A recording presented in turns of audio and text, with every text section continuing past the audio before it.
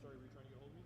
No, I was just like, I'm gonna need my screen on soon, and then there you appear. I was trying to be. Some people I work with like to use their phone all the time. I only use volatile for mine because it sometimes things wake up on you, like me. But let's see, because I looks like you got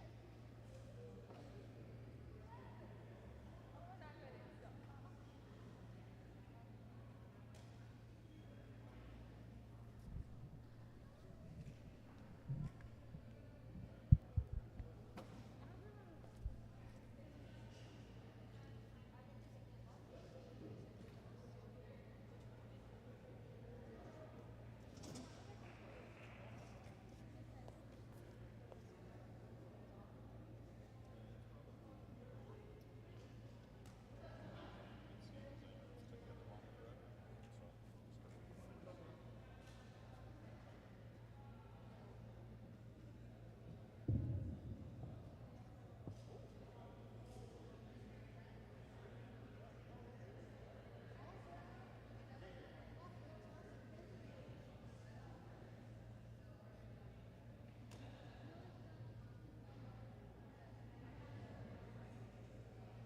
Good morning, welcome to Boccia Class Day 2. We're ready for match number 1 of today.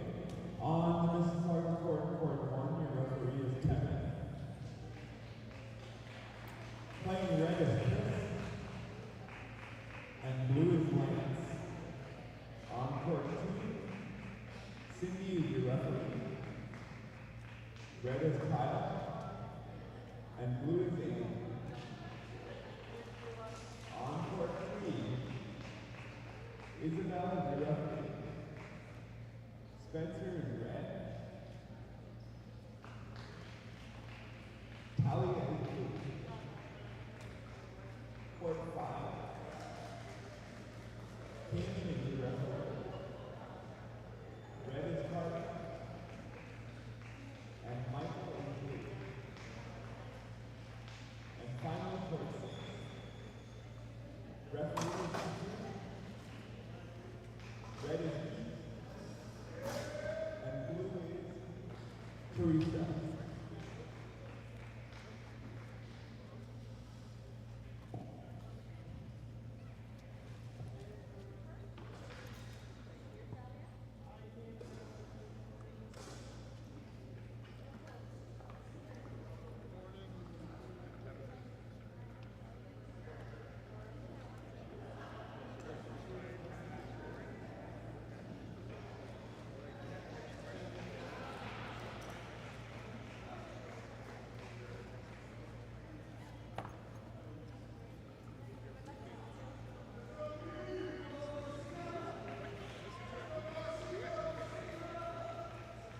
Good morning, son.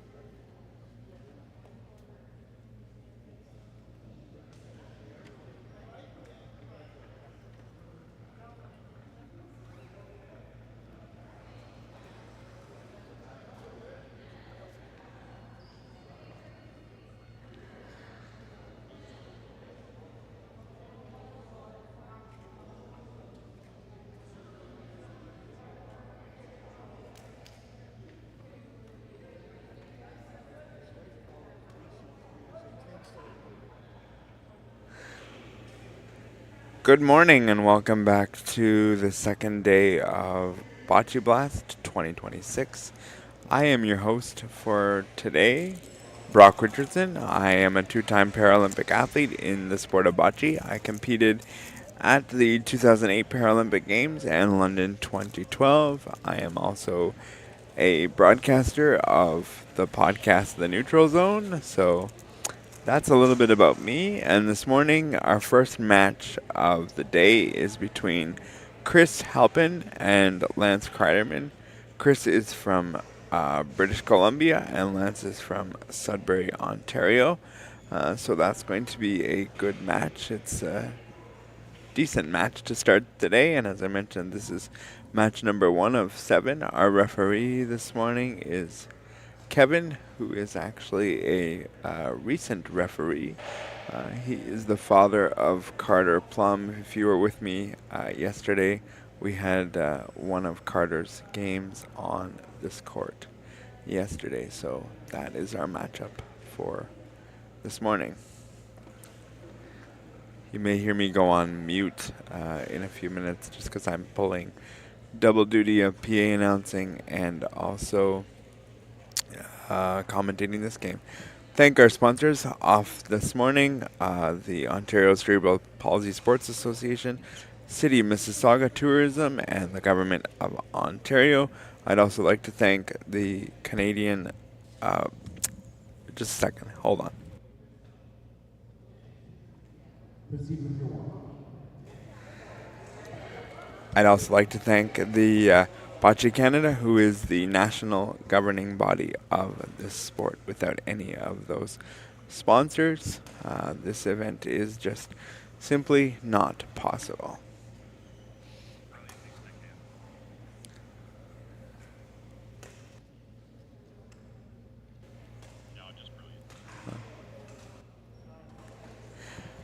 What you're witnessing now is a 2-minute warm-up from the athletes. They get 2 minutes to test out the floor and see what their equipment is doing against the floor. We are playing on a concrete surface.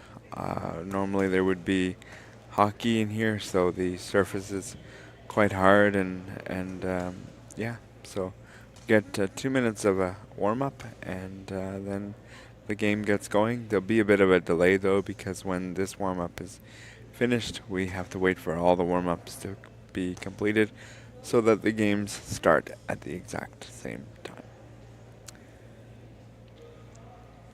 Lance is a multi-Paralympian in the sport of bocce or boccia, depending on how you categorize it.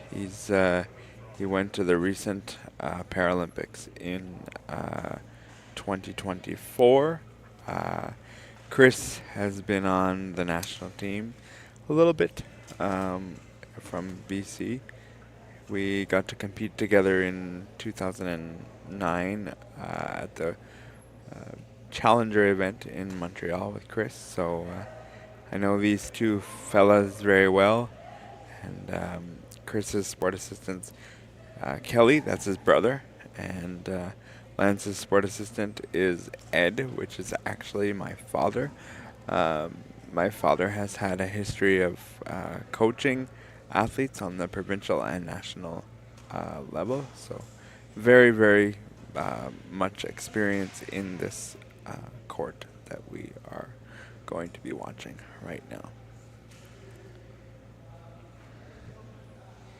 Now the referee is standing on the X because our warm-up is complete, but the other 5 courts are not quite there yet.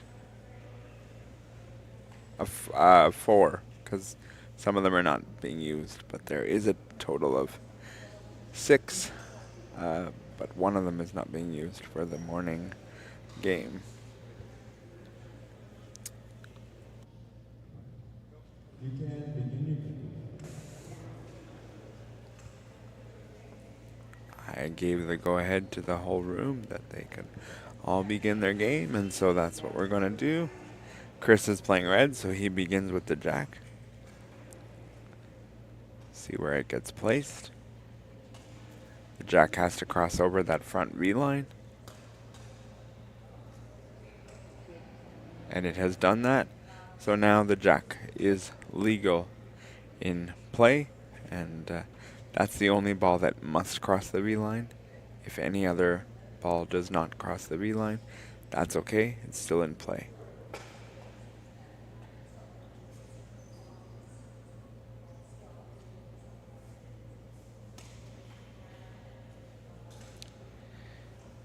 A little bit behind the jack there. It's exposed for Lance.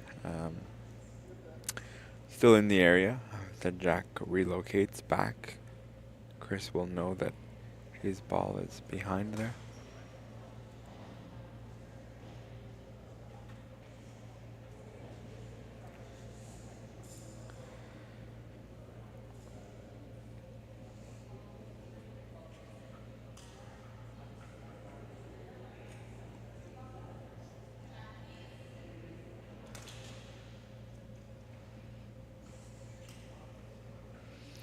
Believe the blue is closer.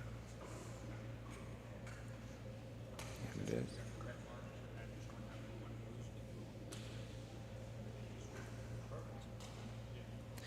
The referee is just indicating to the timekeeper that they've got to follow along with the balls just above the time and below the time. Above the time will tell you how much balls each side would have. Below the time is the sequence of balls that are thrown. So red went first, then blue. It'll go in the sequence of who throws which ball in what order. So you have to do all that in order for the system to follow along effectively. Very nice ball by Chris. It's what we would probably call at least a 3, possibly a 4.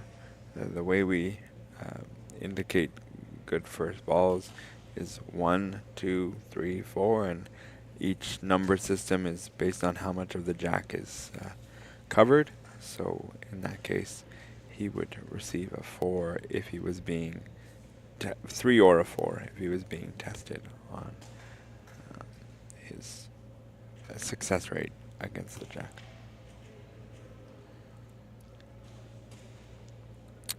Lance tried to use a little bit of power to separate it. It was kind of a bit of a hop.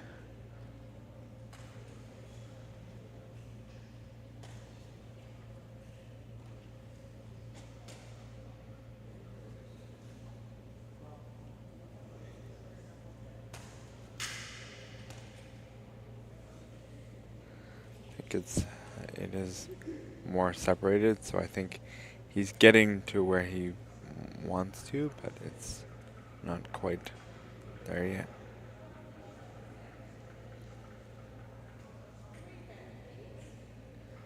I think you'll probably see a draw here.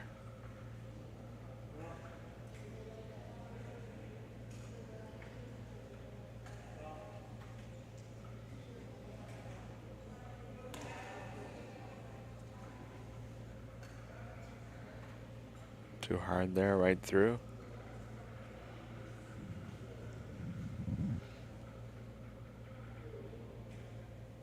That's probably go a little bit more on the defense now with only having 2 balls remaining.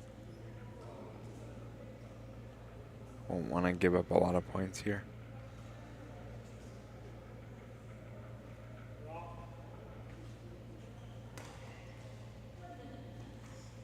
Oh, he nudged the jack back. So he must have been able to see more of the jack than I thought to be able to nudge it back. Nice shot by Lance.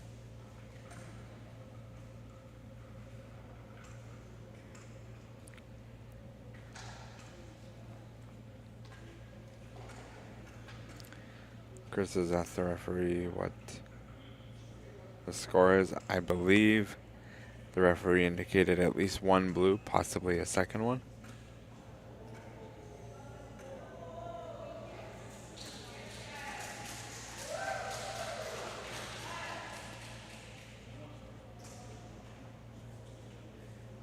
I'm using the same angle that you are using at home, and I think either you could push the blue away or push the red. We'll see what Chris goes with.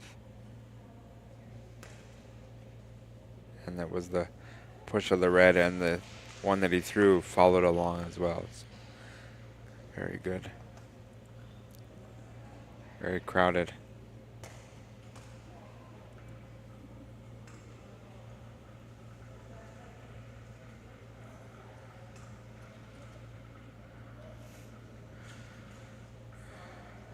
Red has been indicated to throw again, so blue is still counting. But he's got a lot of balls in prime position to move them forward if he's able to do that.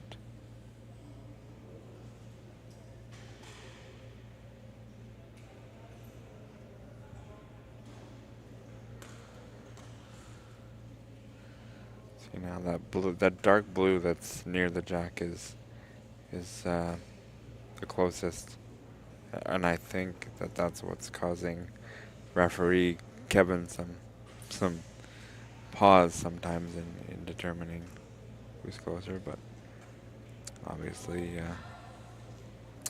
red is closer now because blue is to play. Again, both athletes kind of have a scenario here where they can move the balls into their own color. It's very crowded around the jack, but any slight movement in one direction or another could change who's scoring. You'll notice Lance's sport assistant is holding his chair down. That is a legal movement, if you will. With manual chairs, they're more able to move, so the stability there is needed. Very nice shot by Lance. He's probably put scoring to maybe even the third one at the back there. That's what I mean. Like, both athletes had scenarios there where they could promote their own color, and that's what Lance was able to do there. Now blue is dominating the jack, so Chris will have to manage this to be able to get some of that moved away. It's going to be tough though, because it's surrounded nicely.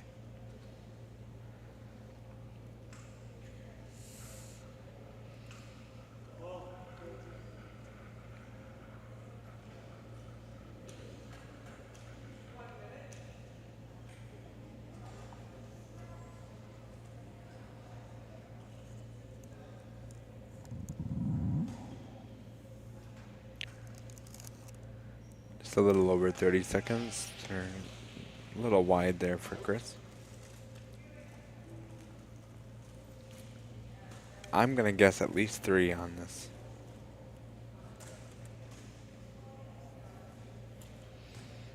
I think the 2 dark ones at the front are scoring, and the one on the side is also scoring.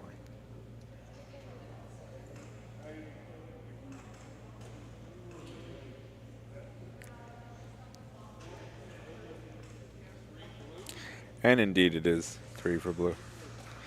That was a scenario where both athletes played it was a well-played end.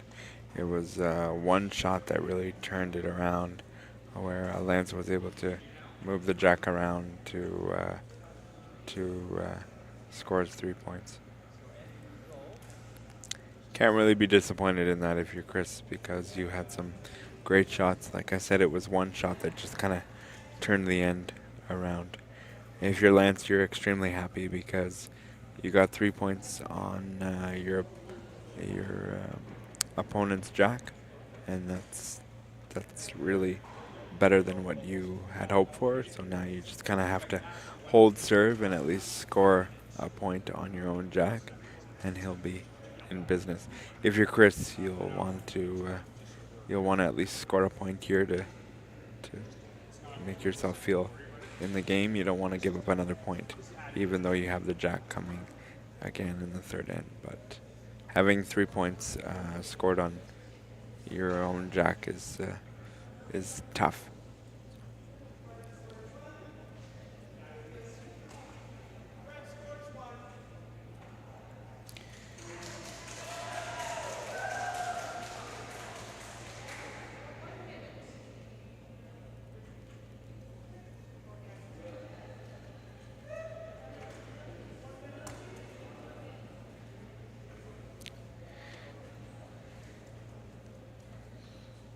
Ball is in play.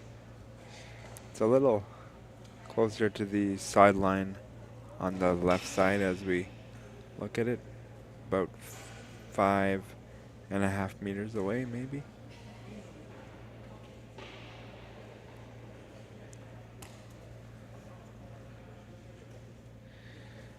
Lance put the ball there, but wasn't able to capitalize with a good first ball. This will give Chris an opportunity to take control of the jack.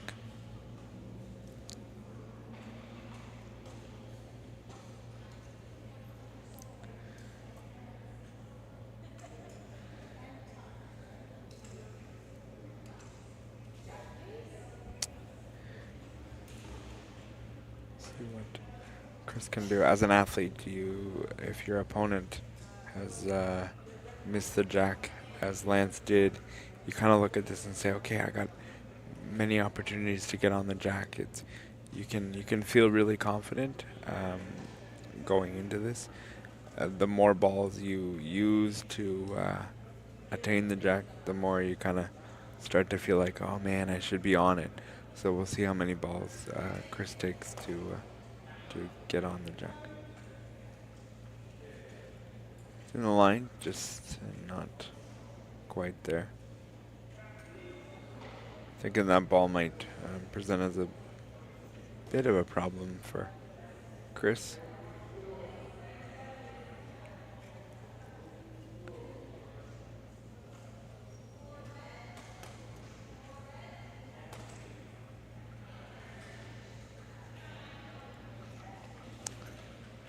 As you watch Chris throw, he uses a lot of his wrist to propel the ball.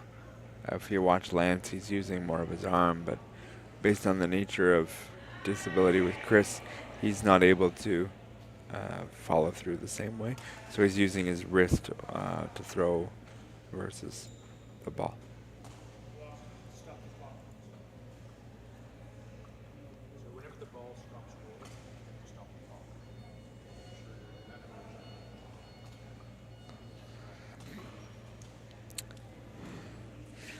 Our referee, Kevin, has just gone back to let the timekeepers know that the clock needed to stop when the ball came to rest. A lot of these volunteers, it's their first time ever officiating a boccia match, so this is what you sometimes get in the middle of a competition.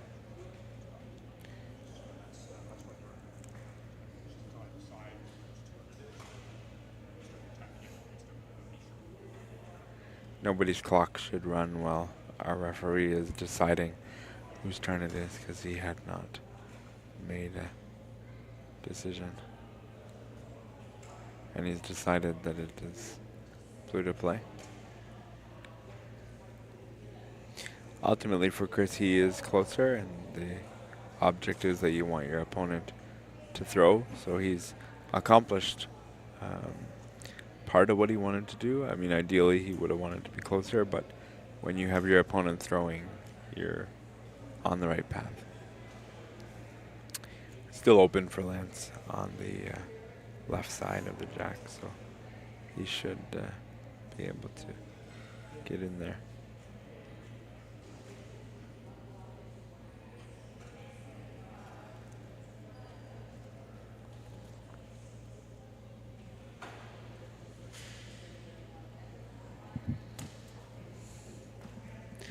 And he did. He's in there. And actually, now that blue ball is presenting as a really, really good blue ball. Because the red ball, I think, is in the bit of the path of Chris that he placed earlier. So now you have a bit of the coverage with the blue ball, and you have a little bit of distraction from the red. So I think overall Lance will be pretty happy with that, given how the setup is on the floor.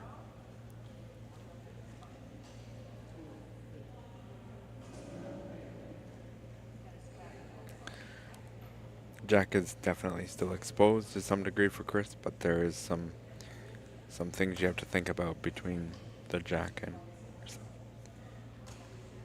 close. Just sailed a bit behind the jack.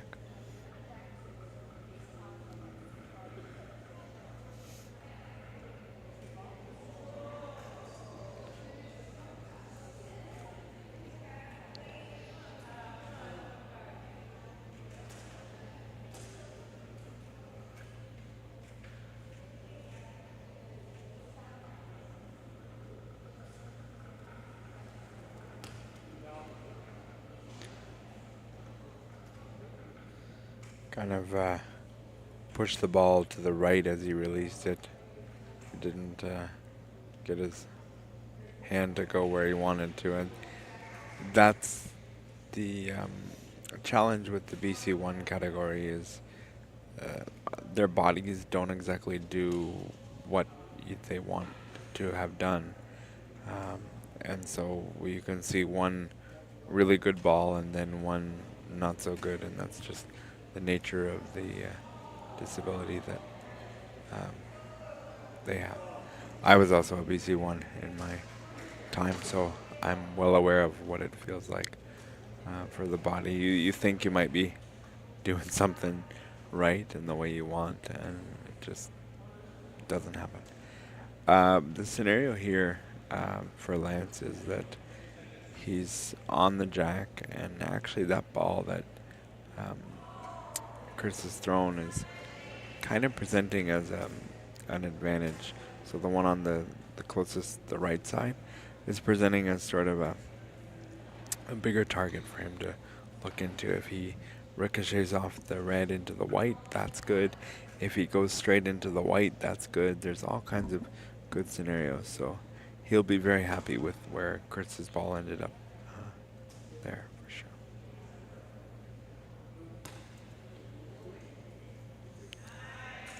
And that's what I'm talking about right there. He's able to like widen his sideline of thinking, okay, I want to go on the jack, but if I go between and I can think about that bigger target, then I'll be good.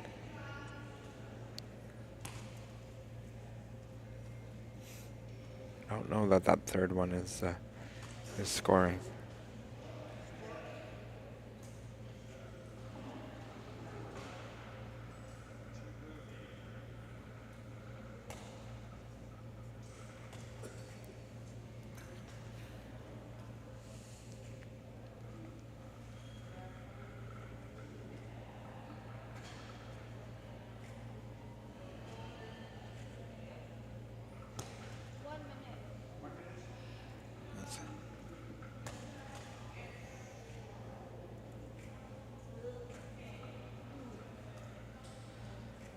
I'm gonna say that it's probably 3 right now.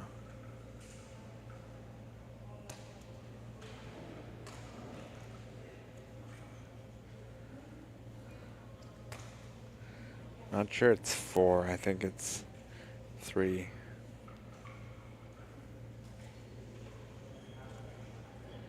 Referee is Kevin has said that he's going to measure, so both athletes will be able to come and watch the measurement. When I played and during my time, you would have to ask the referee to come out and witness the measurement after the end.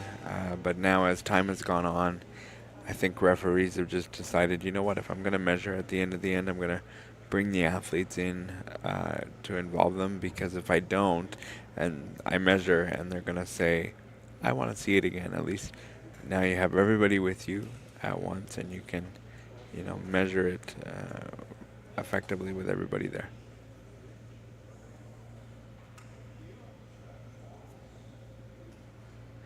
I believe Kevin had said 4 for blue,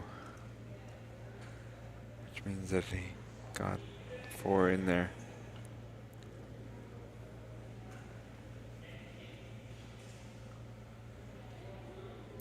For blue indeed is what has been given. That means it is 7-0 for Lance. I think if you're Lance, this is the ideal start. You know, scoring 50% of your balls in the first end and then 60% of them in the second. That's pretty good statistics to start this match. If you're Chris, you got 2 ends to try to claw your way back here. I suspect if you're Chris, he's going to go further down the field of play to try to gain an advantage over Lance. I think that's what he's going to do. I think he's going to want to try to get as many as he can here on his own jack.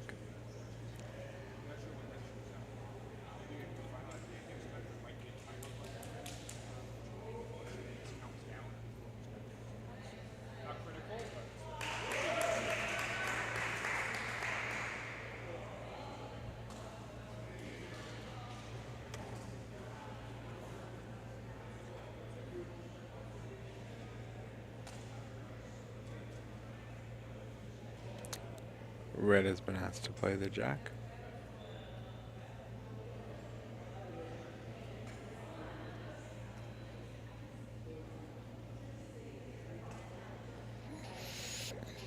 This is the third end of 4 that will be played.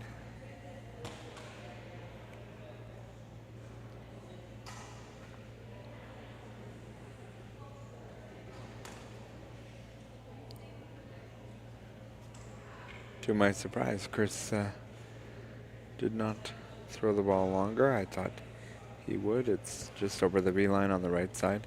Very, very close to the outside blue line.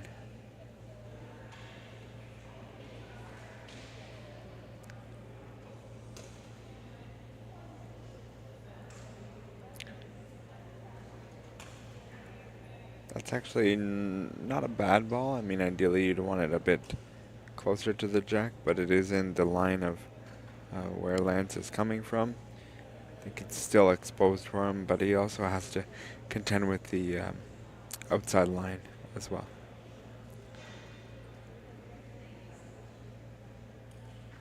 Any ball cannot go over that far right line that you see. And the ball is only a couple of centimeters away from the outside line. I think maybe Chris's strategy might be that he's hoping that Lance throws some of his balls out of bounds, and that ball, first ball, proved to be good because Lance ran right into it, and Red is still scoring.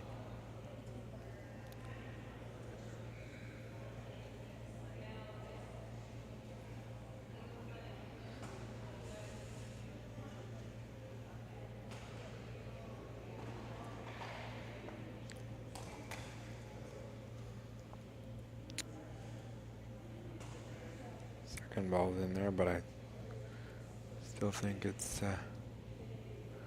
blue to play, and it is. I think if you're Lance, you gotta kind of play the long game here, in the sense that you don't want to give up a big end here. So you want to play a little bit of offense and a little bit of defense at the same time. And he's just done both in one shot. That is a perfect ball. He able to play a little bit of lot of offense and a little bit of defense, because that's gonna narrow down the scoring area for Chris to navigate through.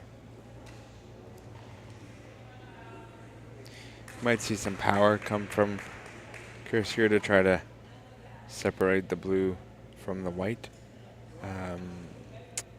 because if the jack ball goes out of play, then it would be placed in the center X.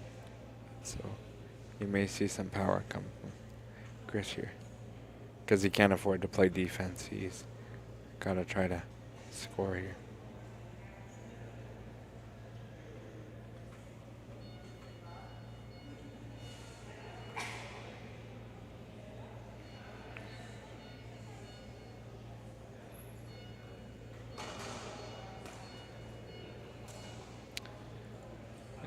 Indeed, I was correct. The power came, but just wasn't able to hit where he wanted to. Probably hoping to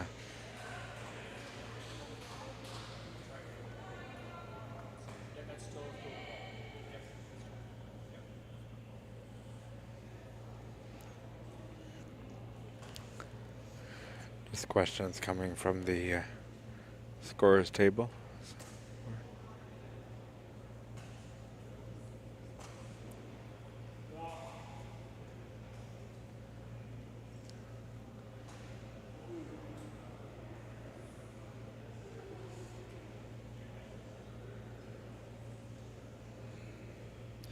Those athletes behind are athletes who have finished their games on one of the other courts. You have to pass our court in order to come off the field of play. So that's what you see behind, is just people and athletes going through.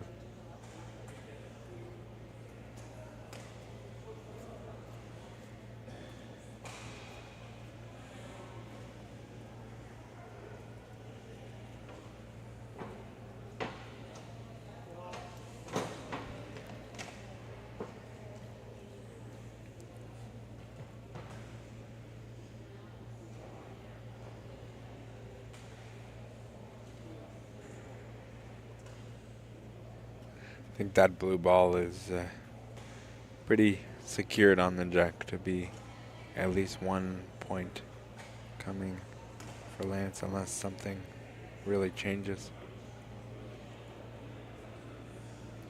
That's the second ball that's gone out now for Chris. I think his hope with this placement was such that his opponent's balls would go out and not his own, but that's the risk you take with playing the ball so close to the outline.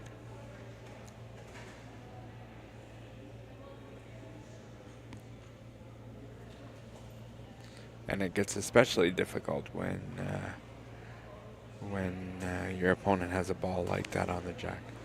You're kind of playing up against yourself. In this case, I understand what Chris is doing. He's trying to separate it. He's trying to make it happen. Some people might say, play a little bit of defense, but you ultimately need to score.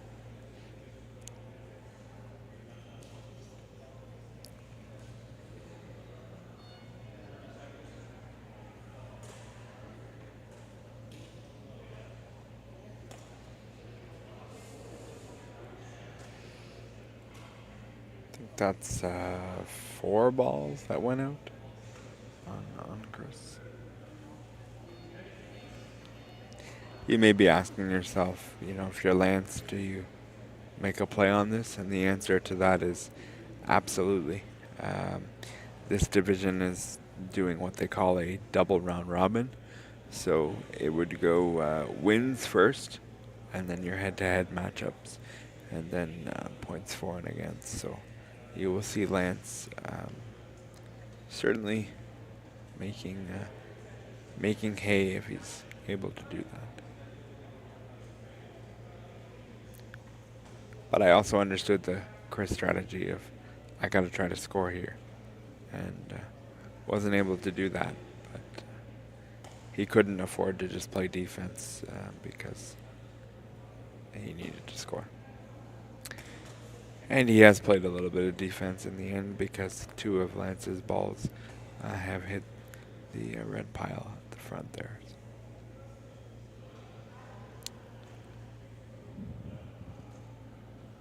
A little over a minute and a half. Should be plenty of time for Lance to get the rest of his balls out.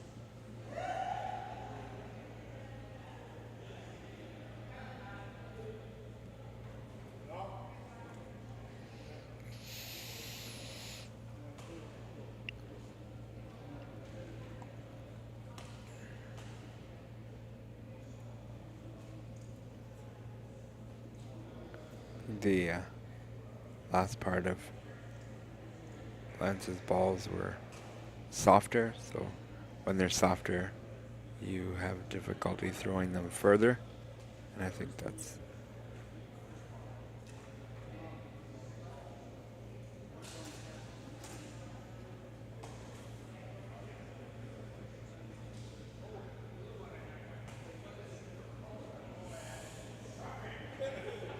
I think there's some confusion of how many balls are. Lance doesn't have any more, and nor does Chris, so I think it's gonna be one for blue.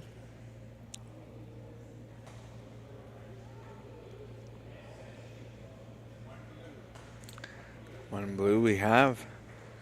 Score is 8-0 after 3 ends of play. And I think if you're Lance, this is almost exactly how you had drawn it up. If you had said, how do I want to play this game? You'd say, yep, 8-0 is a pretty good score. I think if you're Chris, I think you want to try to score some points here.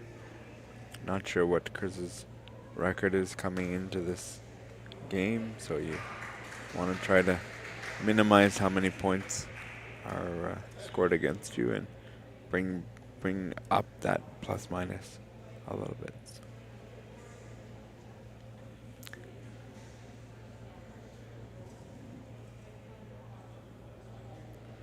You see the 30-second time clock that's in between the score bug there. That's just indicating how much time is left in the 1 minute break. There's a 1 minute break between ends where the sports assistants in this case will go and get the balls and maybe give their athlete a couple of words of encouragement and tell them what they should and shouldn't do. It's always nice to have a few words of encouragement no matter what you're doing, so.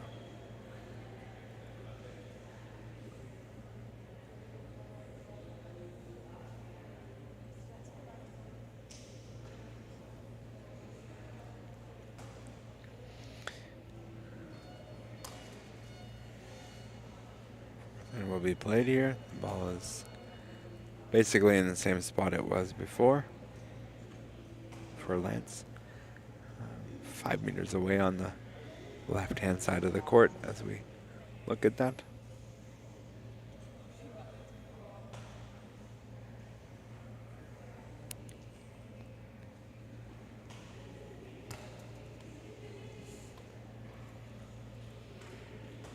It's a okay first ball. I mean, Lance won't be entirely satisfied with that, but it is in the line of Chris as he is going to throw.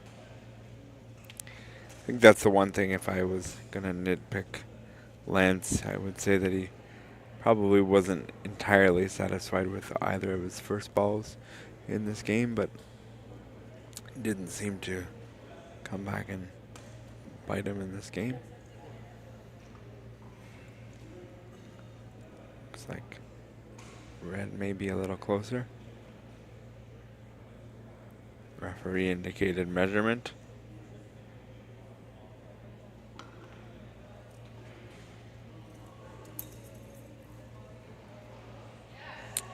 They have all kinds of tools at their disposal, measuring tapes, calipers.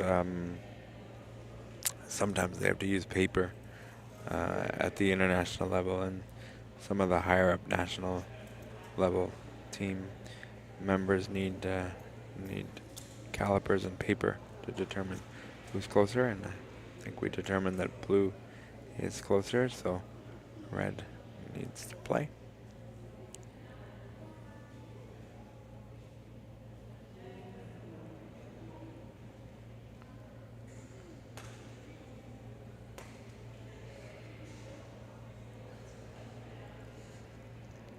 That ball came up well short. I think it's going to present a bit of a challenge for Chris because it's in his line, but we'll see how he manages that.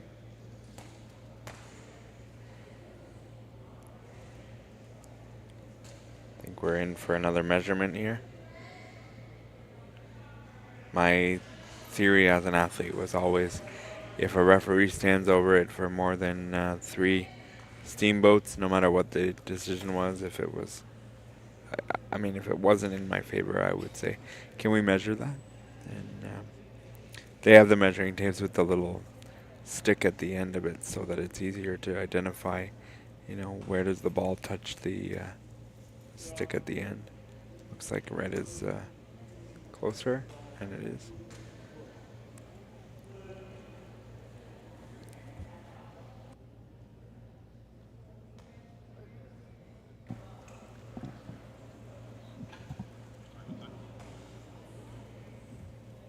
Oh.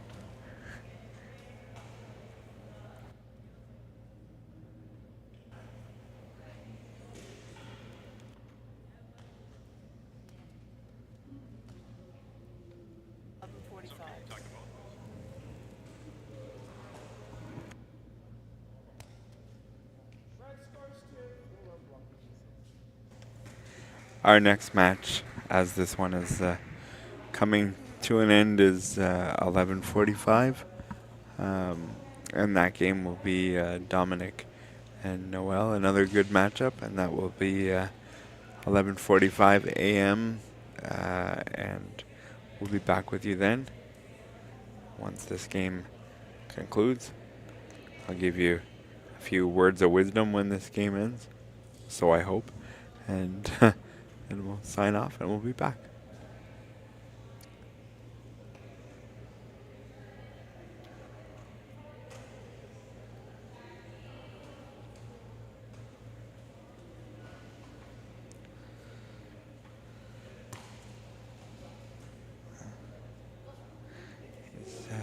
Lance is throwing a bit too hard in this instance. It could be partially the cement underneath. As I mentioned, it's kind of a very hard surface, so the balls do roll differently. But I think he's just overthrowing here with his weights. That's good line, just not quite enough.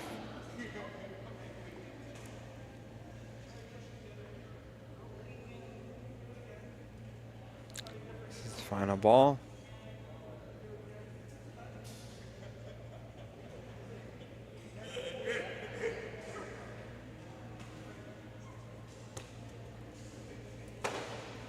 He did push it up.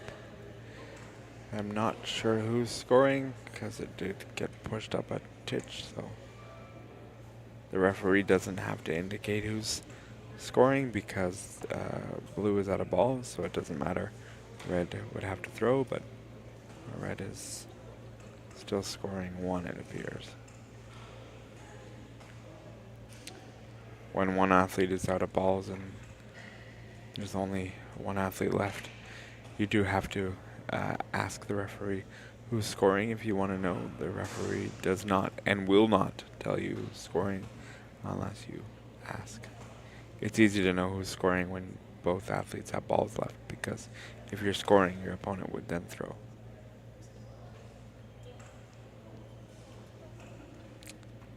A little bit wide right there.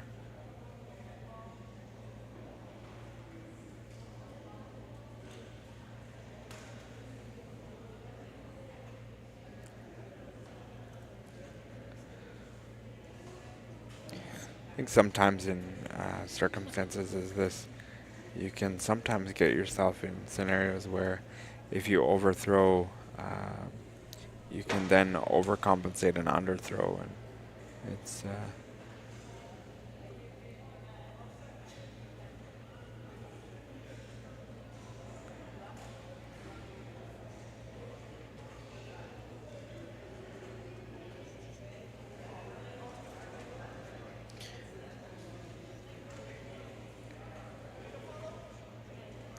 looks like red got on the board with 1.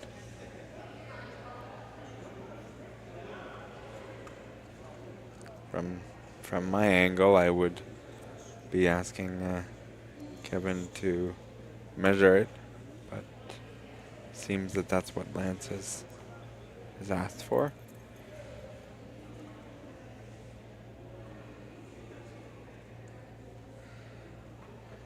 I would have thought that with the push-up, maybe it was blue. We'll see. Lovely camera angle.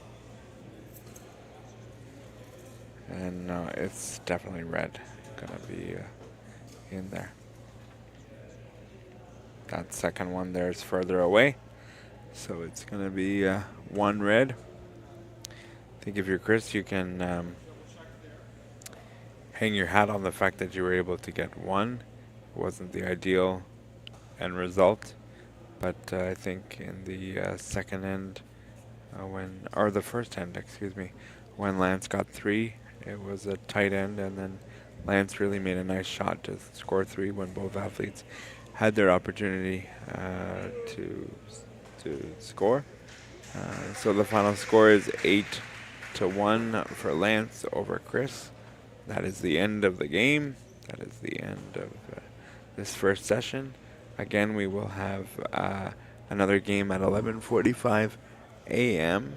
I'd like to just shout out our sponsors, Ontario Cerebral Palsy Sports Association, City of Mississauga, and the Government of Ontario, and also the national governing body of the sport of bocce, Boccia Canada. Without all their support, events like this do not happen.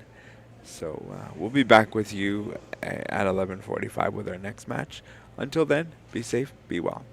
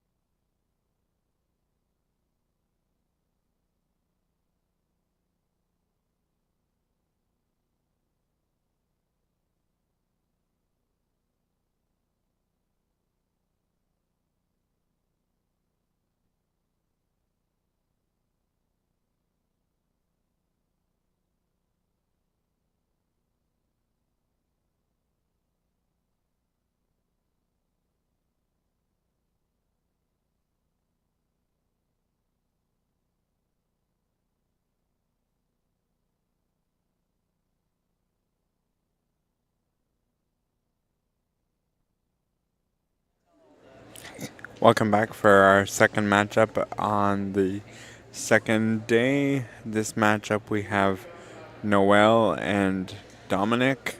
Noel is playing red and Dominic is playing blue. I'd like to take an opportunity to acknowledge our sponsors for this event: the Ontario Cerebral Palsy Sports Association, the City of Mississauga, and the Government of Ontario. Also, Boccia Canada, who is the governing body for the National Sport Organization. And without all of those, this event just is not possible. We're going to get going with a warm-up very soon.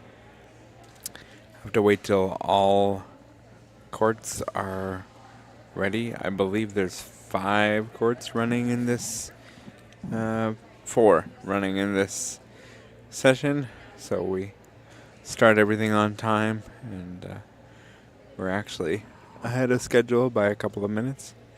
I was busy chatting with Jane Dukovic, which led me to not bring out the athletes as quickly as we would have normally. So if they want to blame anybody, it's me this time around, but we're still early.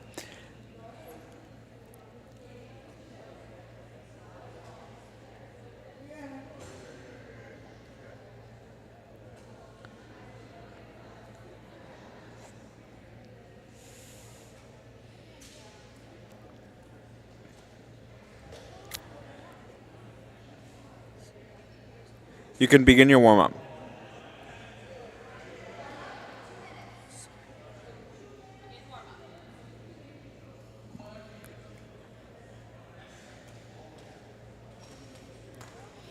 Now the athletes will get a 2-minute warm-up, and they'll place their jack and then try to just feel out the floor and how it's presenting. This is our first game with Dominic. We've seen Noelle play earlier in this tournament. If you were with me yesterday, she was one of our 5 games, and she'll be in this game. Got each athlete has a coach on the bench, if you will. Noelle's coach is Kim Morgan. Kim was my coach back when I played Boccia back in the day. So it's nice to see her still. It's nice to see her coaching. She's instructing Noelle to change her angle during the warm-up.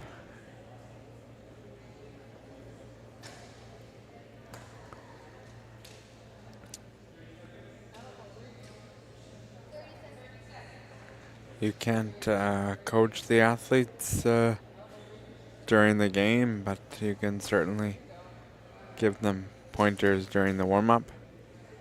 And Kim is taking full advantage of that opportunity with Noelle.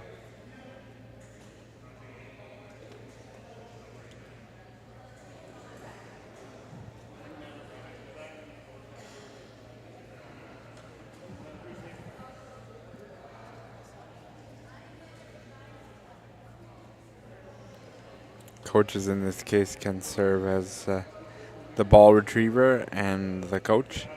In some categories, like the BC ones, they have attendance, but every other category except for the BC threes does not have sports assistants handing them the balls as they play.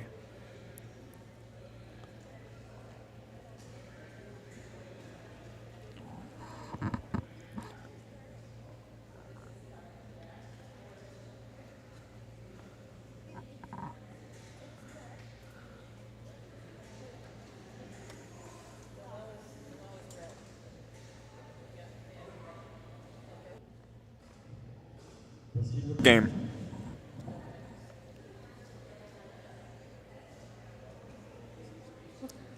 Now we will proceed with the game.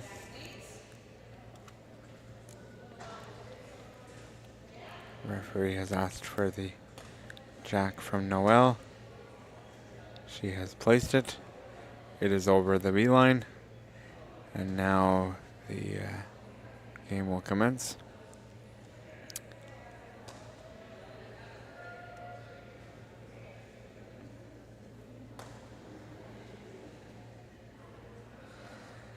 Ball is behind the jack. It's exposed for Dominic. Got a good look there from the camera to see how much space is behind.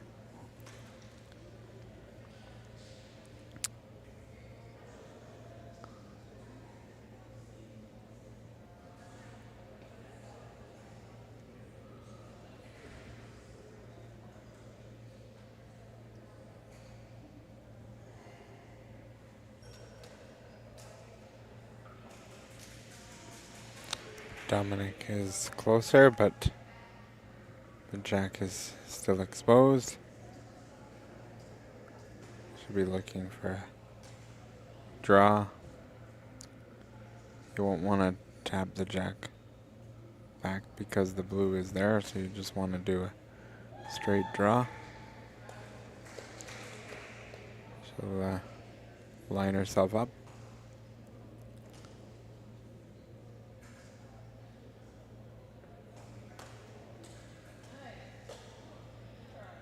Beautiful release, just a little too heavy. I think that was the case of the cement floor and the ball.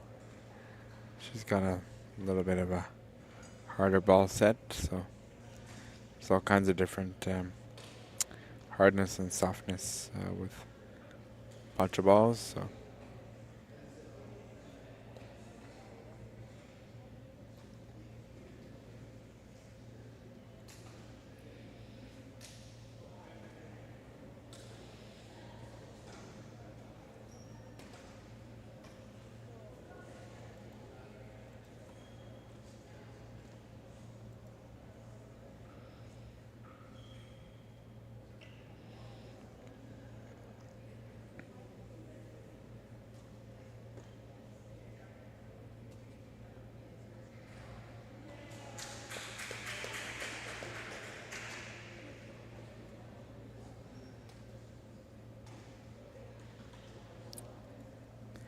a little bit case of the heavies here with Dominic.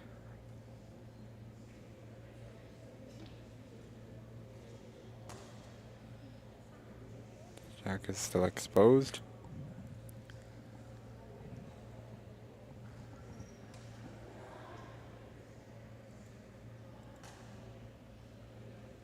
I think it's still red scoring.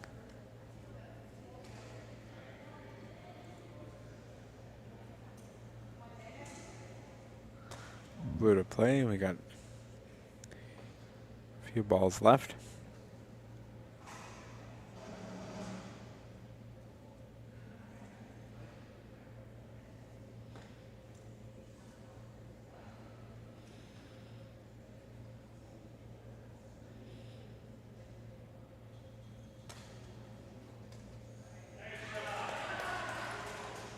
Dominic found the weight there.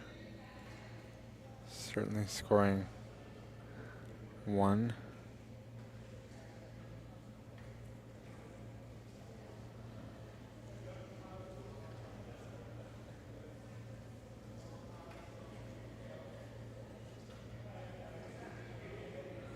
Referee is moving just to make sure that Noelle is in her box.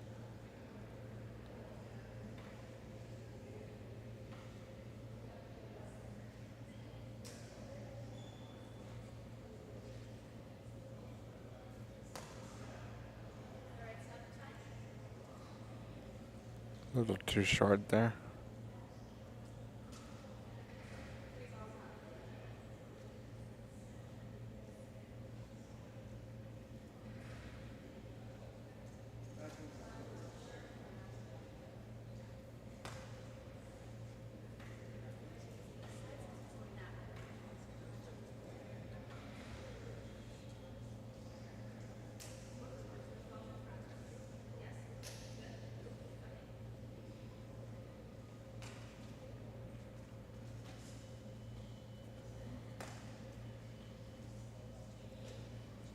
falling a bit short. She's kind of built herself a bit of a blockade there in front, so she's having some challenges getting around that.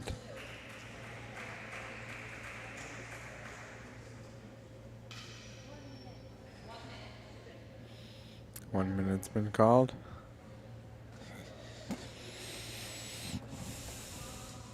Definitely more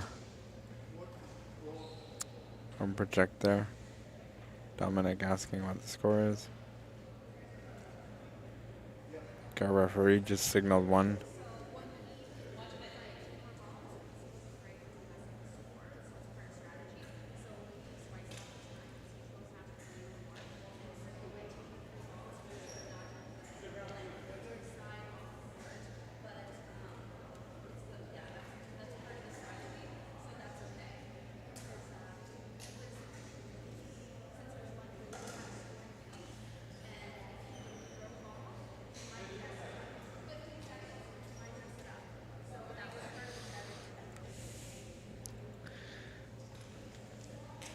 Dominic also ran into that red in front. I still think blue is counting, but the referee is looking, so maybe it's closer than what I can see.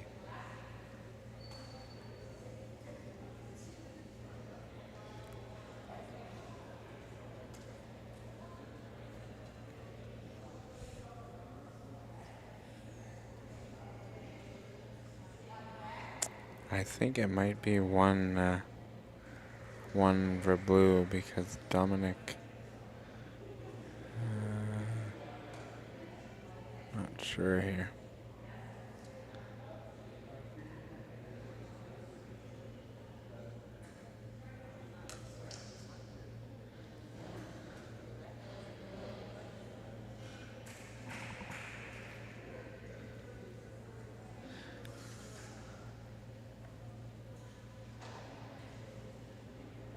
I think he's asking if there's another point. I think by that angle it looks like it might. It's probably just one, but he's asked the official to take a measurement. And she just confirmed that it's only the one.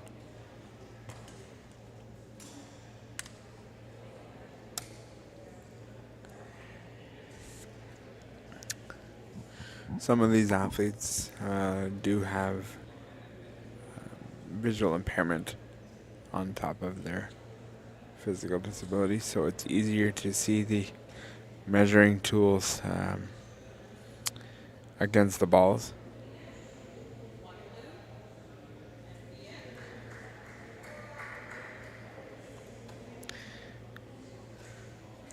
Basically, if you're new with us, the measuring system is that we take the closest, so in that case, blue was scoring 1. So we take the closest blue ball and we measure it against the next closest red. So if there's multiple points inside the closest red ball, then you would score 1 extra point for each ball that's inside your opponent's closest ball.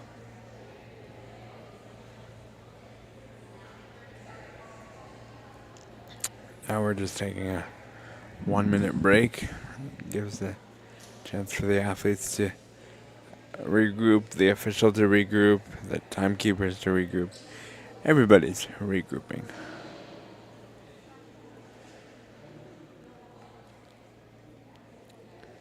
Dominic will now take the jack. He will play on the left side of the court because that's his side, and most athletes want to play on their side of the court to gain as much of an advantage as they can.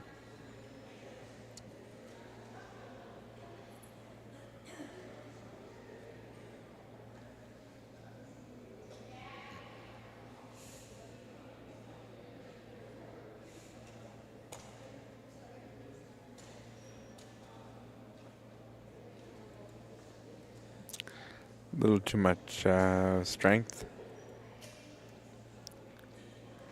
Jack is open for Noelle. See if she can take advantage of it. I want to talk about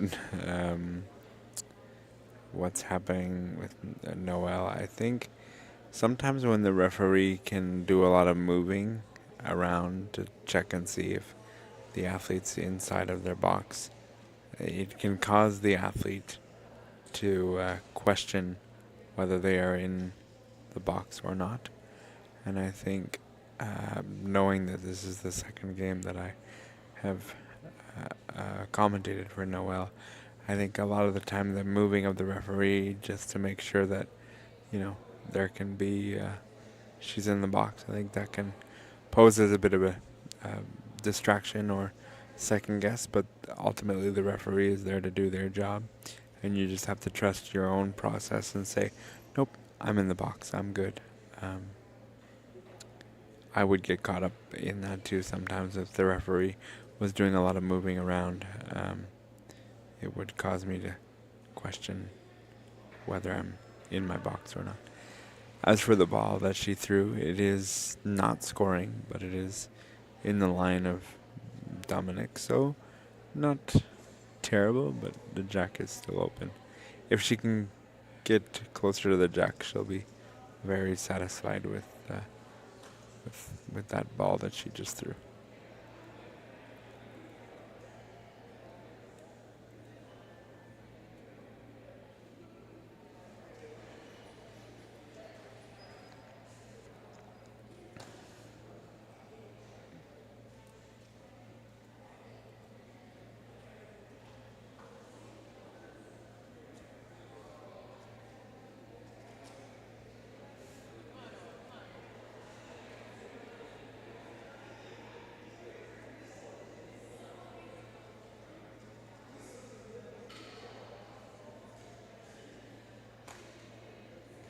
That was a better release, and that's a very good shot. You could see when she released it, it was high and it was straight, and therefore right on the jack.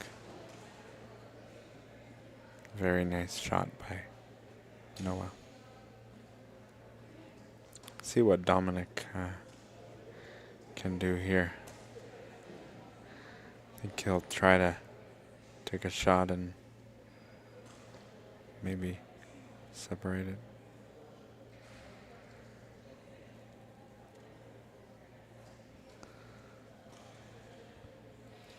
And he did, but it didn't quite move off. Might see another attempt of the same thing.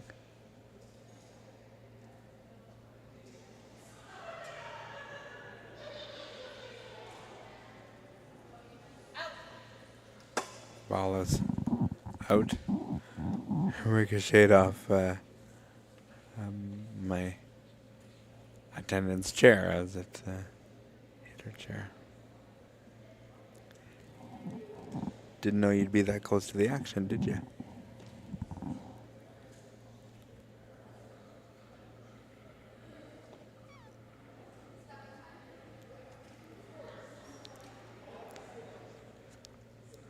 And that there is a great ball. He tried a couple of balls at trying to separate it, and now he's basically conceding the point and saying, "That's okay. You can have your 1 point.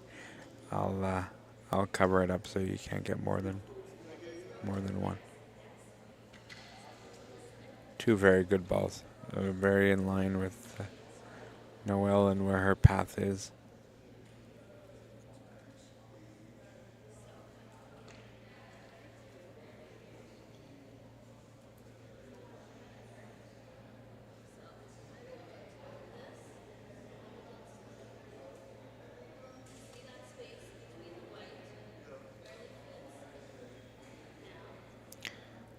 Very nicely defended. I don't see a way in for Noelle. She doesn't have the strength to move it. Like I said, it's very well defended.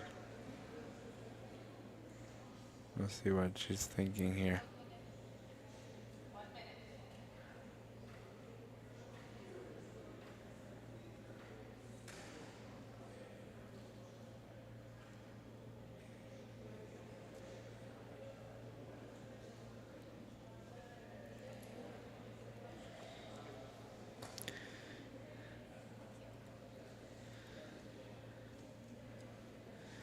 Maybe if you tried to ricochet off those balls that she just had there, but it would be a long ricochet and a... Oh no. That is not what she would have wanted.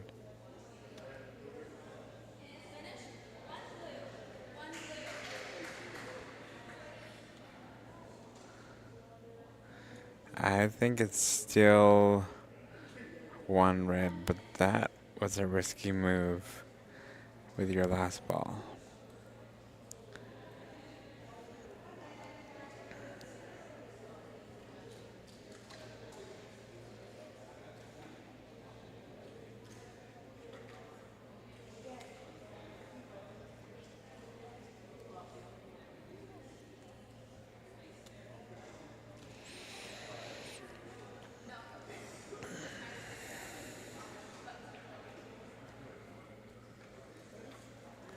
The other camera angle we have was be blocked by the wheelchair, so we couldn't exactly see. There we go. I still think it's one red, but I'm not.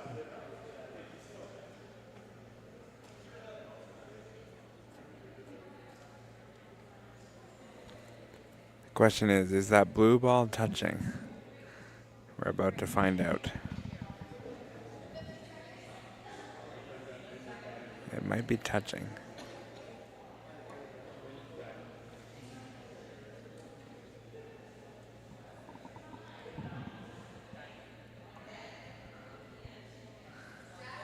It was one red. I have to tell you, being that it was Noel's last ball, that was a very, very risky move to touch it up. She could have given away a point there. With it being the last ball, I'm not so certain I would have taken that same strategy route. But it worked out for her. And if you're Dominic, I think you look at that end and you say, I missed my first ball. Noel was able to capitalize on it, but then he defended it rather well and only gave up the 1 point. So each athlete has scored on their opponent's jack, and that's what leads us to where we are now.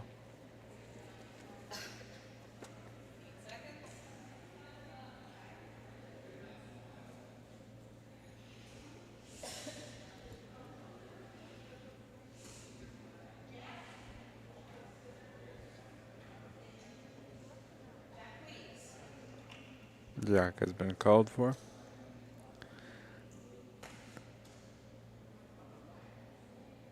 Jack has been placed. Noel will want to have a good first ball here to set the tone.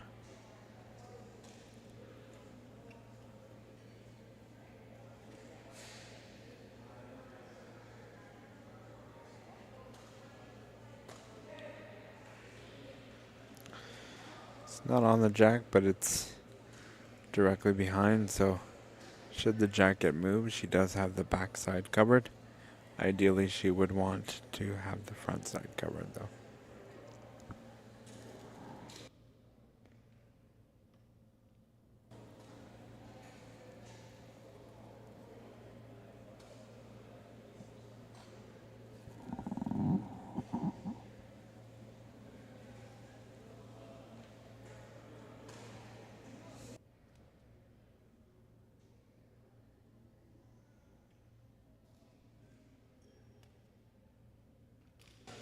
Very good ball by Dominic.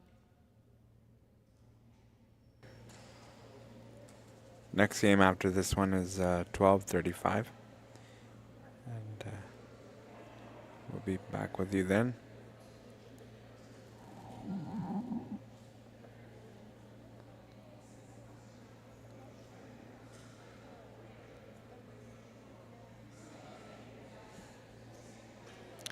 That's an example of why your first ball is so important, because now you're really chasing the end. With the ball being so good on the jack, you're really climbing an uphill battle.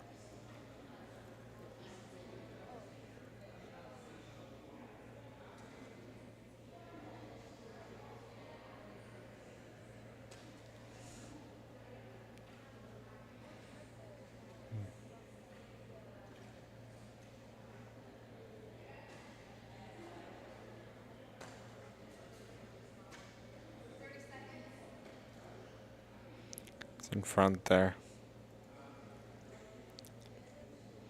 The blue ball's not quite on the jack, but it would be a very, very, very precise draw in order to get it in there. She could go between the red and the blue and just sort of nestle in there. And I think that's what she was trying for. Didn't quite succeed, but she can push that middle red ball just a little bit more, and maybe it'll be scoring, because the blue ball is not quite on the jack. She nudged the white, but still blue. Count it.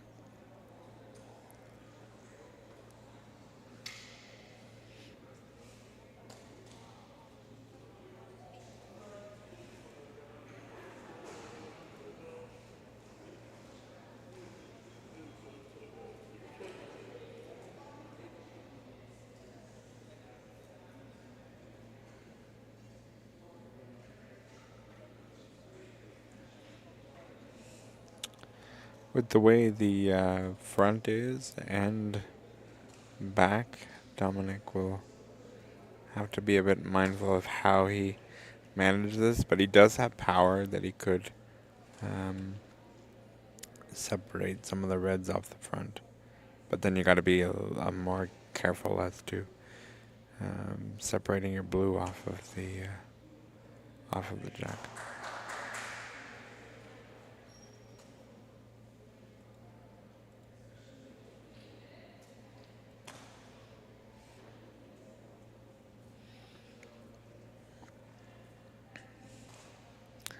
Proving to have played some nice defense, Noel. We'll see how Dominic attacks this.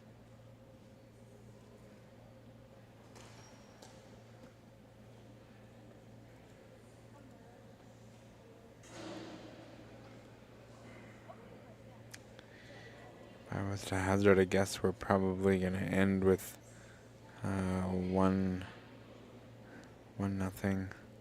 Or 1 point for blue in here, which would make it 2-1.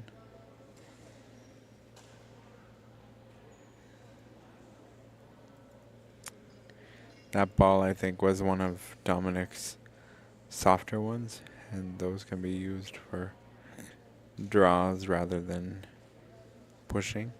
So I think that's why some of the distance there wasn't in line.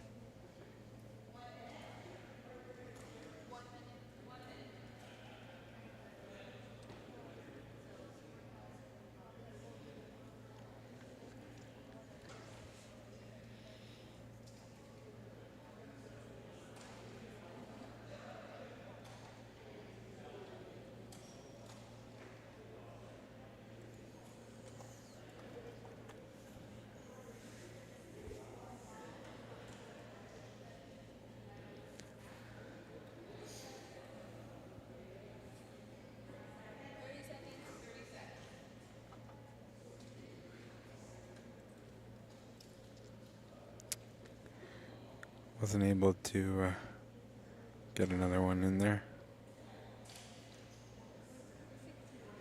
Looks like one for blue, which makes the score 2-1 for Dominic. Dominic has scored twice on Noel's jack. We'll see if Noel can score a second time on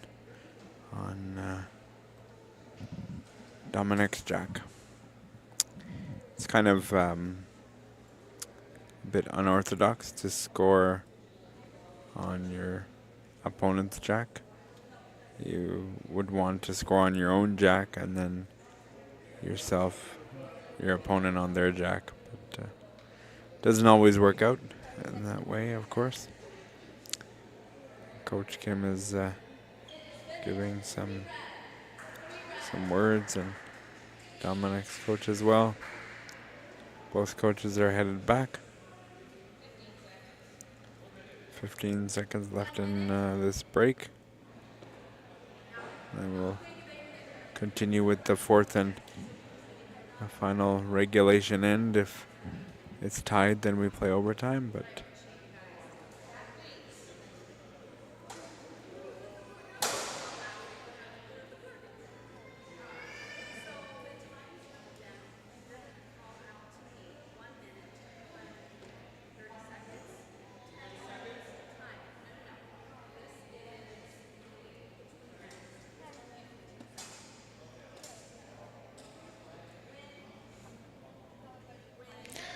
jack has been placed. We'll see if Dominic can put a good first ball. If he can put a good first ball, it'll really make it challenging for Noel. One athlete's hoping for a good first ball, the other one's hoping not such a good first ball. And again, we have an open jack for Noel. This is about the area where she had the good first ball and in number 2, so we'll see if she can muscle memory remember that and make it happen again.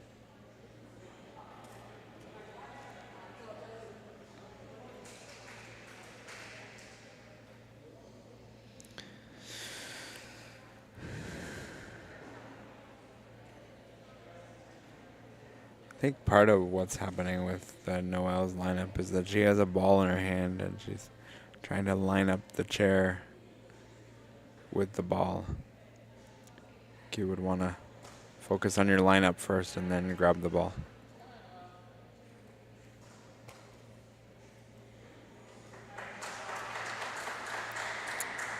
One ball down. She'll go until she either gets closer or runs out of balls. Looks like she's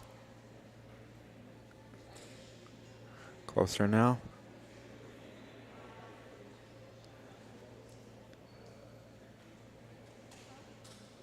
I do think that ball might, the first ball Noel threw may play a bit of a distraction for Dominic. It's not quite over in his line, but it's there enough that he'll see it for sure.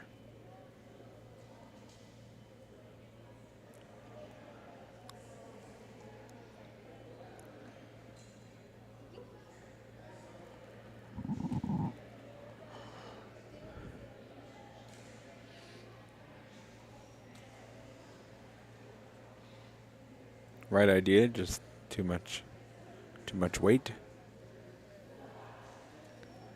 There you see where that second blue ball ended up with our wide shot.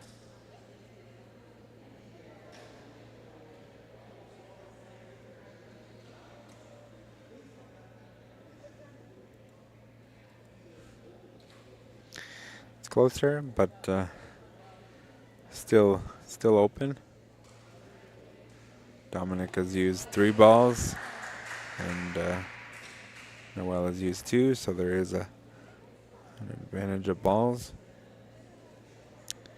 Noel will want to get on the jack as soon as she possibly can.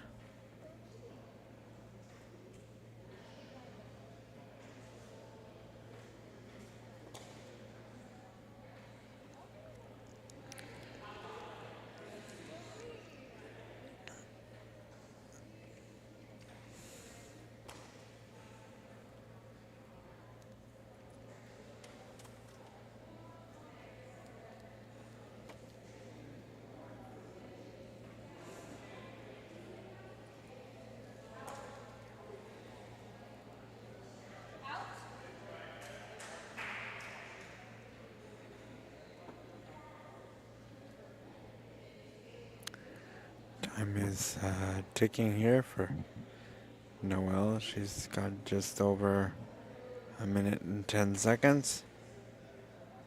I think she'll be okay, but gotta get moving on throwing the balls.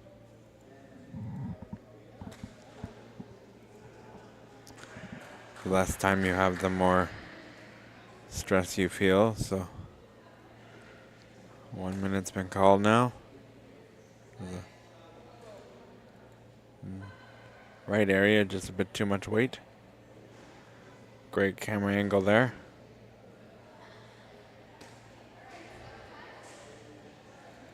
Ooh, that may cause a bit of a challenge for Noelle now.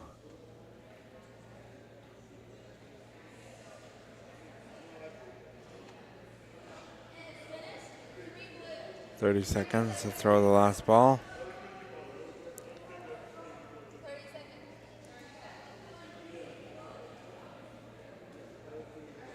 20 seconds now.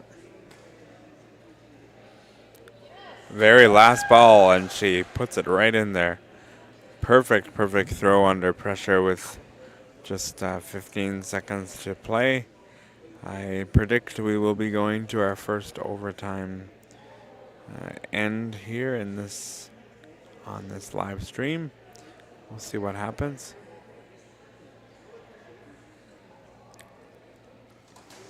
Got a lot of shrapnel in front of red balls and things, so Dominic's certainly got some work to accomplish there.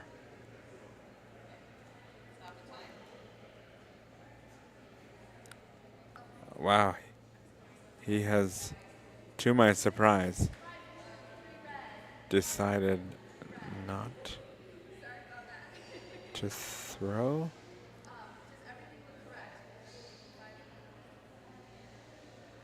Yeah, he has decided not to throw, so he has conceded the 1 point. And that means we are 2-2. So we will now play an overtime. So let me explain what's going to happen now. It's going to act like a normal 1 minute break. Then the referee will come and do a coin flip. The winner of that coin flip will get to determine whether they go first or second. The white ball will be placed on that center X that you see the referee just walking past at the moment. And that's how we will play. We'll play the same similar end that we've done with this game, but the ball will be placed on the center X as the starting point. And so whoever wins the coin toss will determine whether they want to go first or second with the jack. If they determine they want to go first, it is their jack that goes on to the center X. So that's what will happen. And it's the same concept as we've been doing for the first 4 ends. Great camera angle of the X. The box really doesn't have any indication for the overtime end. It's more for a penalty circumstance, but we haven't seen one of those in this tournament yet. So I won't cram your head with a bunch of details. The fact is that there'll be a jack placed on that X, and that's how we will start the overtime end here. Not sure who won the toss, but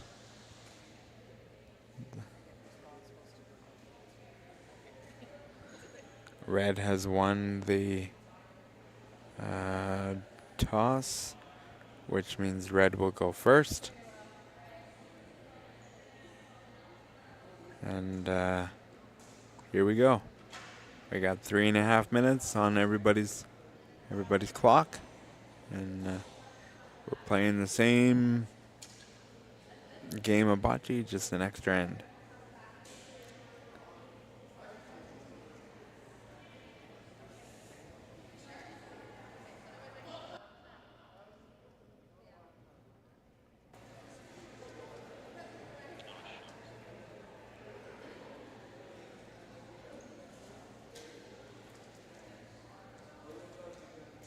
This can be more of a pressured shot or pressure feeling than any other one, because this is overtime and it's a little short on that. Dominic will have an opportunity to get closer than that red.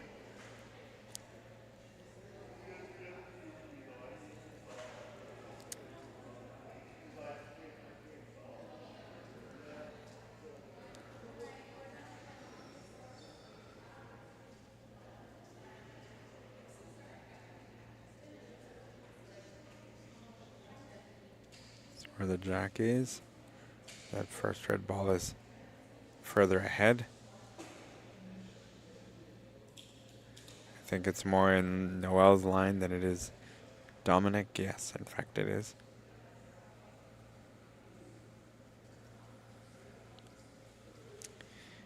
When person in the overtime end sets a tone and you have an open shot, you can sort of feel confident. For see, that's the perfect ball. You can feel confident because you're thinking to yourself, well, I got 6 tries to get closer, so you can feel confident, and you could see the confidence coming out of Dominic there. He did a perfect ball, and this is going to be a uphill climb for Noelle here.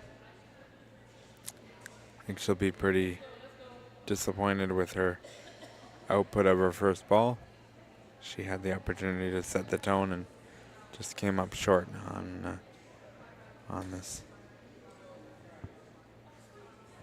Yeah, in fact, that red ball is in her line.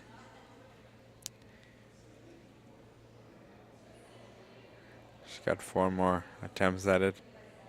It's going to be a very tough circumstance to overcome.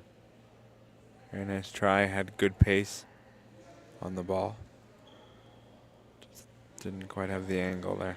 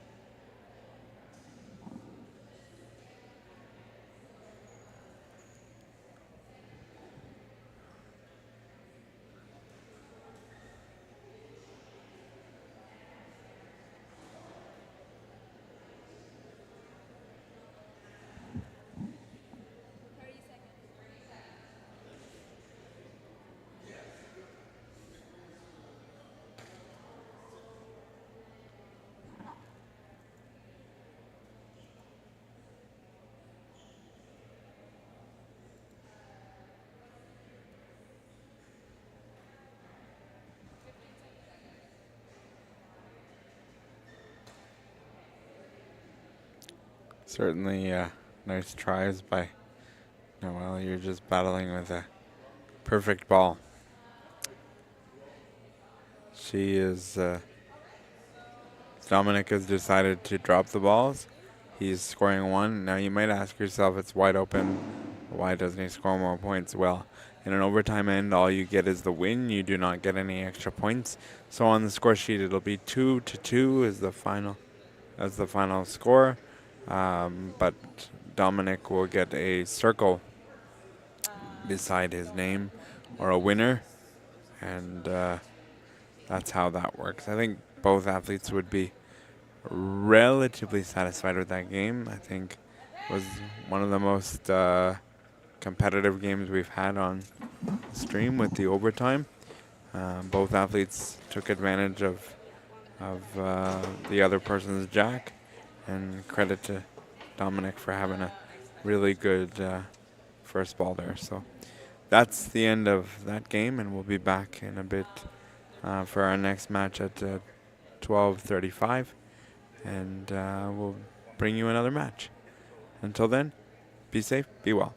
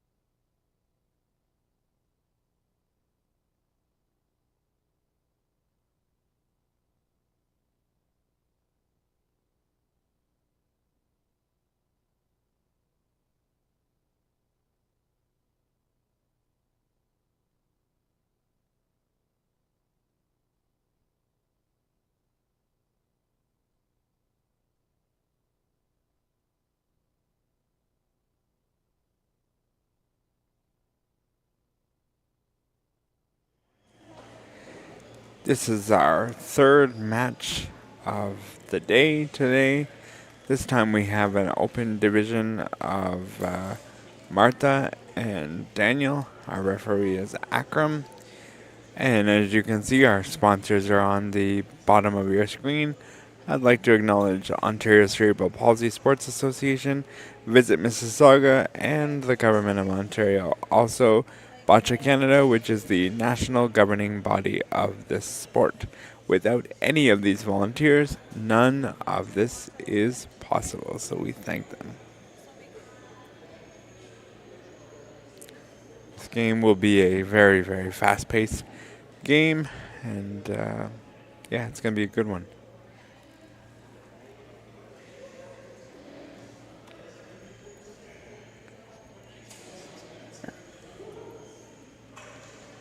Looks like Martha is red and Daniel is blue.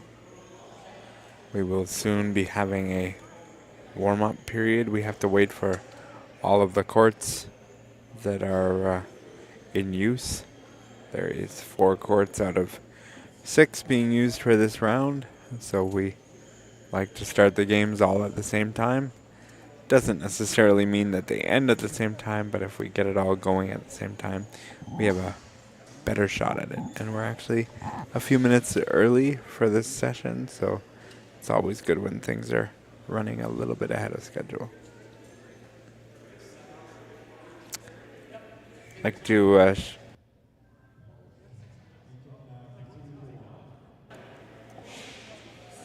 got so many hats on that I sometimes can get a little like on fire. I was going to say I'd like to shout out our technical team of Dutch and the crew that's back there, because I sound so good because of them. So shout out to Dutch and the crew back behind me for putting it all on. All the courts are being streamed, but this one has commentary on it.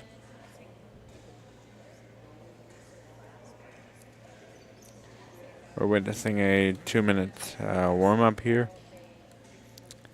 Athletes have an opportunity to throw their jack and all of their balls anywhere on the court they want, and for any rhyme or reason they want. Different strategies. Maybe you want to test out a certain part of the floor. You want to check out your accuracy with the spots that you're going to play.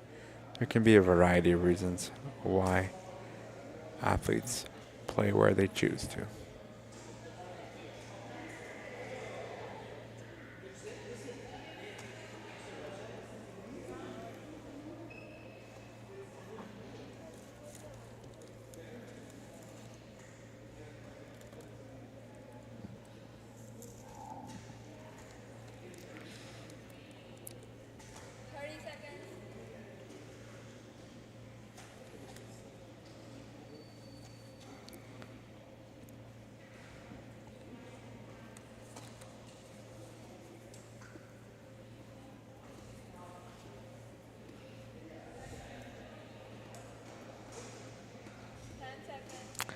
There is no coach or sport assistant on this game with the open division, so everything is on the referee for retrieving balls and bringing them back to the athletes. So our referee Akram will be very busy during this match.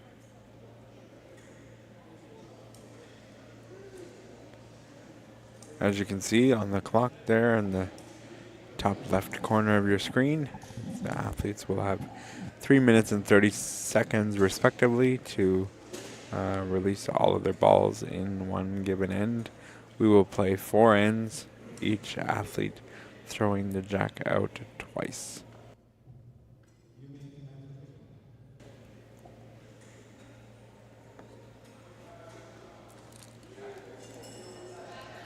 Red has been signaled to place the jack.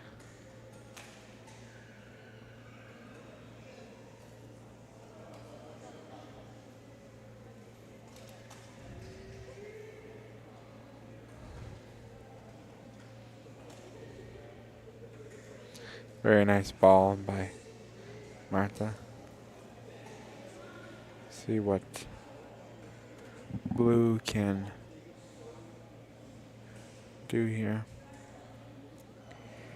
The open division, you do not necessarily have to have a disability. In Ontario, you can just be doing this for recreation purposes.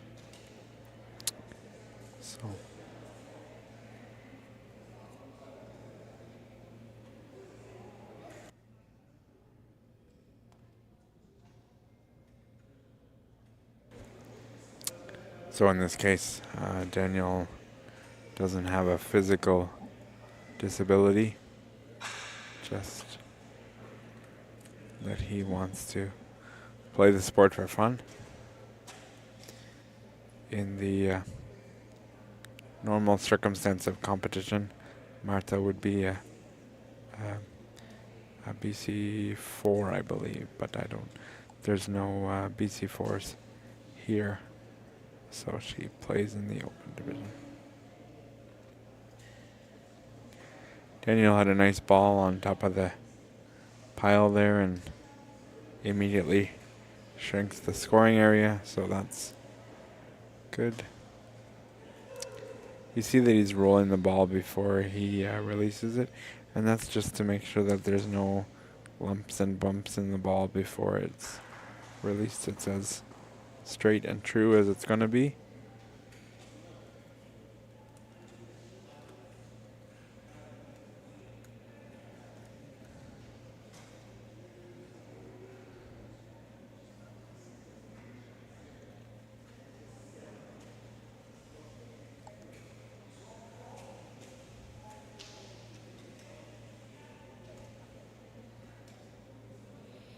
Very nice. Second ball. Or not second ball. Third ball.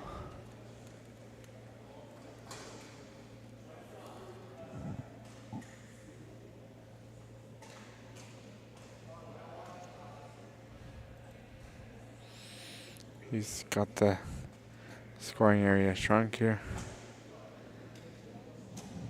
Let's throw his last ball. That ball that I called the third ball was actually the fourth ball. 1 minute.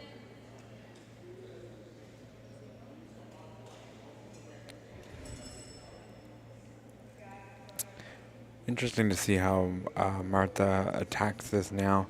That last sixth ball that you see is really in a good position, because I was going to recommend that maybe she ricochet off the outside blue ball there and into the white, but that last blue ball has sort of prevented that strategy from being able to happen, so we'll see how she attacks this.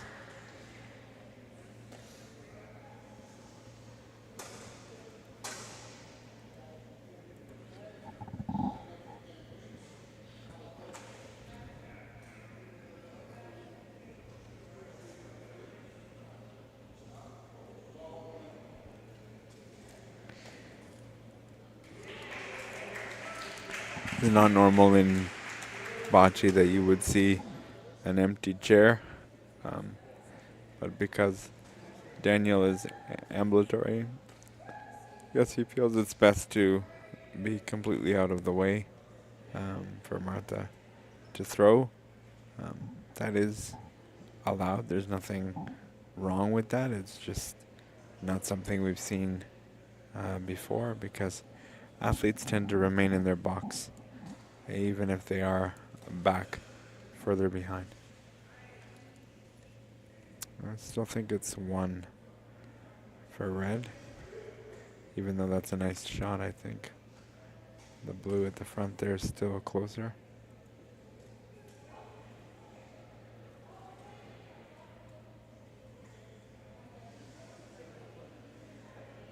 I think there might be a measurement.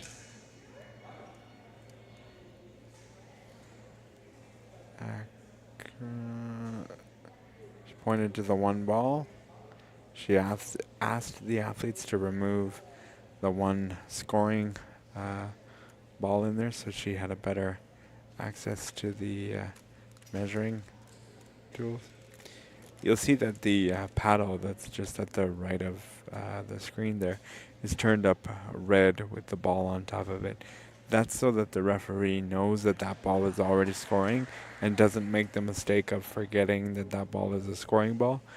Um, Back when I played, referees would put it on any color and then sort of confuse themselves as to what who's scoring and what. So a lot of the time you're taught as referees to put the scoring ball on the color that it is scoring with, just to minimize any confusion and transparency. Because internationally there might be a bit of a language barrier, and in fact it was one red even after the measurement. So we will have a 1 minute break. I think both athletes would be satisfied with that end.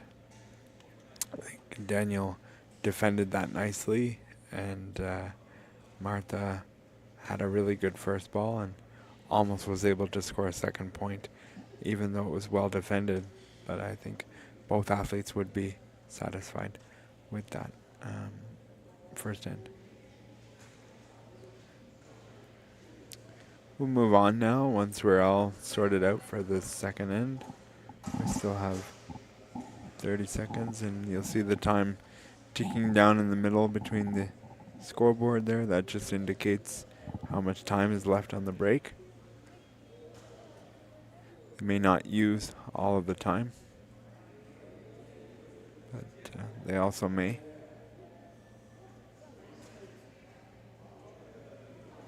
Akram seems to be allowing the clock to run out. Some referees will ask the athletes if they're ready before that, but she's honoring the 1 minute time. I personally would rather see referees just honor the 1 minute, and when it runs out, it runs out.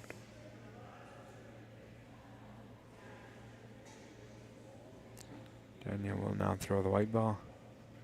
He must feel some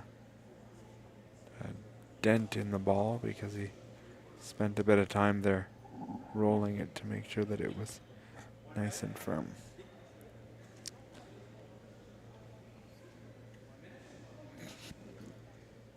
We're probably close to the 7 meter mark of the 10 meter court. It's the furthest we've been this tournament on the games we have been witness to, I would think. Ball is in front, but definitely exposed for Marta. Daniel would have wanted a little bit closer, but at least it's in front.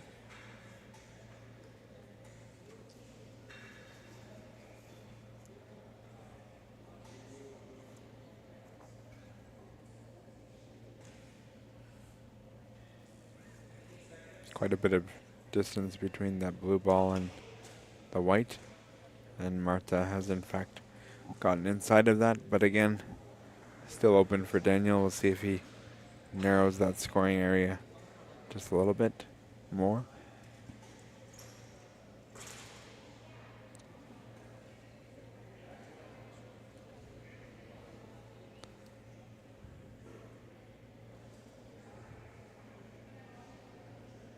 It's a good angle. Still a fair distance between white ball and the red scoring ball.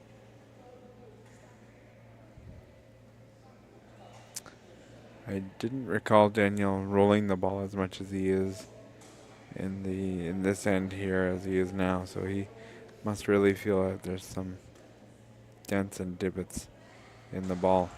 And you know what? You can't argue with it because he just had a really nice shot after getting the dents and divots out of it.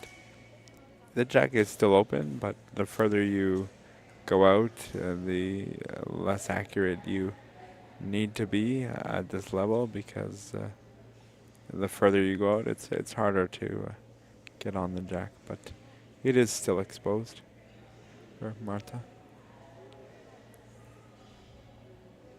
It's got to do a straight draw. She really can't use that blue ball because it's covered a bit by the red on the inside.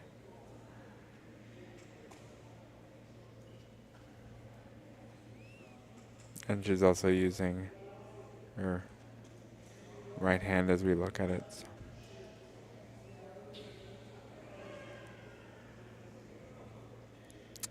Right line, just a bit too much weight.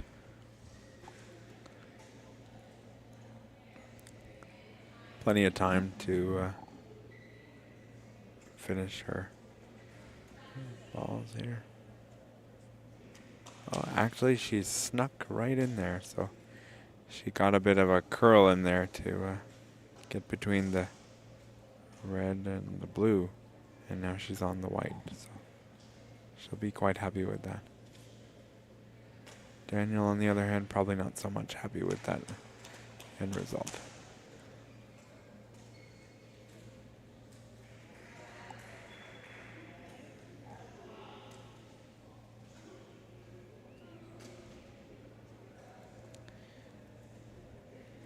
He's coming at it from the other angle, so those balls in the front side that are further out that were placed earlier in the end are causing him to not have a straight angle to the jack.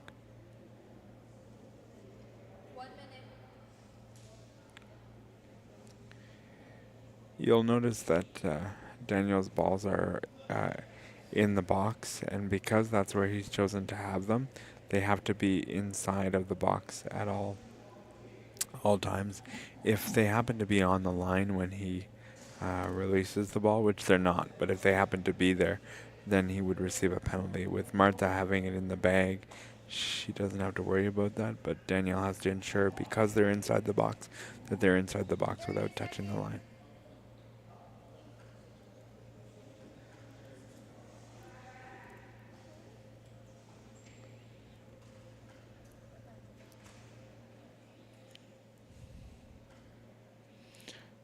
Nice line there, just not enough weight. If he had given it a bit more weight, I think he would have had perfect line to get onto the jack, but just not enough weight was there. Interesting to see what Martha's play is. She could go between the blues there at the front where you see, and do a draw there, but you do have to be careful that you don't hit the jack too much, because those blues that you did see on the left side are there enough that if the jack was to move, you could run the risk of giving up a point. But pretty simple draw if she wants it there. It's a little too far to the left side. 1 minute.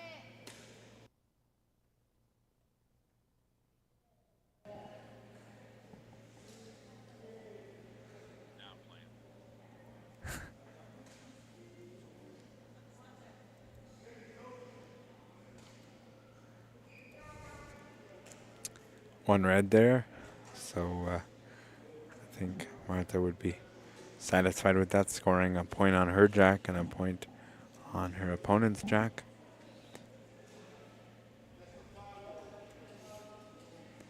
It's been a good game, 1 point end on each side, and still have half a game left to play.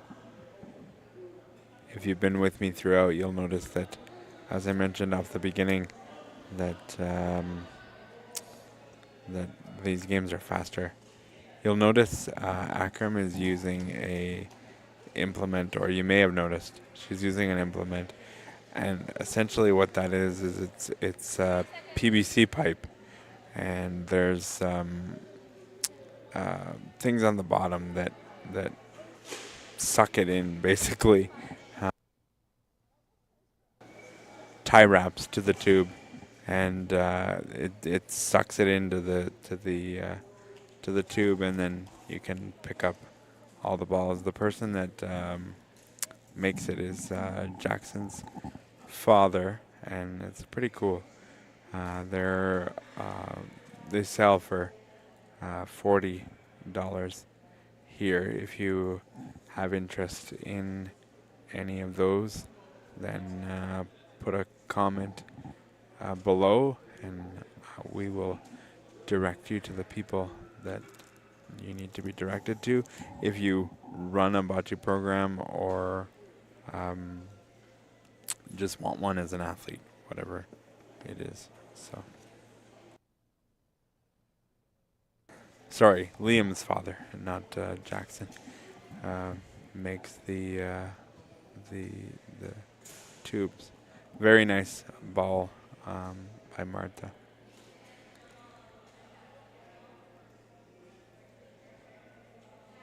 Nice defense by Blue. Daniel.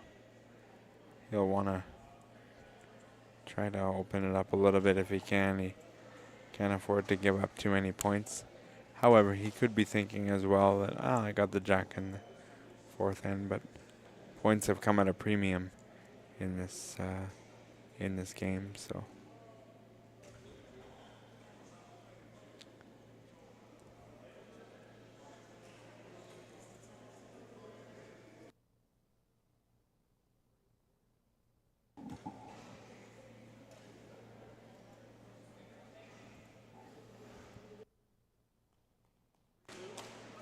Next game we have is at 125. So when this game is over, we will have that for you. And it's Teresa McLeod and Michael Smith. That is a BC3 game, our first BC3 game of the day today, and that'll be match number 4 of the day, and we'll have 7 total today. So.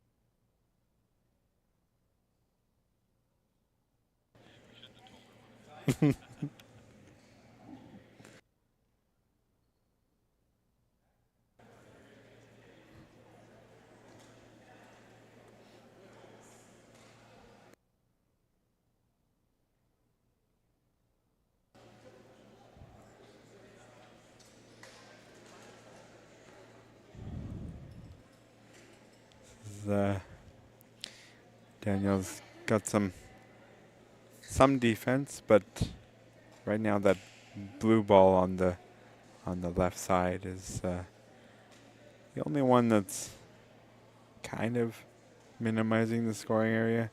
If Martha was able to move it, if she has an angle on it, she'd be able to score a few points, certainly. That one there that he threw does narrow it down a bit. We'll see what Martha does. I'd be interested to see if she has the angle to attack that blue ball that's closest to the red on the left side there.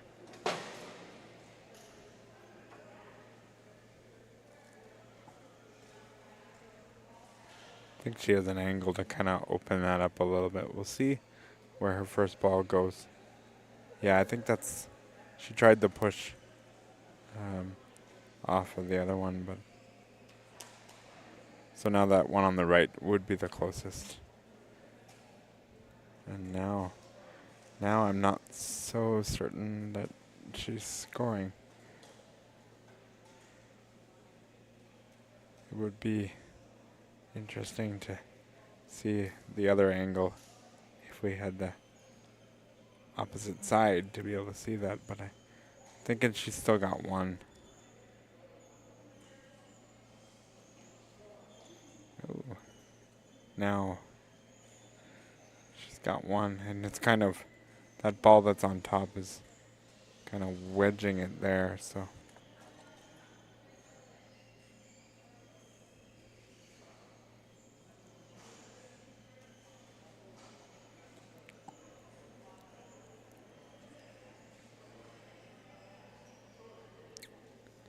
She also can go at this. I mean, she's got a 2-0 lead, and there's only one more into play. I do think, yeah, it's one red for sure. I don't think that blue that we see on the top is actually touching.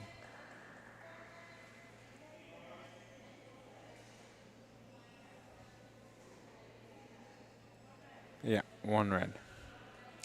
That's a situation too where you, like I said, you can kind of be a little bit aggressive with it because you have a 2-0 lead at that point, and now you've added another point, and you know we're going into the fourth end, and the person would have to score, 60% of their balls to win, and 50% to tie. So you are in the driver's seat, even though Daniel has the jack here. I suspect we'll see Daniel go a bit longer than he did before if he's got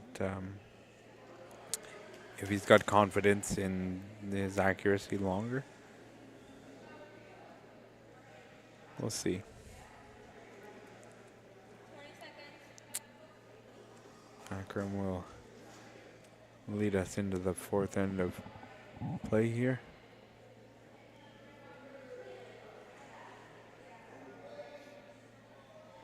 5 seconds.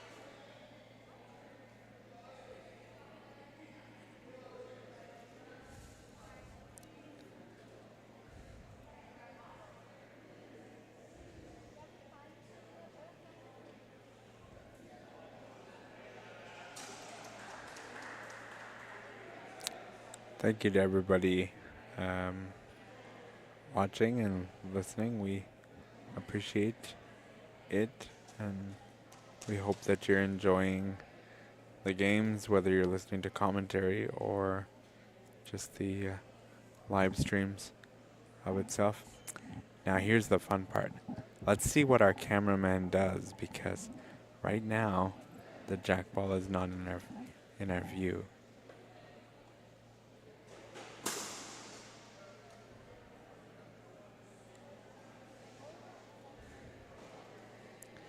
Still open space there.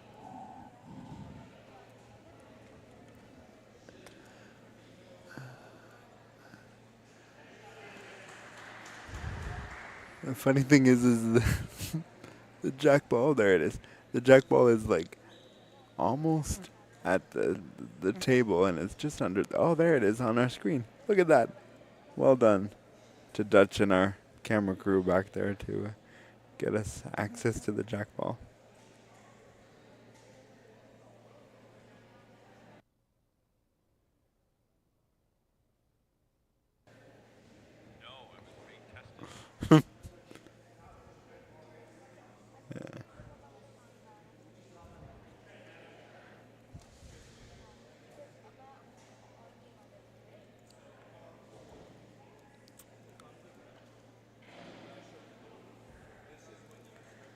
It's exactly what I thought Daniel would do, is go longer. I don't think he had it on his hope list that he would, that Martha would get in there.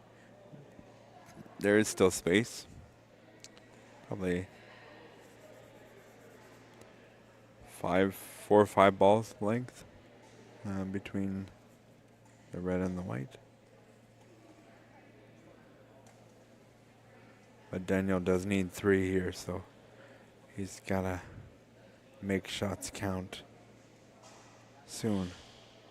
And all of his artillery that's there needs to now count. I don't see a world where he brings many of his balls on the court into play here, so he's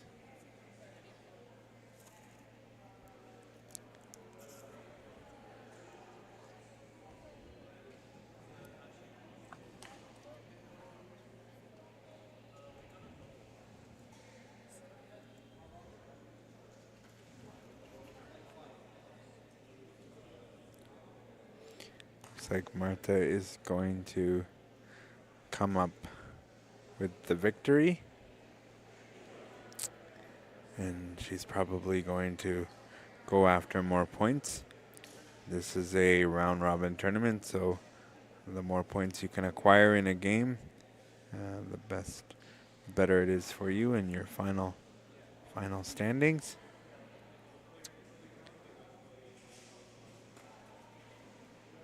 Oh, she actually promoted the one blue. Now she's got to make sure she at least gets the 1 point back. She will not be happy with that shot.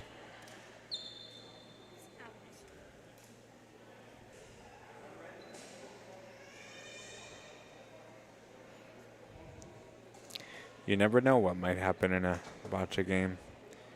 You may feel as an athlete you're done and out of it, but circumstances can happen where your opponent helps you out. And she better be a little careful there. She's running again to the blue balls. That one didn't cost her, but oh. As a former athlete at this point, I would say this is not working for me. I'm just gonna throw the balls away because I don't want to give up more points. We've given. Oh, it was still one red. It looks like.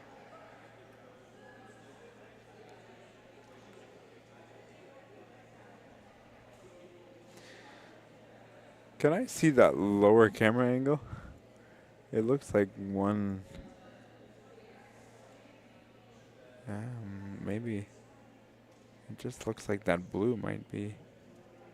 Oh, it is. Okay. I was gonna say I thought she signaled one red, but she did not. It was one blue. Martha will be happy with the victory there. I think she'll be a little disappointed that she gave up 1 point, but in the end, she's victorious, and we'll be back in a bit with a BC3 game at 1:35. Until then, go get a drink, go get food, and come back and join me in a bit.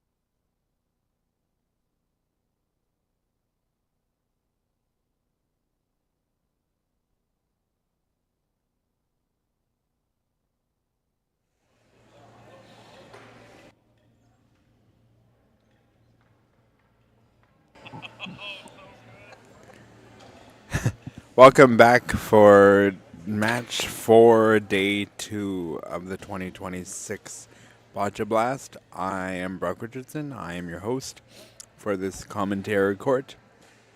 I am a two-time Paralympic athlete in this sport. I competed in 2008 in Beijing and London 2012, and I've done a whole bunch of world championships, a whole bunch of regionals, a whole bunch of stuff. So I am your commentator. This game we have Teresa versus Michael, and Michael is joining us all the way from Nova Scotia, so that's very cool. Teresa is from New Brunswick, so this is a battle of the distance. And our referee is Kathleen. Before we get this match going, I'd like to shout out our sponsors that you see on the lower part of the screen. OCPSA, Ontario Cerebral Palsy Sports Association, the provincial partner, Visit Mississauga, and the Government of Ontario. And our national partner is Boccia Canada. Without any of these, we cannot do events such as this one. Gonna get this match going shortly. We'll have a 2-minute warm-up. We just get all the courts going at the same time.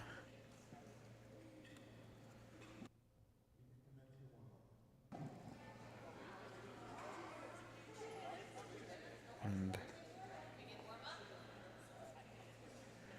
we'll begin the warm-up. Athletes can throw all 6 of their balls plus their jack.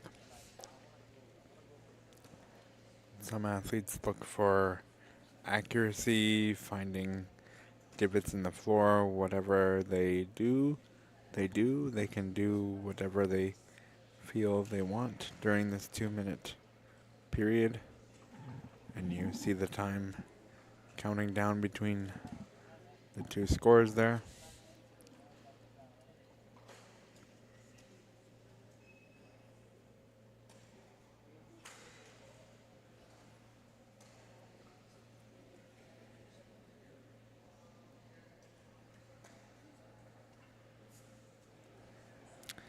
This is a BC3 matchup, so these athletes are unable to propel their ball with their own extremities, so they use a ramp to do so.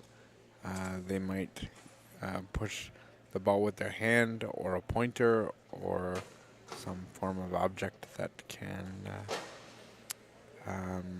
push it for them. They are accompanied by sports assistants or performance partners, and they will have to remain facing the athlete at all times. They cannot face the court at any point because they will have direct impact of putting the ball in the ramp based on the athlete's direction, and so that's why you see them facing the athlete at all times during the actual game itself.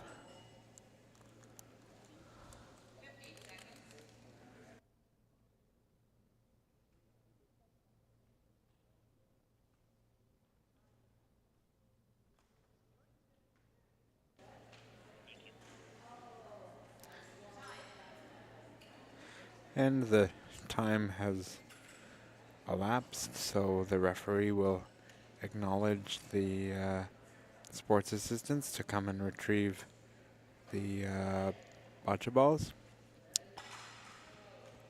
And we will shortly get this match underway. If you've been with me for part of the tournament or some of the tournament, you'll notice the time is significantly increased for the BC3s. It is 6 minutes to get rid of all of their balls, including the jack ball when you have it. That's because there's just so much intricacies with the BC3s.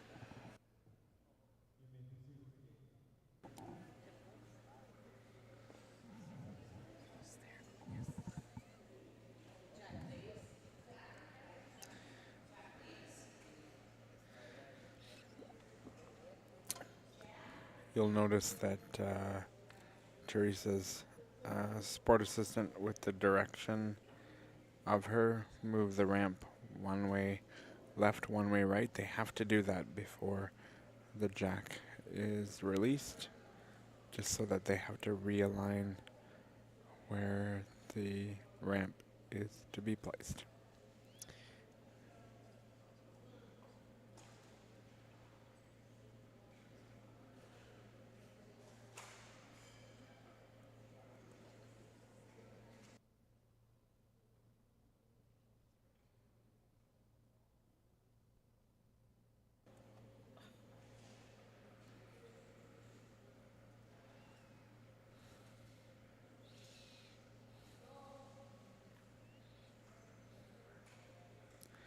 Decent first ball by Teresa.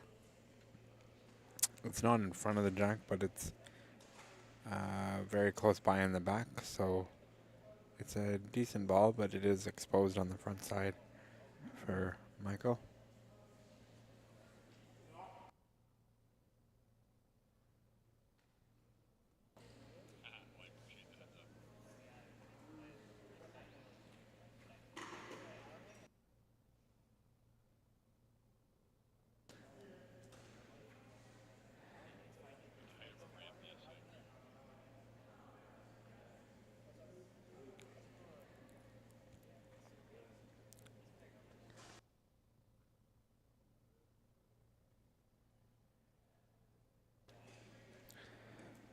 We'll see now how Michael attacks this.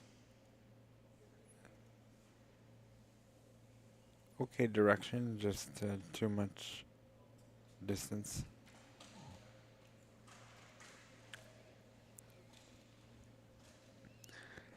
Michael is always very happy to play Boccia. Doesn't matter how good or bad he does on a given day, he's always very happy to be playing the sport, and that's what you want. If you're not having fun playing a sport, why are you playing it, to be honest?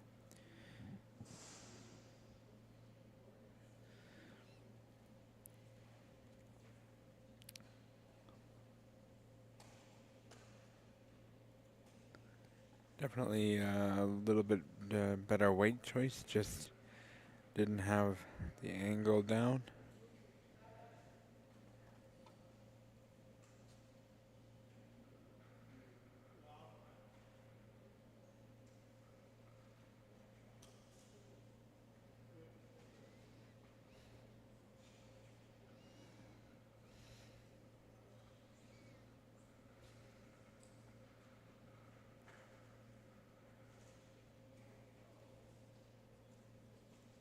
Definitely a good shot, requires the referee to take a look. Still think red is closer, and she is.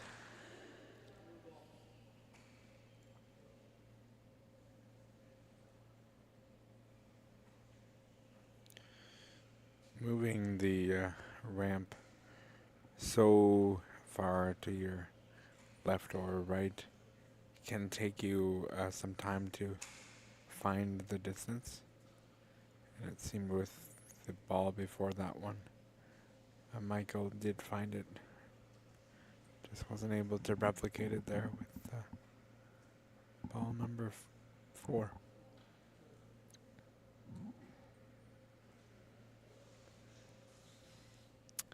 If you're wondering how the score clock functions, so the top balls on the screen just above the below the player's name but above the score clock is how many balls have been put out, and then you have the score clock, and then you'll see the red, red, blue, blue, blue. That's the order of the shots that have commenced. So that's how you can follow along with how the score clock is going.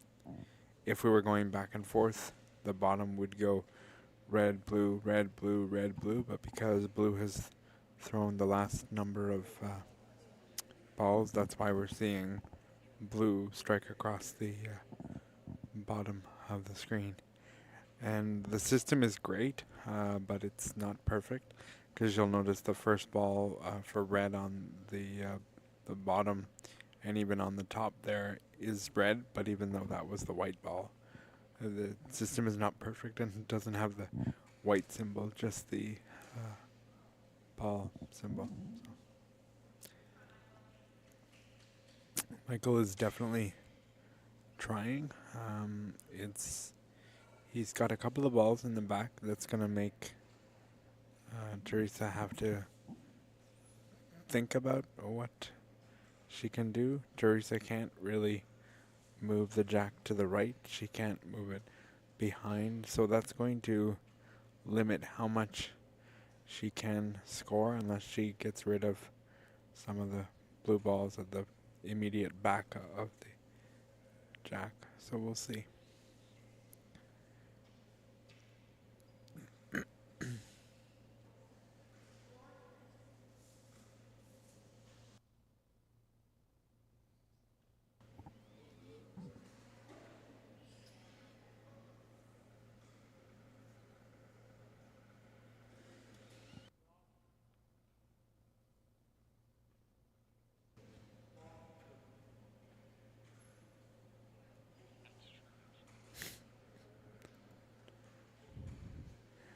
Very nice ball by Teresa. Looks to me like she's scoring the 2.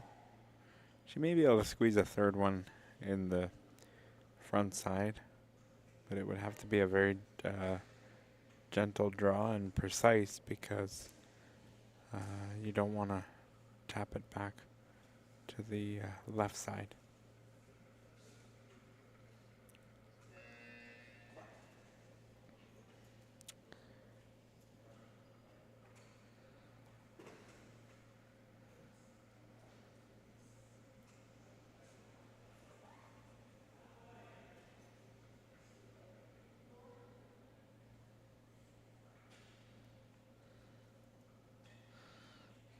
It's in there, but I'm not sure if that red ball is now pushed too far back, so I would guarantee 2, but the third one that you see is not convinced on that.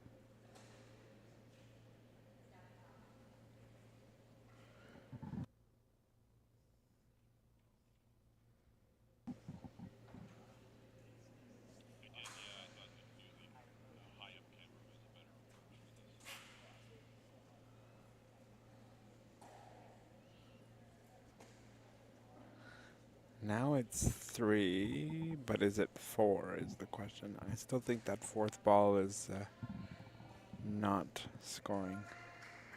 But I've been wrong once in my life before, so this might be twice.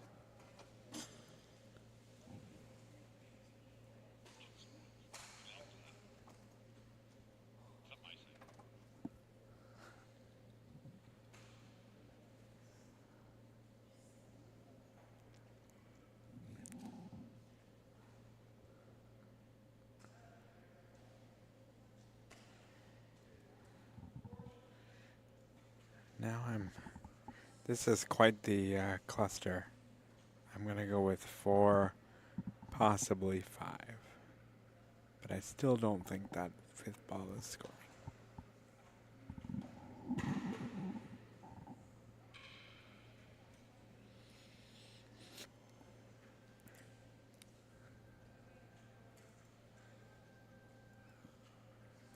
Oh, let's see. Is it 4? Is it 5? What do we got?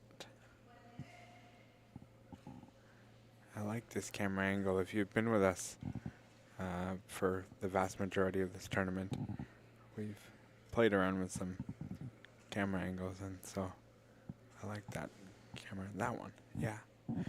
And that's a good angle. I'm gonna think that we're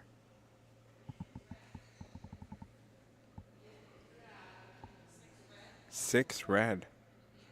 Oh, guess I was wrong for the second time in my life. I did not think that one ball was it was in there. I was going 4, maybe 5, but turns out to be 6.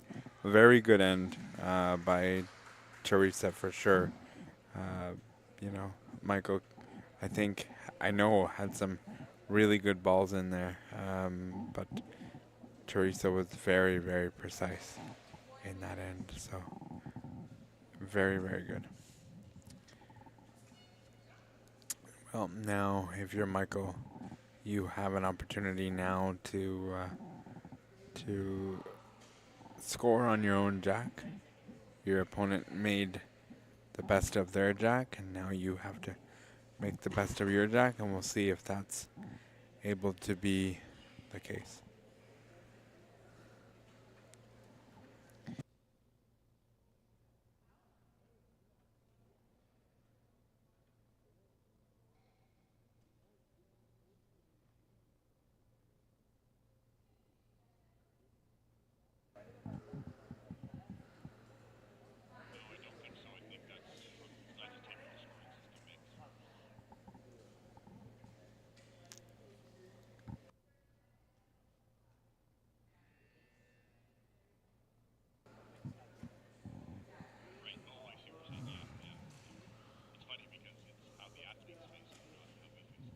Okay.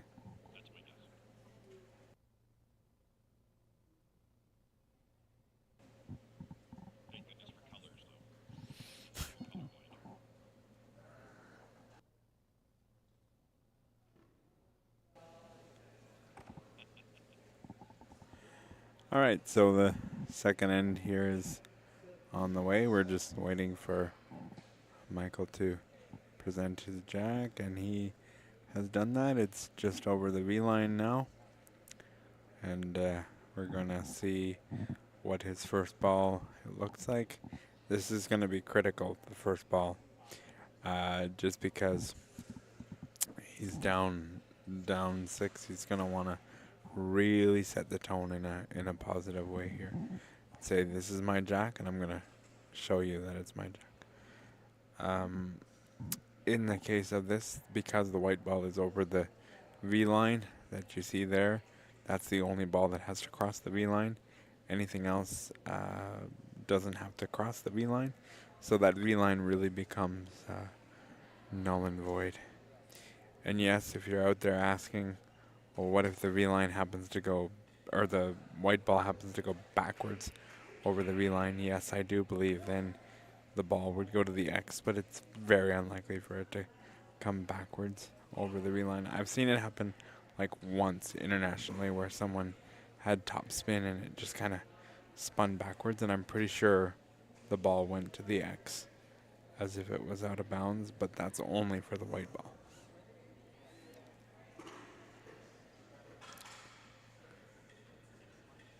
I can guarantee you it will not happen during this game, because if rampers can do that, that's impressive to add backspin to your ball.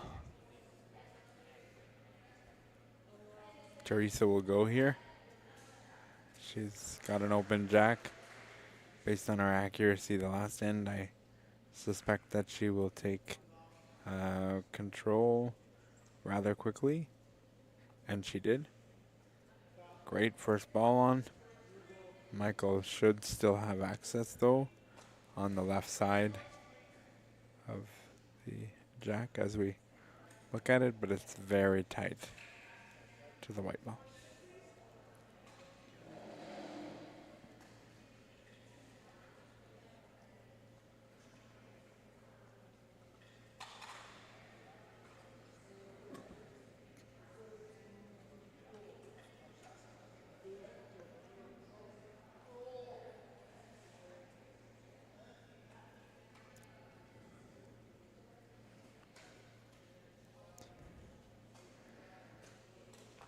Very good ball from Michael. It's blocking a bit of the direct path for Teresa.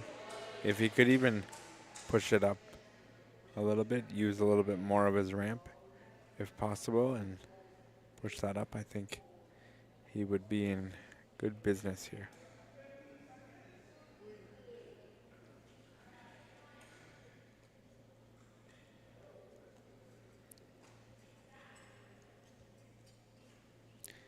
You see the different markings in the ramp. So for Michael is a couple of orange spots. That must mean something to him. And as for distances or contrast or something to that effect. Next time Teresa goes, I will discuss something else with the ramps. Just because I don't think it will apply for Michael, but it would apply for Teresa based on how much she can build up her ramp.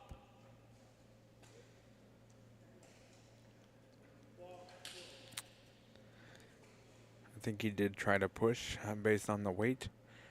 If it had actually hit the blue ball, I think it would have done what he accomplished.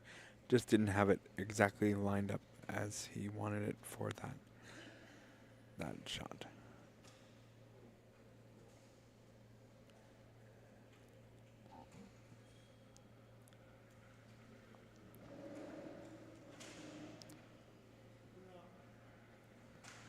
Sometimes the most minor adjustment can make a big difference.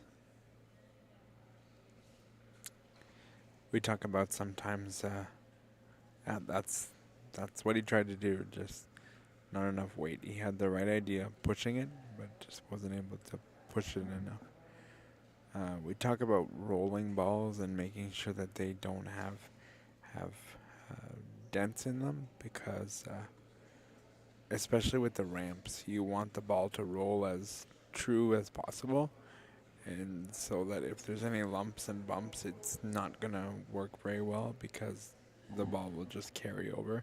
And that's especially true for the rampers because they need the ball to make solid, consistent contact with the ground. Michael is really making an effort to push that ball forward. He's succeeded in pushing it forward. That last one, he just kind of pushed it away from the jack versus towards it. But you can definitely see what the method is behind pushing it for sure.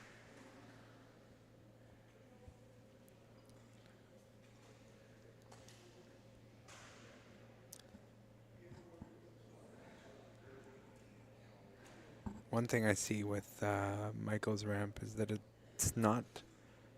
it's the bottom doesn't go directly to the ground, so there's a little space between the floor and the ground. Whereas when we get a better look at Teresa, y- it's more flat to the ground, so then the ball will roll more true.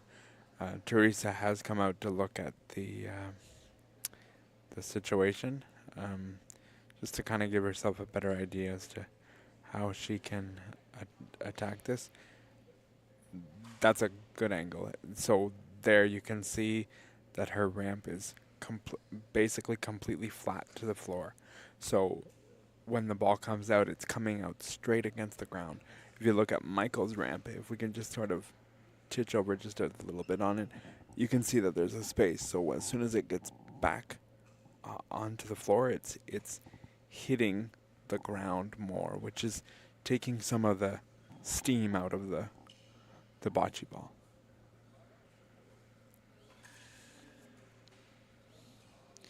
It's not as much as I've seen it. Last year, Michael had definitely more of a space between. It's been taken down, but yeah.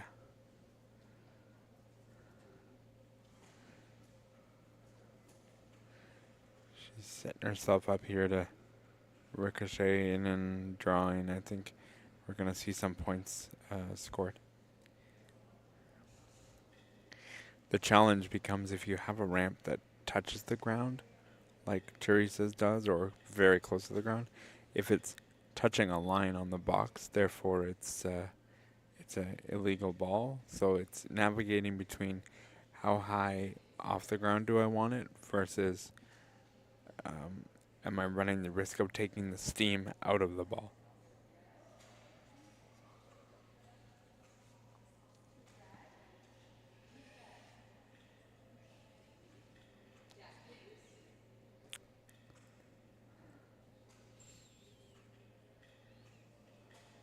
So it must not be exactly touching there. She must have a little bit of a elevation, because from that camera angle it looks pretty close to the line, but it must be just slightly off the ground, so it's not touching. Whereas you can very clearly see Michael's ramp does have a gap between the ground and the ramp.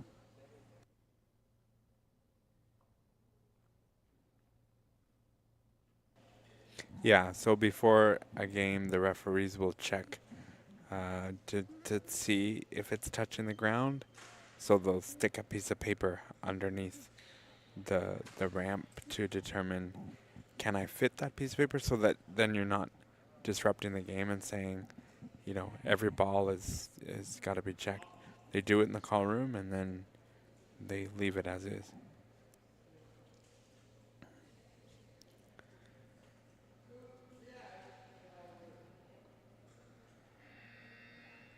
With the BC3s, you are allowed to have your ramp, the front of your ramp, dangling over the sideline if you choose, as long as it's not touching the ground. But you cannot have it dangle over the front line. So you can have it dangle over the side, but that line that the camera is panning to, it cannot be over the front, even if it is in the air. It has to be behind that front line, in the air, or on the ground. And the reason they do that is just because otherwise it's hard to get the right angles. If you say, well, you can't be over the line on the side, you have to be in the box. It'd be very hard to get angles correct if you had to stay totally within your box on the side. Teresa's gently nudging things forward. I do think it's just the one, maybe a second one.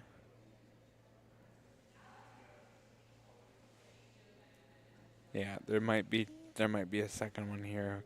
The referee has indicated she needs a measurement. This will be a pretty cool angle for us to watch the measurement occur, as long as the referee minds the camera. But the first thing they have to worry about is the play on the field versus us and our camera.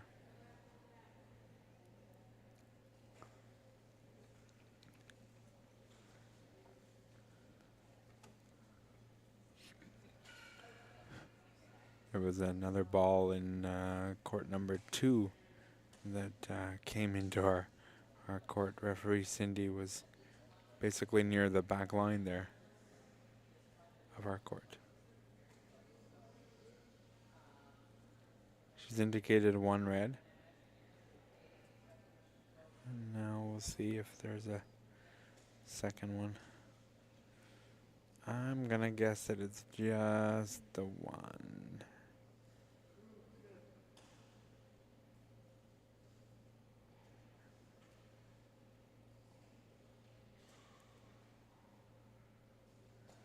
Very precise measuring. You have to have steady hands when you're using these calipers. And what the referee is doing now is she's making sure that the calipers are able to. Looks like 2 was.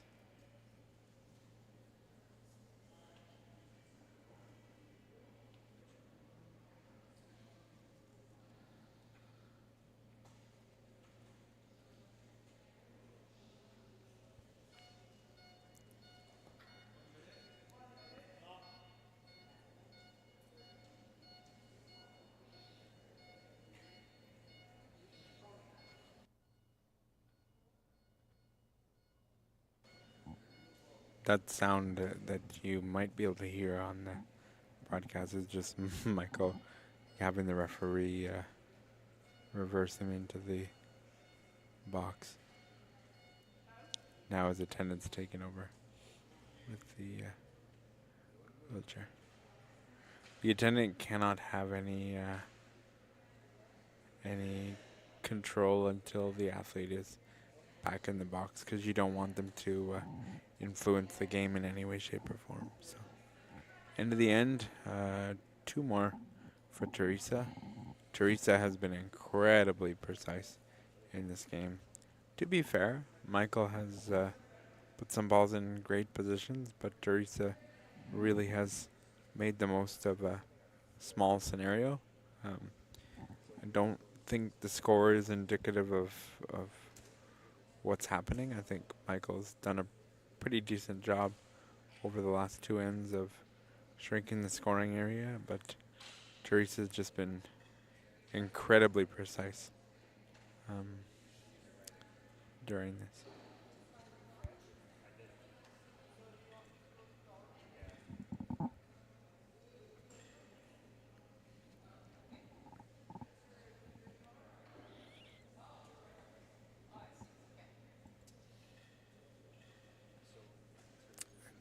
I think there's a was the score put on the wrong side? That's what it appears. Yeah, so the score is 8-0 for Teresa, but the score clock had it reversed. They're gonna play the end and fix it after. As long as the athletes and score table know what the score is, then should be alright.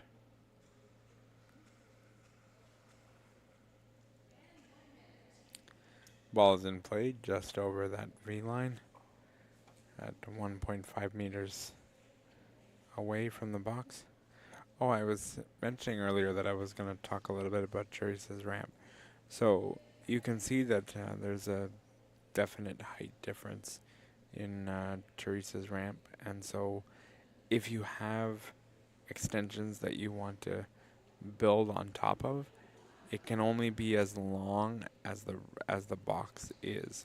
So when they get the ramp tested, what they'll do is they'll lay the ramp on its side and they'll say, does this fit inside of a regulation 2.5 meter box in length? And if the answer is yes, then you can build to your heart's content as long as it's within that 2.5 meter box. That's a very nice first ball. It's blocking Michael's view of the jack. And really, Teresa's playing a real solid game here. It's actually impressive with the accuracy she's showing.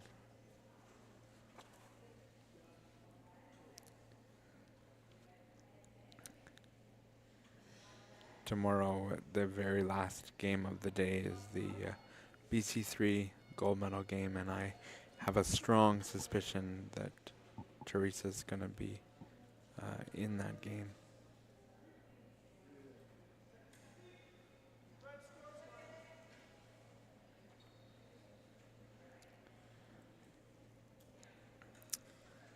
Didn't quite have the distance right there. You know, it can be a little bit intimidating when your opponent has such a perfect first ball, because you think to yourself, how do I get in there? How do I do that? And so then you got to have, even more perfect accuracy when your opponent has said, here's my first ball. So what you're seeing there actually is what I was talking about earlier. The ramp is allowed to be over that sideline, because if it's not allowed to be over the sideline, he literally can't get to that angle to the far right side of the court, and that would be totally unfair.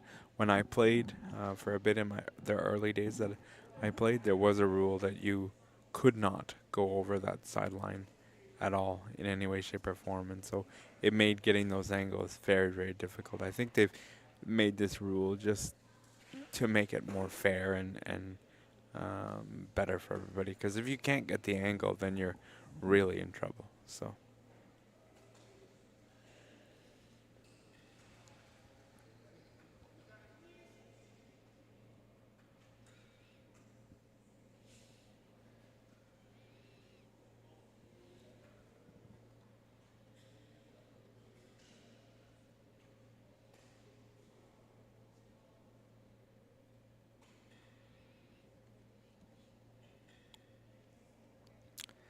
if I'm looking at this end pretty objectively, Michael K is in a position where it's kind of like my opponent's got a really good first ball. I'm down 8-0. Could I play defense? Yes, but it doesn't really serve you a good purpose because you need to score points. And so even though his balls are going further away, he's really trying to open it up for himself to gain an advantage. And when your opponent has a real good first ball, it's really hard to accomplish. So I don't want people to look and say, "Oh, this is indicative." No, it's a real tough situation that Teresa has put Michael in.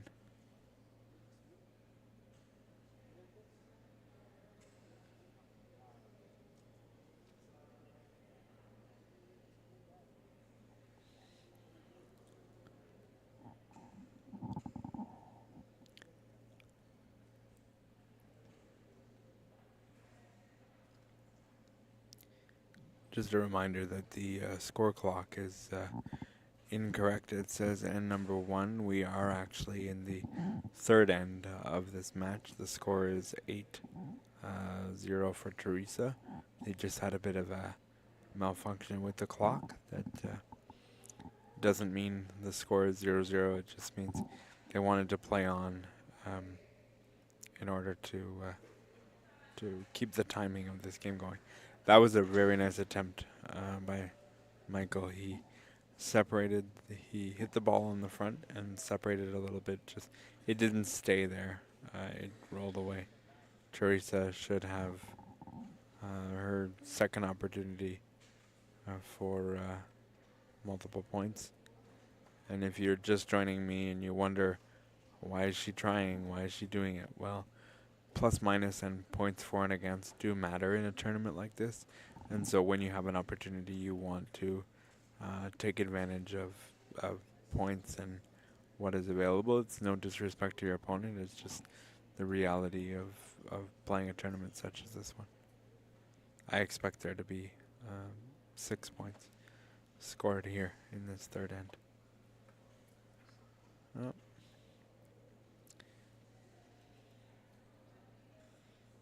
That one, yeah, I think that one might just be scoring.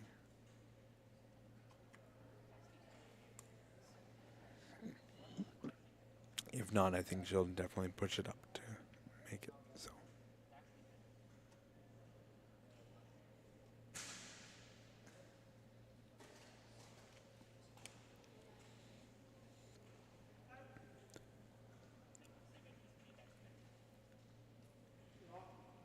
she also doesn't necessarily need to make a perfect shot, but because she's already up by a bunch. But she did move it up, and now I think, yeah, she's assuredly scoring 3 now. And make no mistake about this either. It can be challenging to score 6 when you quote unquote should, because you sit there and you think to yourself, man, this is wide open. I need to score this. I need to do this, and it can be a little bit challenging to tell yourself, I need to do this, and then, that's how one or two get away from you. So Teresa's still got to remain focused in all this.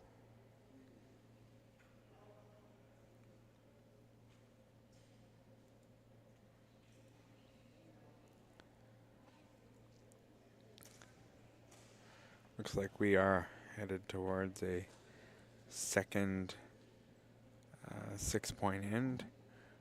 We refer to this in Boccia as a 6-pack. And Teresa looks like she's headed towards her second 6-pack of this game.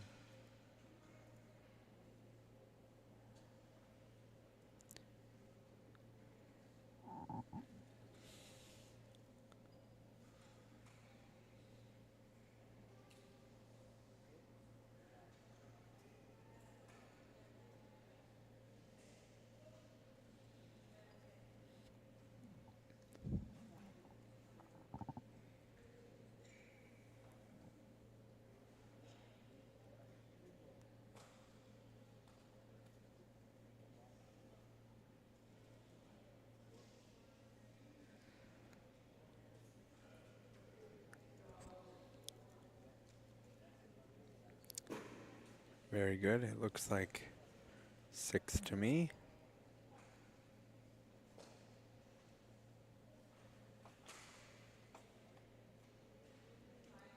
Oh, 5.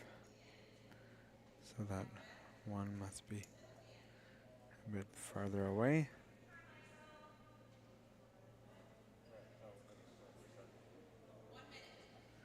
One minute on the clock, but our head referee Daniel is sitting at the score table, which is just to the right of the camera that you are looking. They're just going to adjust the score clock,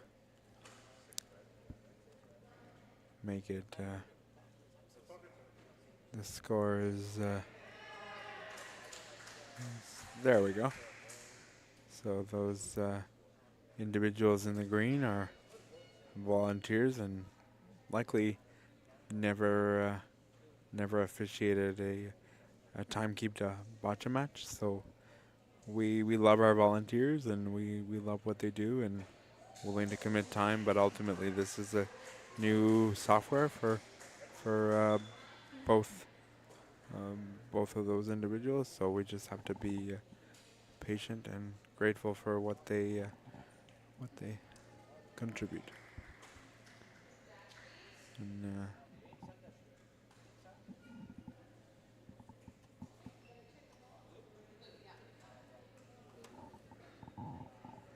think the referee was a little ahead of the timekeeper there because they were trying to get the score clock figured out, but we're off again.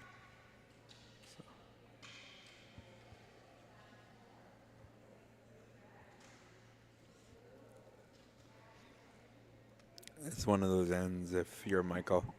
Just want to have a good end here and try to get on the board and see what you can do. Not too bad of a first ball. It's in the front. It's in line of Teresa. She should still be able to get around it, but decent first ball. And I want to also mention from Michael's perspective, this score, 13 to nothing, is not at all indicative of Michael's play. I think Teresa's just made some pretty great shots, and you just kind of have to tip your cap to your opponent and say, okay, I see you. You beat me. That's okay. But it's important to pick yourself up and say, you know, I want to give a good end no matter what that looks like. So.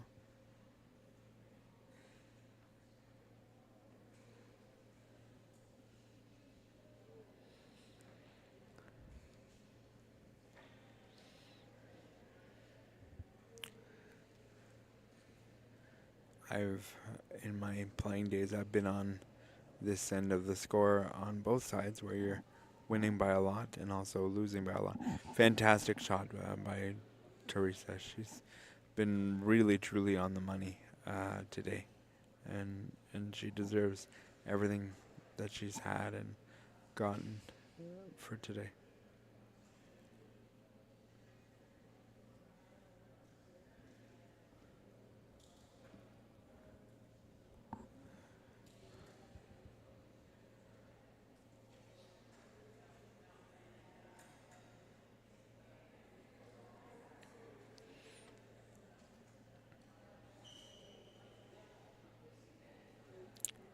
Great angle of the ramp.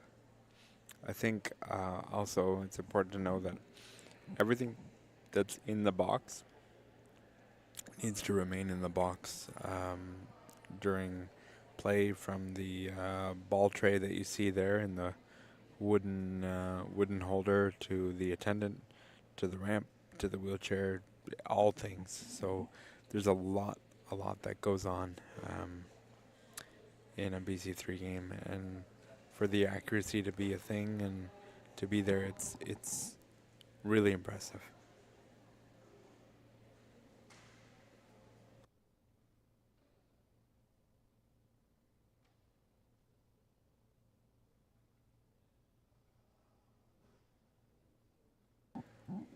After this game, we will have a little bit of a break.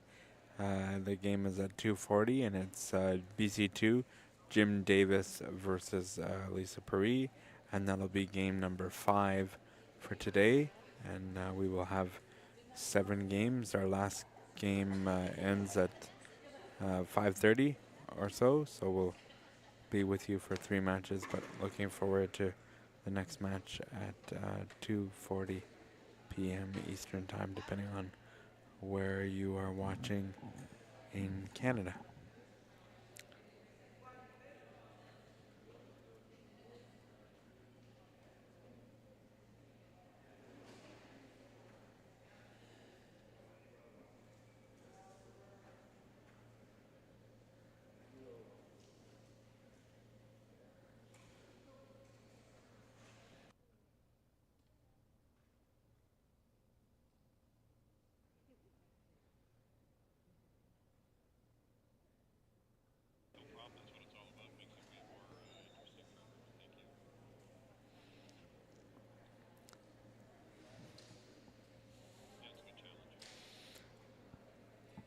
Very, very nice ball by Michael. This will limit the scoring area, um, and we'll see what Teresa does with that. It should limit the scoring area, but Teresa's really, truly been on the money for this game, and so even though that's a really good ball, you've caught an opponent on a really good day today.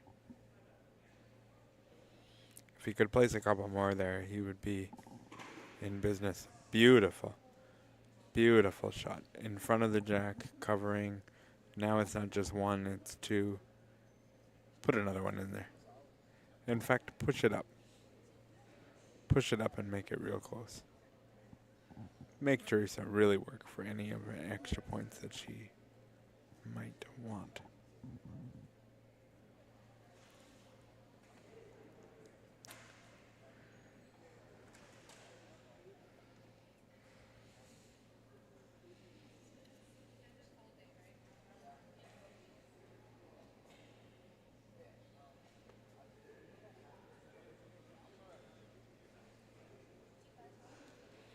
Tremendous. Tremendous job. You could not do any better than that. I mean, that is as good as it gets.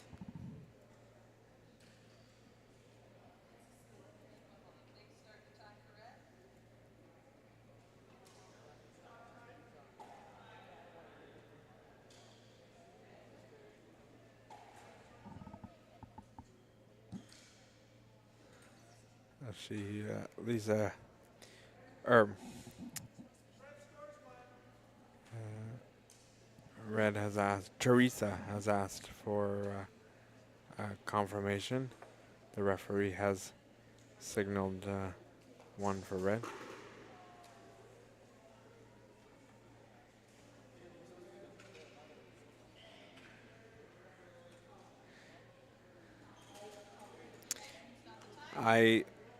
I like this decision. Teresa has decided not to throw any more balls.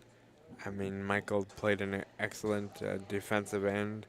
You've already won the game 14 to nothing. I think this is an exemplary example of sportsmanship. She probably could have, if she wanted to, attempted to get more points, but no need when you're winning 14 nothing. I think that's a great great showing of sportsmanship, and we love to see that in sports. So that is the end of this game. And before I sign off, I don't want people to look at the score and say, oh, Michael K got smoked. No. Michael did a lot of great things in that game, and Teresa did what she had to do, and I think that that's important to know as well. So good game by both, even though it was a little lopsided, but score was not indicative to the end result, in my opinion. Our next game is at 2:40 p.m. Eastern Time, depending on where you are watching from, and it's going to be Lisa Paris and Jim Davis, BC2 matchup, which will be great, and that is match number 5 out of 7 today. So do join us then. And until then, be safe, be well.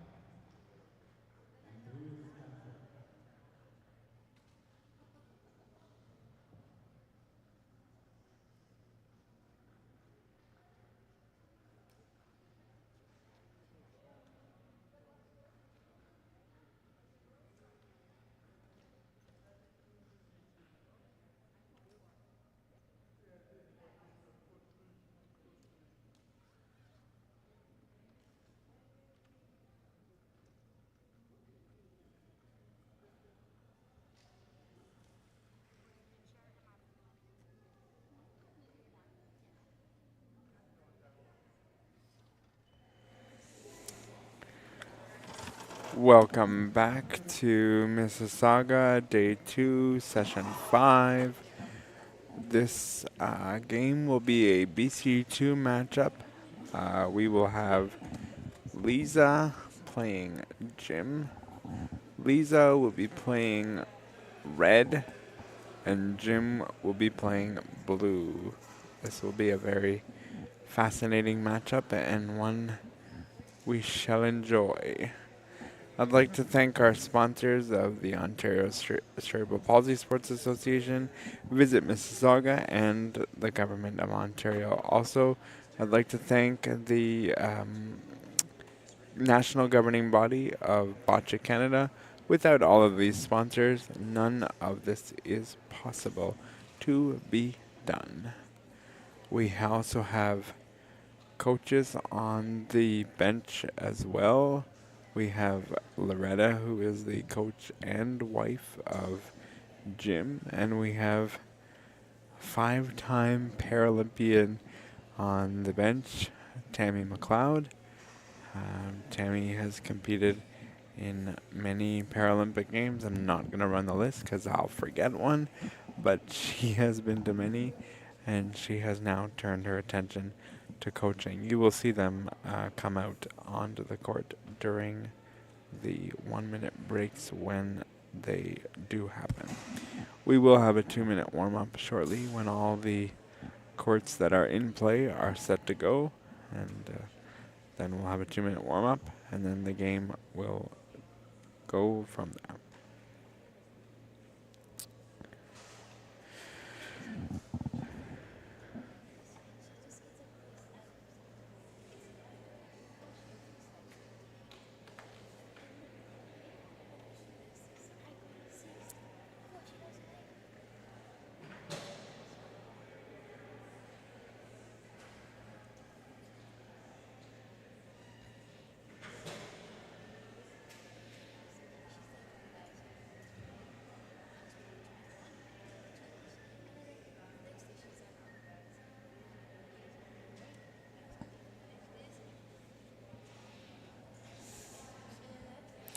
Derek is our official for this match as well. Each player has 3 minutes and 30 seconds when the end begins to throw all of their balls.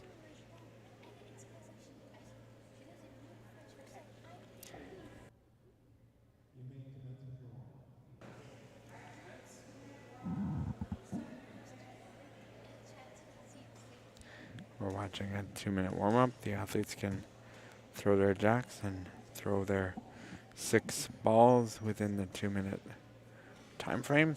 Some athletes use it as a point to be accurate. Some athletes use it as a point to loosen themselves up. Just depends on who you are and what you like, to be honest. Jim Davis has been an Ontario athlete for a number of years, made Team Ontario and been a provincial champion multiple times. Lisa has been on the national program radar for a bit. She was just in the United States at a competition where she and the team won a bronze medal. So congratulations to Lisa on that accomplishment.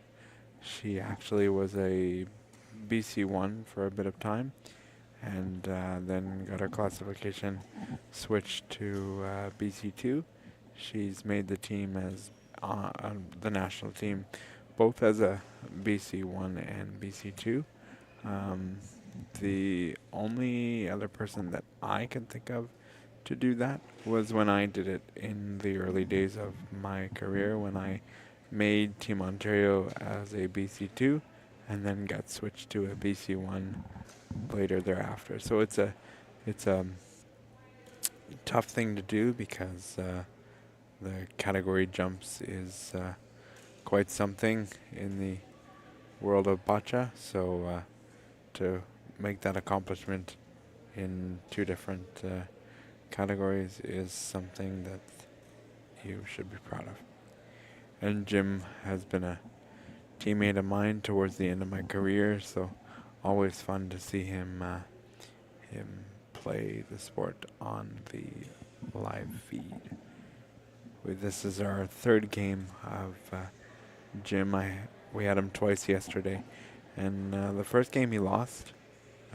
Second one he bounced back and had a real good game, and we'll see what today is in store for him. This is the first game I'm seeing Lisa play, so we'll see how things are going for her.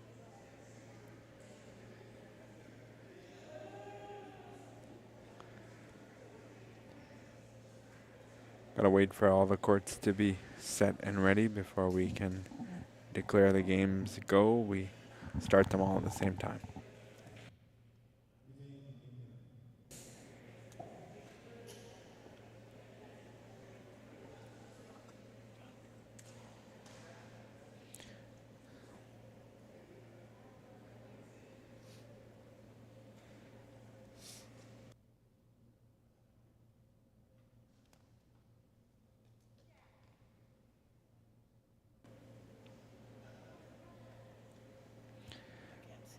The jack has been placed just over the V line on the right side as we look at it, so we'll see how the first ball comes out.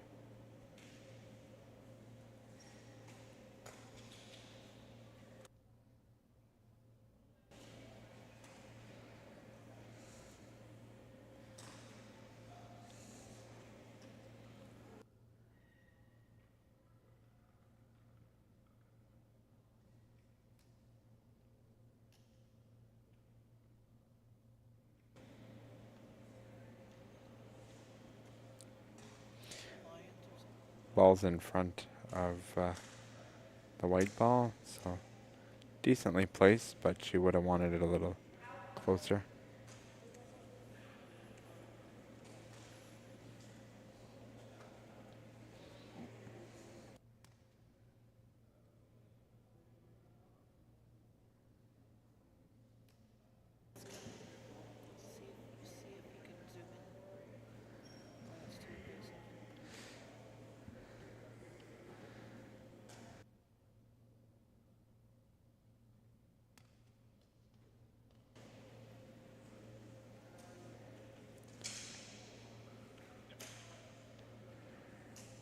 Jim is having a little bit of heavy weight here.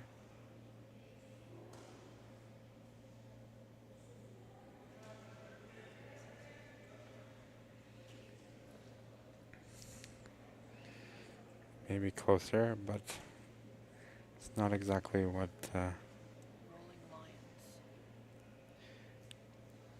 So as you see, Lisa's shirt has rolling lions on it. I think her and her coach, Tammy, have the same shirt. I think they have come up with that as their name, so that's kind of cool that they have rolling lions on their shirt. I was sitting here at, oh, Jim looks like he was on the line, so that ball gets retracted. And we'll talk about the result of the penalty when we get there at the end of the end, but just know that that is a ball that's removed, and there will be a penalty given at the end of the end, but we'll talk about that when we get there. It was just that the wheel was on one of the lines at some point during that release process. You know, it's interesting. I have commentated, this is the third game of Jim's this weekend, and normally he's very assured and very confident. He just seems to be a little not as sure of himself this weekend. I'm not sure. I'm not sure what to say about that. Usually at this level in Ontario, he's pretty confident, but seemed to just have something just not going the way he wants it to.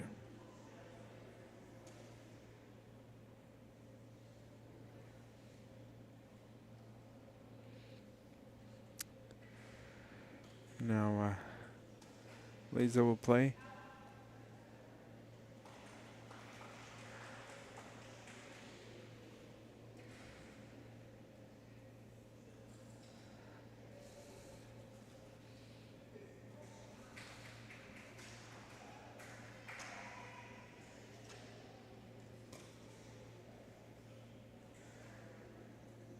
Let's try.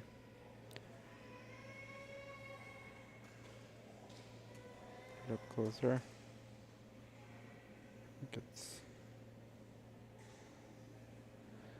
I don't know what he signaled there because he kind of spun the paddle around a few times.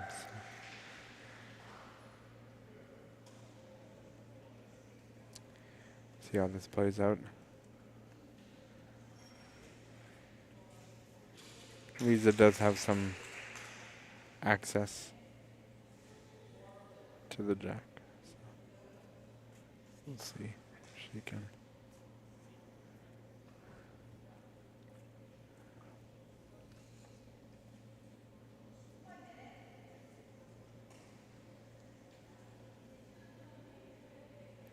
You know, she can really make the most of this by pushing it forward if she can hit the right spot, and that's what the effort was. Just her arm kind of took her to the right a little bit there.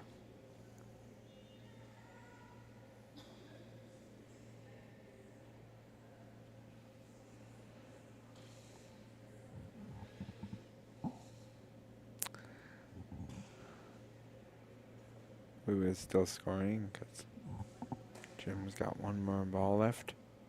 Oh, right through everything and nothing ricocheted. She had lots of opportunity to ricochet off of it, but it just skated right through without touching anything.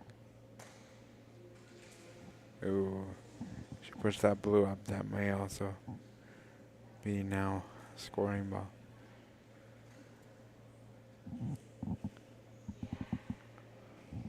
Oh, we're out of balls. There seems to be one blue missing on the score clock. I thought Lisa was scoring at one point, but because I looked at the score clock and saw that one of the balls was missing, I thought I might have missed something. I'm gonna guess now. Blue is scoring. It's a question of how many, I think.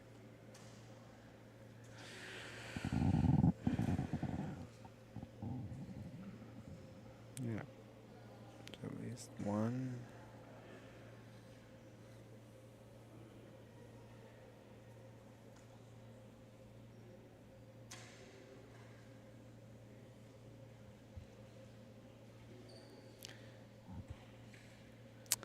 Thinking we're looking at one blue, it looks like.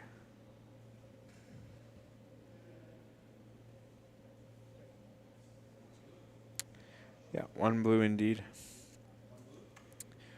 That makes the score 1-0 for Jim. I think that Jim will be satisfied with that in the sense that he got a point.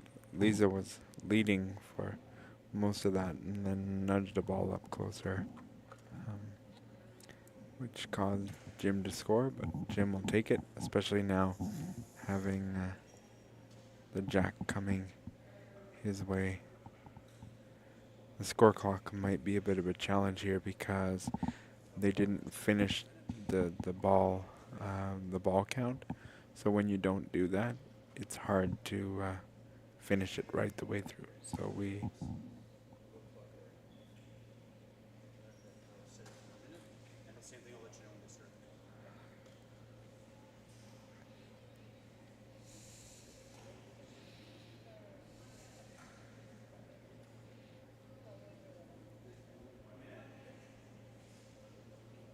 Oh, this is the penalty.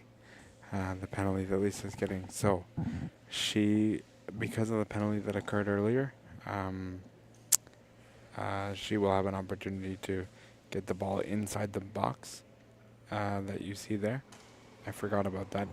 And she does it, I believe. if it's as long as it's not touching. Yes, she did. She got it. I have not seen that in all of the games that I have commentated. She made the penalty shot. That is impressive. So that means now that each player gets a point because she gets the 1 point for that box in the middle, and Jim gets the 1 point for scoring in that end. That is the first time I have seen that. Tammy and Lisa are gonna celebrate that because that is very hard to do. The thing is that you cannot touch those lines for the box. If we could just zoom in while I chat about it for a second. You cannot touch any of those lines. It literally has to be in the box without touching the outside square line. So the fact that she was able to do that was really, really impressive. So credit to Lisa for getting that done. That is the first time I've seen that successfully done. Wow, well done. 15 seconds. Both players will be satisfied with that. Jim got a point, Lisa got a point, and we are where we started. So well done.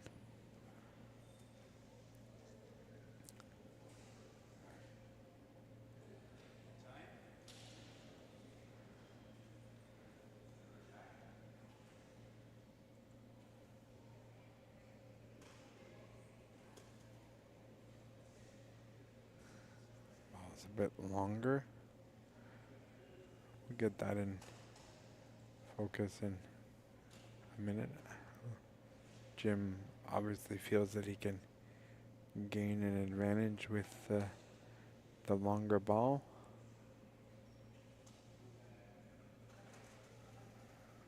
He released the ball, but you can tell he wasn't entirely satisfied with his release, but still decent ball out that far. We're looking at about 8 meters of a ball. The court's 10 meters in length, so that's a pretty decent ball.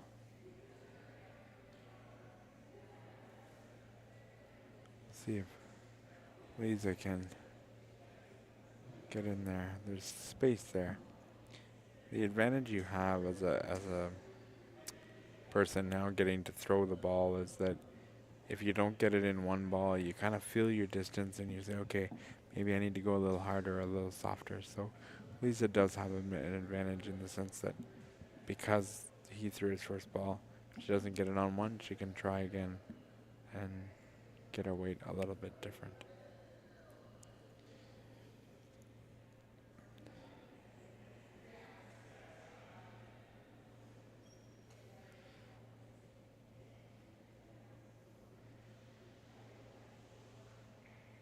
BC2s do have the ability, or some athletes have the ability to throw underhand and overhand. That is allowed in any category. If you have the ability to do both and you still fit within the parameters of the category, then you can use that as your advantage.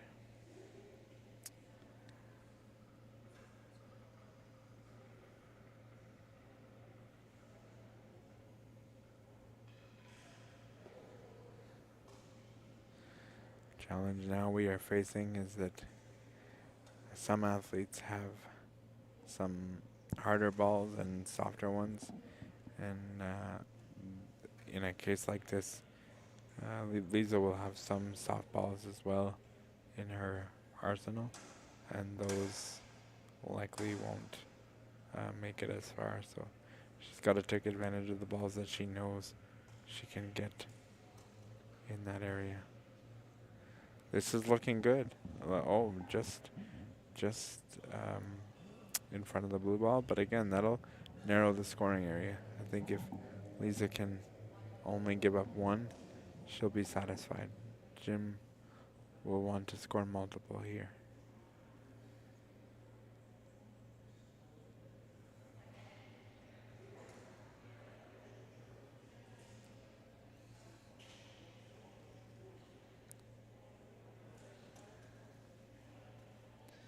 Nice. She pushed it up.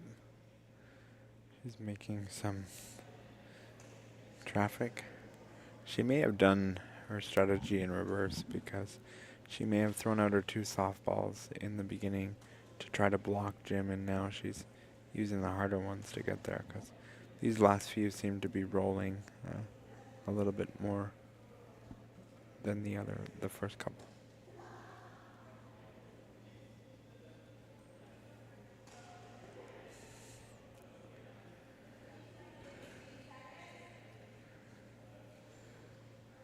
Blue to play. There is still some room, but I think the saving grace for Eliza is that she's got that ball on top of the blue ball, which will cut down the scoring area a little bit. But there is definitely space.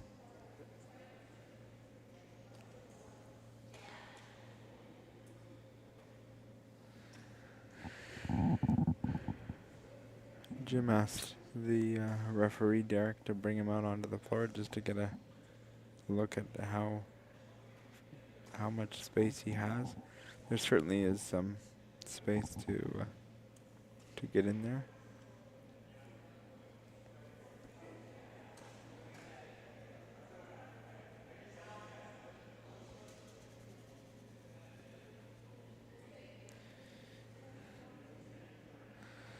Not sure if that one's scoring or not.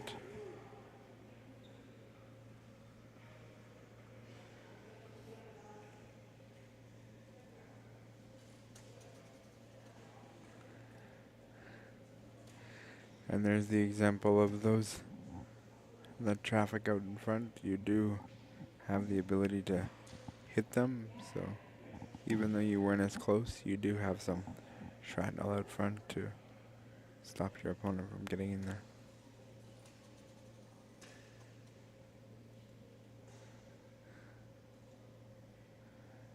Right idea, just not got enough power, but he's at least laying one.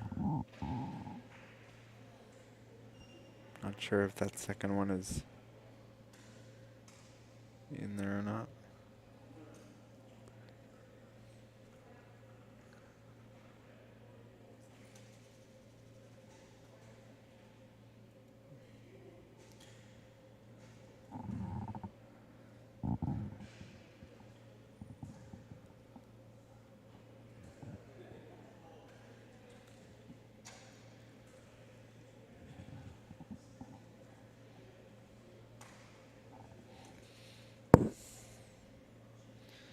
Oh, right idea, just a little too heavy there. So we'll see, it's at least one for blue.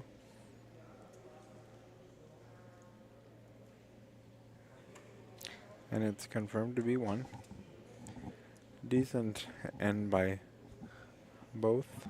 Jim had a decent first ball for it being that far out and was able to capitalize on that first ball point. I think he would have wanted a second point there, but it didn't quite work out. Lisa has to take advantage of her jack and do it in the way that she knows how, and Jim will want to try to take advantage of her jack if by chance there's a missed first ball. Both coaches for some words of encouragement. They separated themselves from each other so they could keep their strategy under wraps with each other. 15 seconds.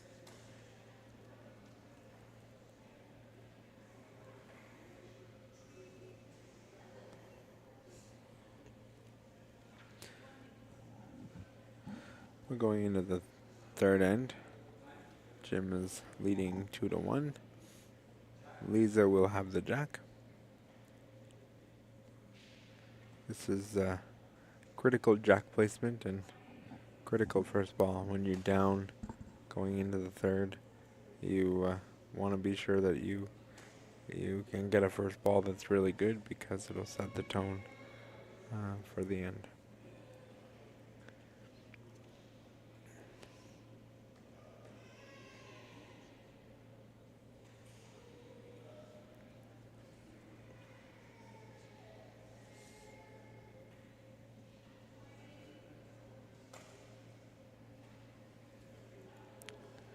A little bit short, but certainly in front and in line, but there is space for Jim to get around it. I don't know if he's got an angle on the jack or not.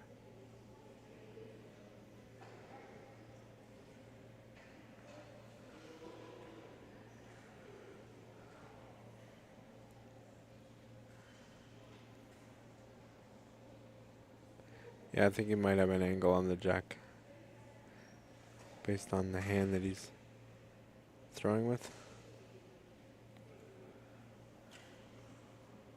Just fell a bit short. But again, in a nice promotable position if he chooses that route. And I think that's what he's going to do based on going underhand. Ooh, pushed the wrong ball, unfortunately. Still got space. It's red ball is not on it. That's the thing, is that it's when you have a first ball, you'd prefer to land in front rather than behind, because in front you can have your opponent possibly push your ball closer, and that's what happened here. But there is space, so.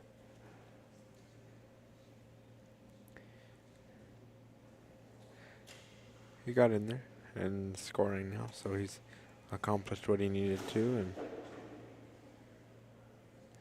but I think there's space between the red and the blue to maybe squeeze in, but it would be right there as a very good angle of it. If she can get sort of squeeze in there, maybe it would get through, but it would have to be a very, very precise shot.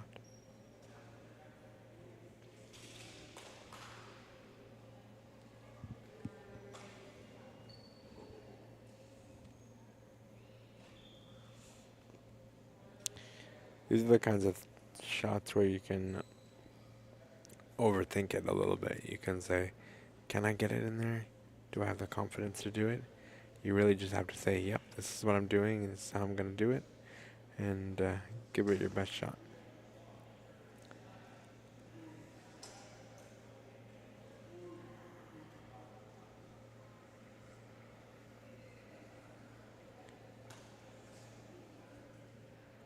Nice try.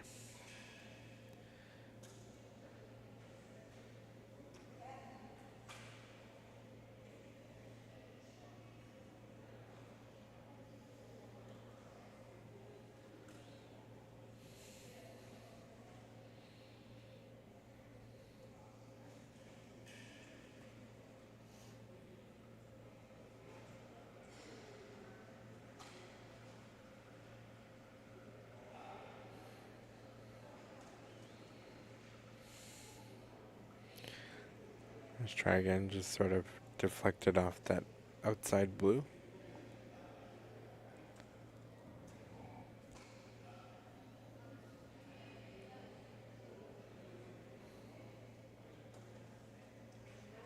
Very nice. That's kind of what I was suggesting. I didn't think that she would hit the blue and follow. I thought maybe she'd squeeze through, but all the same. That blue ball's in a okay position in the back if you're able to push things and move it back. You might be able to score. The problem is the red are kind of in the path at this point, but I think there's some power coming here, and there was. And that was well executed. Just now it's two red, it looks like, so he'll want to make some noise here. I thought the blue ball stopped in a different position. I think it's two.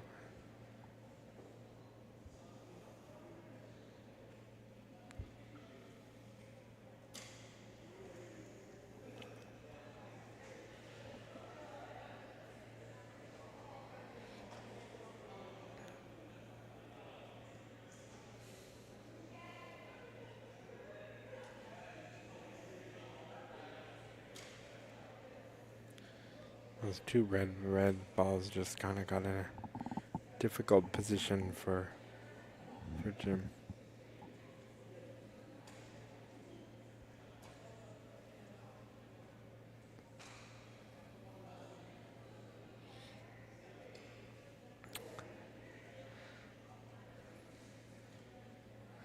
Doesn't appear to be much danger for Lisa here, so she can afford to kind of make it work.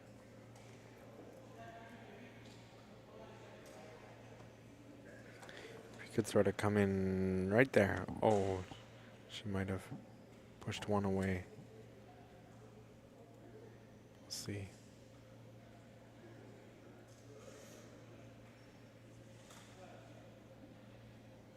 I think it might only be one now.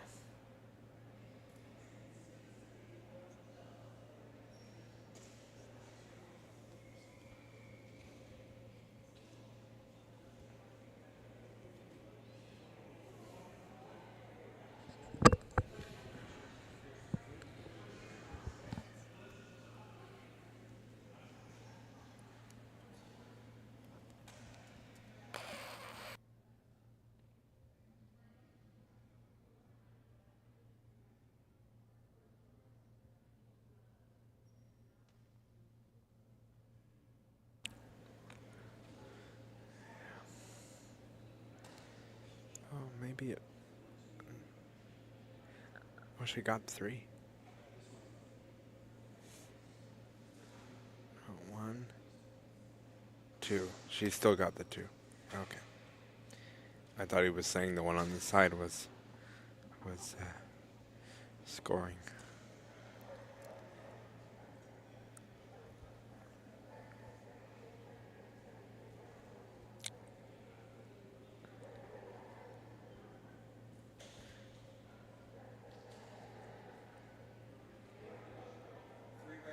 Oh, she did get 3. 3. Wow, that's a good end if you're Lisa. Getting 3 and having a 2-point lead is almost exactly where you want to be in this situation. The benefit you have if you're Jim now is you've got the jack. Put it where you want to, where you feel most confident that you're gonna place a good first ball. You know, focus on getting a good first ball. Start there, and then try to build towards the tie first. Like, assure yourself of the tie if you have the ability, and then go for the win if it's there for you. But step 1, good first ball, place it where you're most confident, and go from there. It's still there for you. But if you're Lisa, that's exactly how you wanted to manage that end for sure. But certainly don't overthink this if you're Jim. Like, take this in steps. Put the jack where you want it. Put the first ball where you need it to be and go from there. Build the end.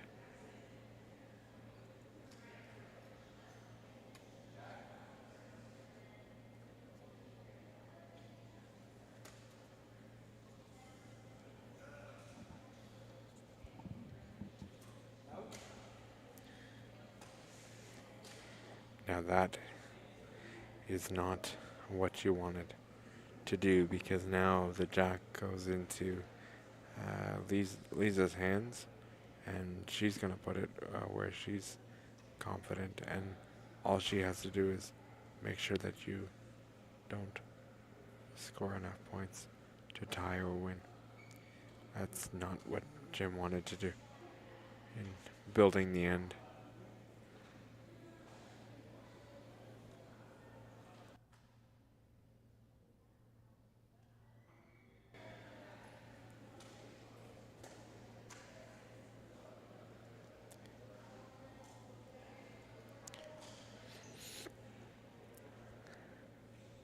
Get as good of a first ball as you can here to put the pressure all in your opponent's hands here.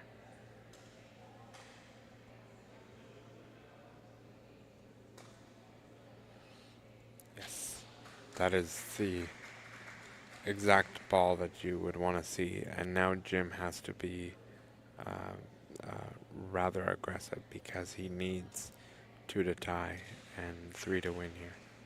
But again, as I said earlier, you want to focus on getting the tie first, and don't don't focus so hard on getting the win. It's separated it, see?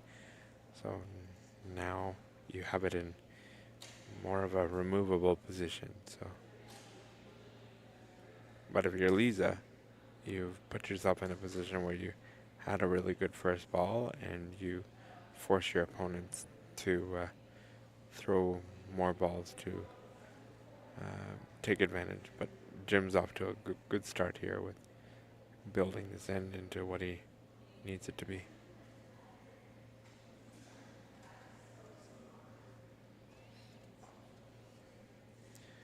Very good. Good ball by Jim. It's almost exactly where you would want it to be. Now for Lisa, it's not about scoring. It's about defense, and it's about making sure that he doesn't get another point. You're fine if he gets this point. You're fine. Just build it so that it blocked, and he can't get more. You have to be cautious of all aspects though, because Jim is able to move balls pretty seamlessly if he's on target. So you've got to cover the front, the back, and the sides as best as you can.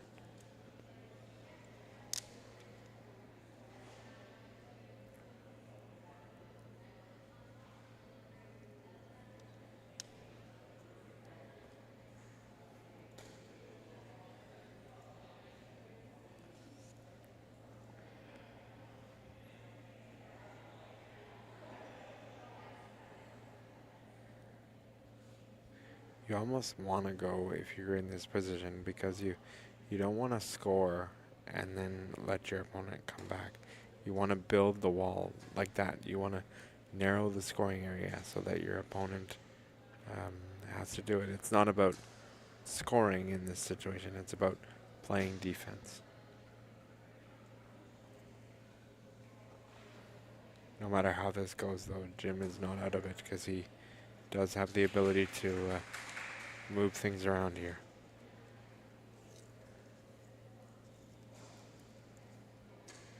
Now Red is scoring. He's going to have to make some separation here. He can. He's got the power. If he can get it in the spot, he can open it up.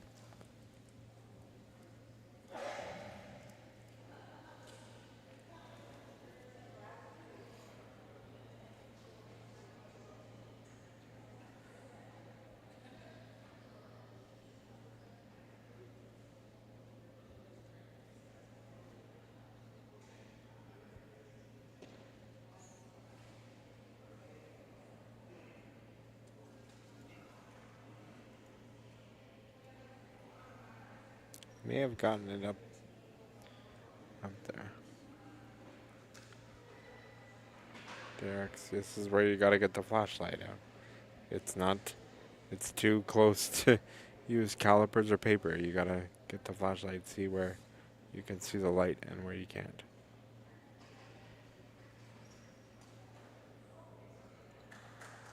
Blue to play still.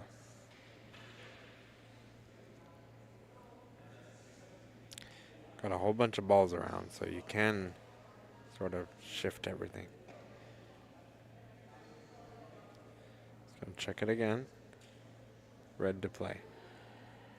So now blue is scoring, which is good if you're blue, but you've got to try to figure out a way to squeeze out a second point out of this.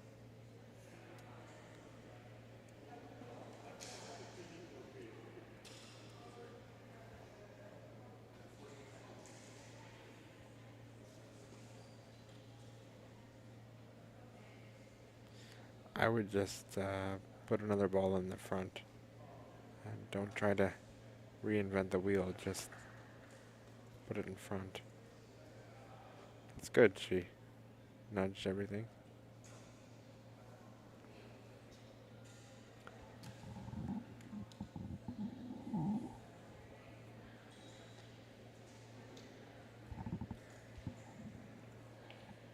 Blue to play. Now you got to go back to trying to navigate a way to get 2 points.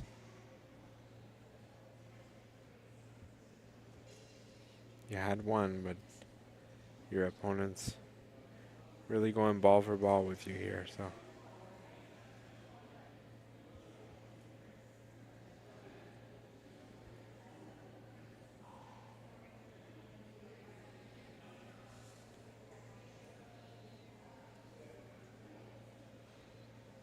Focus on getting the first point. That's the scores table and bench that you see there. Still think it's 1, although everything kind of shifted, so.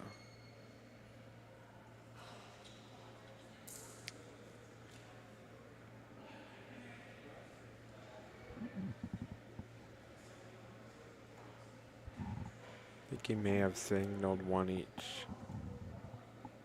which means that the last person to create the tie gets to go again. If nothing changes, then Lisa will get. That is a great shot.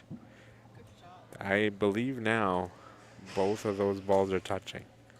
That is a fantastic shot, and that ball is going to be very tough for Lisa to remove off the top there.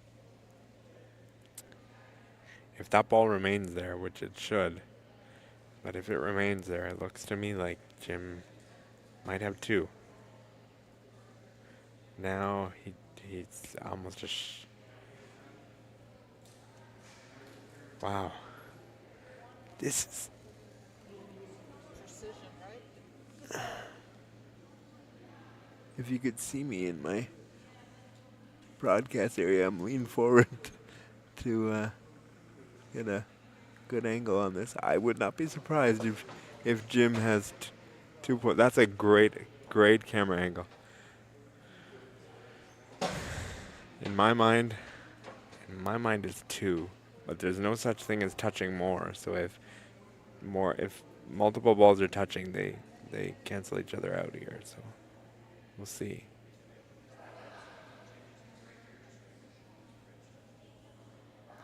Just have to determine if the red is touching.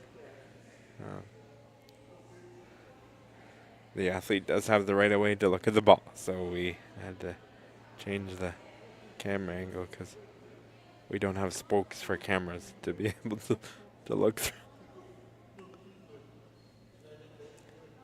I think the referee is only giving 1 because if it was 2, I think Jim would be satisfied and moving on. My bet is that it's probably only 1.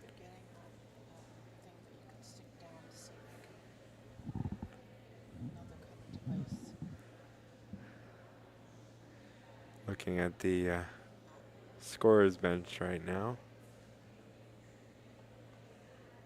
They're getting I'm being told, I can't see because Jim's in the way. They're getting another device to see if it goes down and makes for 2. I do think the head referee will be called here. This is, no, he seems satisfied with that.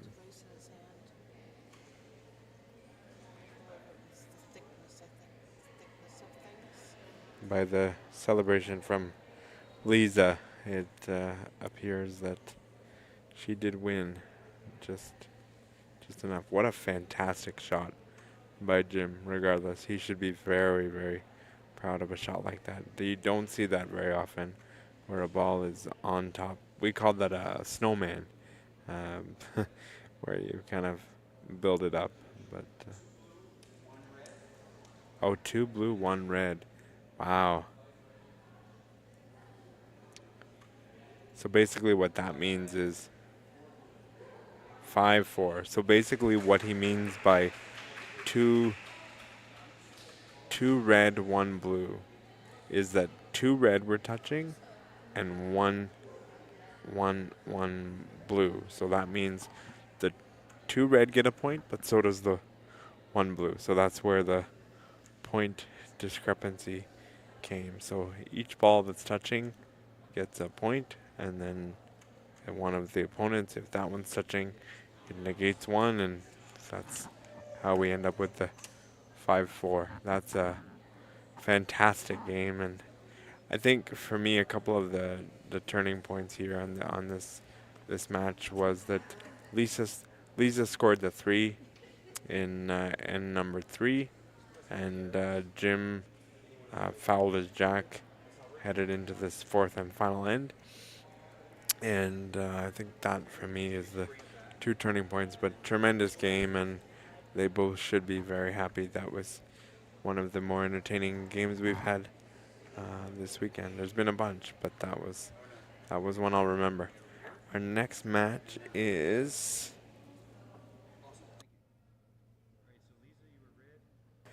3:30, and that is Martha and Jackson gonna be on the court. So that's in about 7 minutes or so, and we'll be back to have another match, and that's match 6 of 7 today. So nice game there, and we look forward to having another one with Martha and Jackson coming up. Until then, we'll talk to you soon.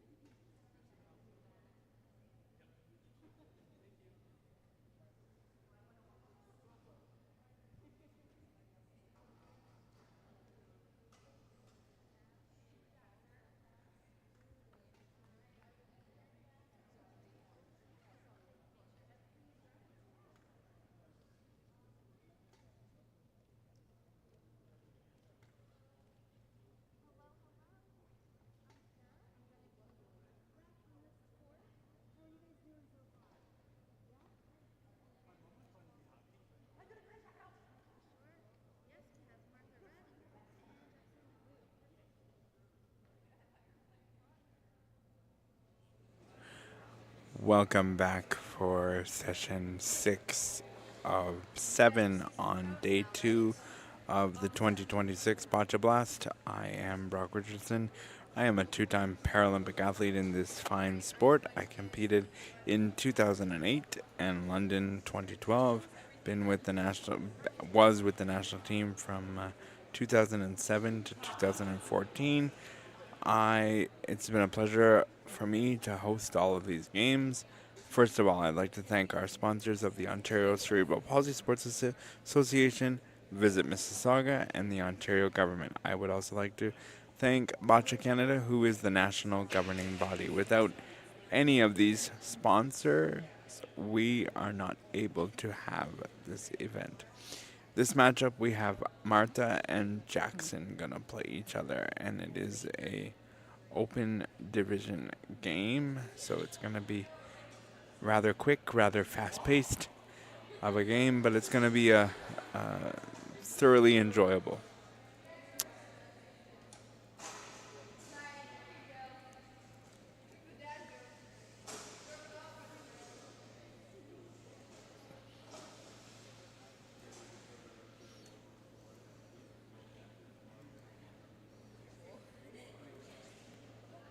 We will soon commence with our warm-up. Once all the courts are set and ready.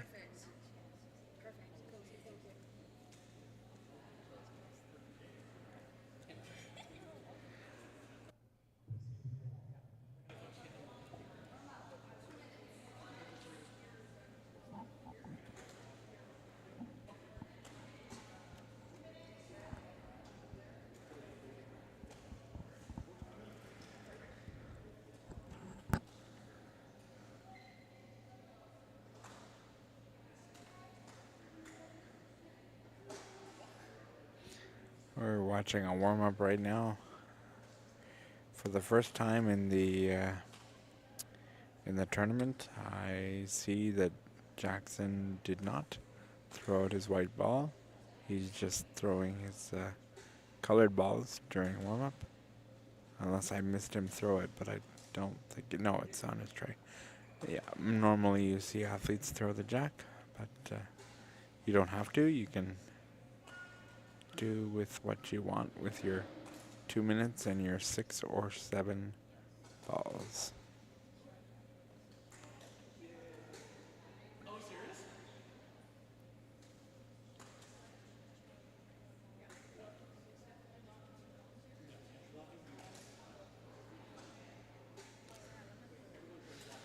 He's going to throw his jack ball as his second to last ball, which means that his strategy was, I thought Martha was going to take over the jack, which would have been rather hilarious.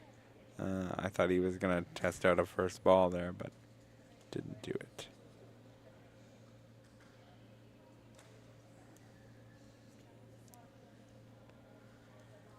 Referee will now collect the balls.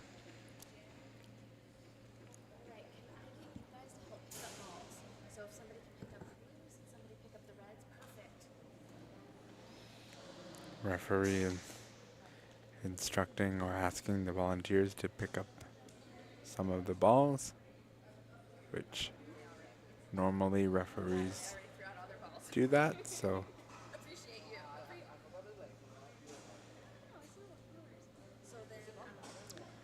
I think most of these volunteers are high school students and collecting their community service hours, and this is good for them to learn about para sports and learn all different types of disabilities. It's normally 40 hours of community service for elementary and high school, so cool. I think Jackson is wearing socks with no shoes, and I love it. He is chill and ready to play boccia. I love it.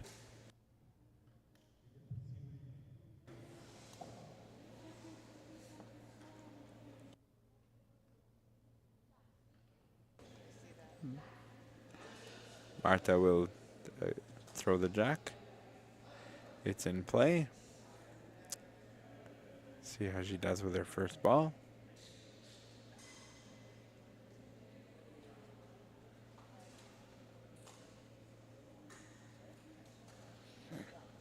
She missed, but it's nearby at the back of the jack. Jack ball is exposed for Jackson. You can follow along with the game with the score bug in the top left-hand corner. The top line will indicate the balls that have been thrown. The middle line is the time, and the bottom line is the sequence of balls that have been thrown in what order. So you can follow along with us. Very nice ball by Jackson.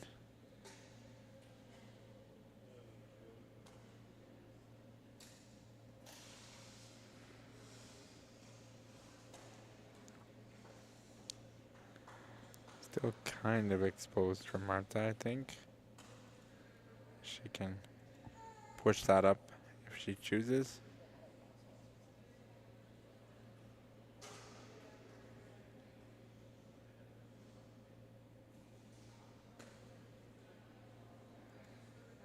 Wrong ball.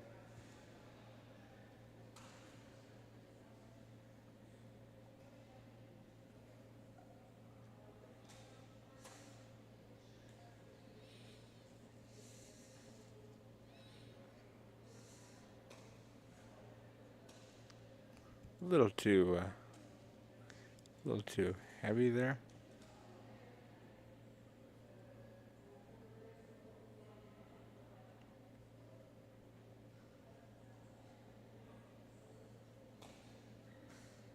There it is. I believe that's scoring now. We'll see. Nope, not quite.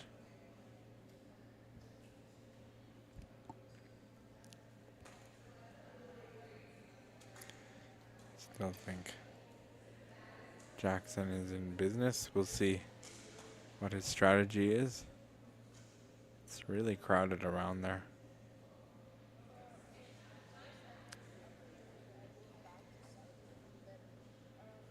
Early in the game, you might see some aggression taken. It looks like he's gonna take a go at it to try to open things up a little bit.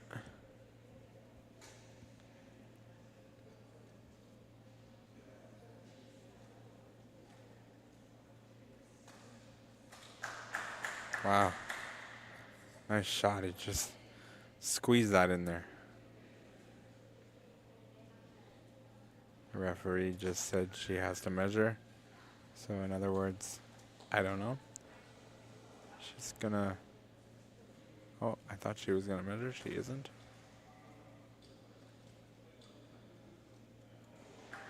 Wow. To have 3 balls like that in just that little window is very impressive. I think blue is now counting how many, I'm not sure. Might have to get some calipers or paper or...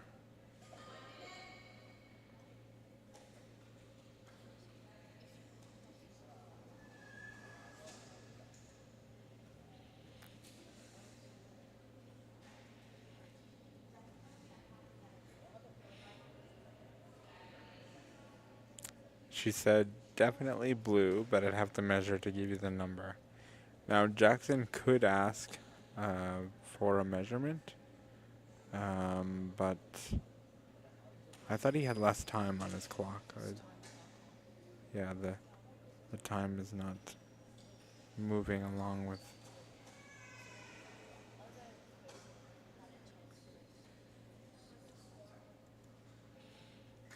Yeah, I think he's gained some significant amount of time. It's going now.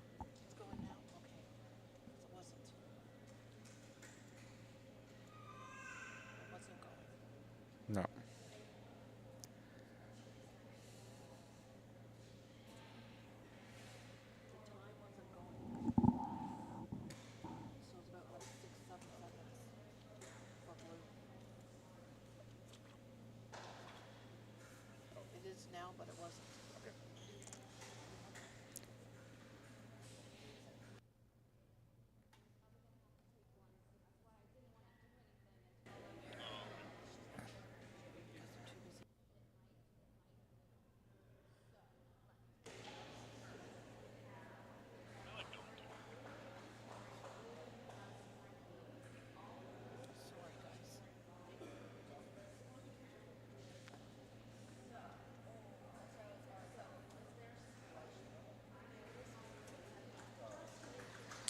The head referee is coming. Tara just wants some extra support, and that's what the head referee is for.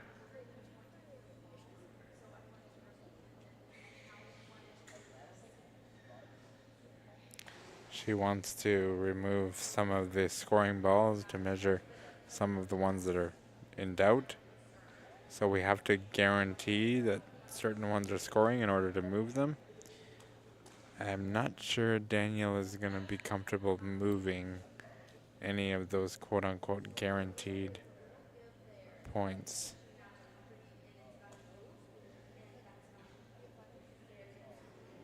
Yeah, this is a matter of they would like to move the ball, but if they do that, then you might disrupt the other circumstance. So I'm watching and listening along with you as I hear.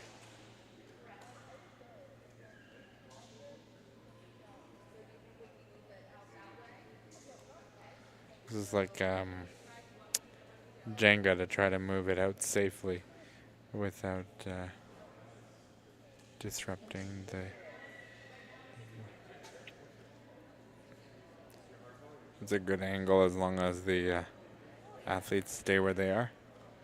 You'll see Daniel is going to move one of those balls, but it's got to be very, very gentle because you do not want to move the ones that you're about to measure. Jackson just said what I did. It's like Jenga. Very good. So now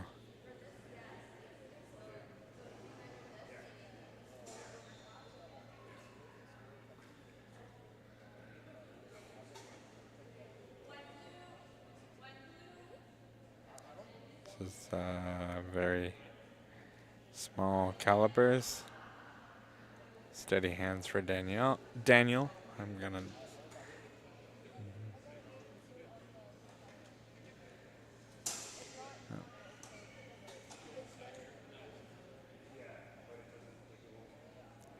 Referee has to get himself in the best angle, so we have to accommodate our camera angles for that.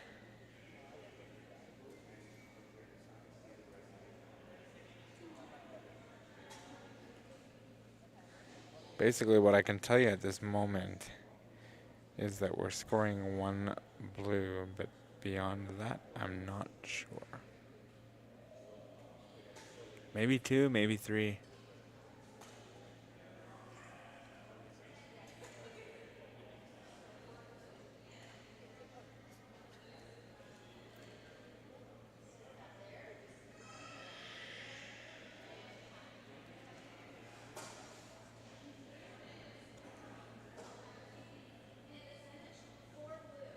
Four blue out of all that. That's impressive. Martha should not be ashamed of that, and that was some very precise shot making from Jackson. Well done to score 4 points. When you're ready to hit the button, and then when I say 1 minute, then start the time. Perfect. No worries, no worries. Yes. Oh, yes. If you guys want to help.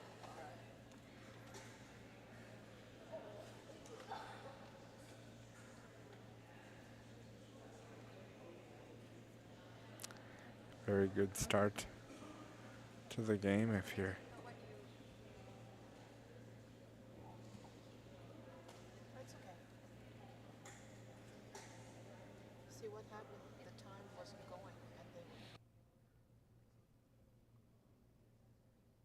But they did put the time. Okay, I'll be more. I'll look for that more. Can't explain things sometimes.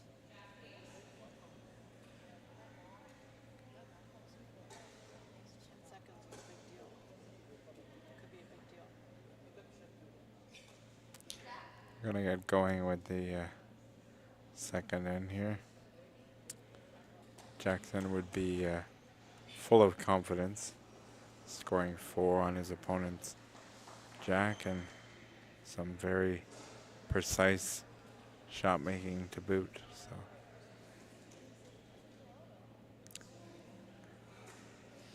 and begins that second end with a miss of his first ball. See if Marta can take advantage of that.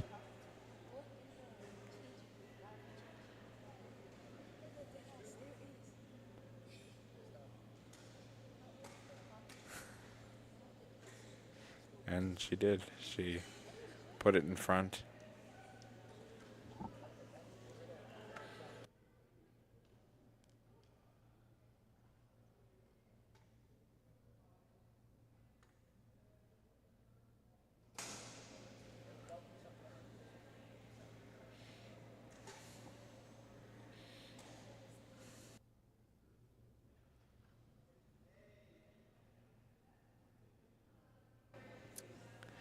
Still some space on the sides of the jack, if that's what Jackson tries to do, and that's what he tried to do. Let's see if he's closer. He is.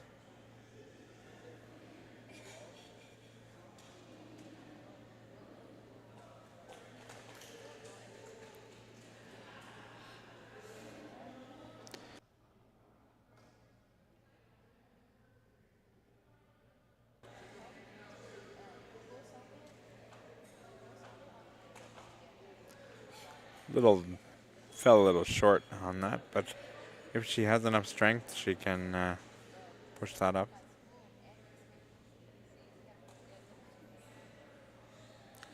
The timekeeper's table is very talkative during this this match. Very nice. Little push. She may be counting. Tara's getting her money's worth with bending down and measuring. So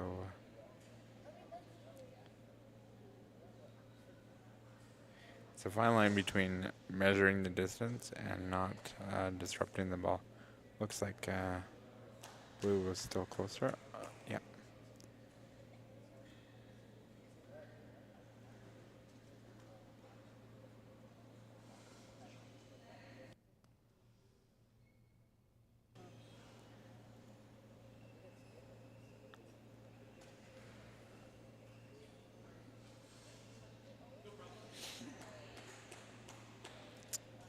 Blue to play. This is not a bad situation if you're Marta. There's some red out front and causing a blockade. It's very humid in this venue at the Burnham Thorpe Community Center, and I think there was some moisture on either Jackson's hand or ball. That's why you saw him wipe it with a towel.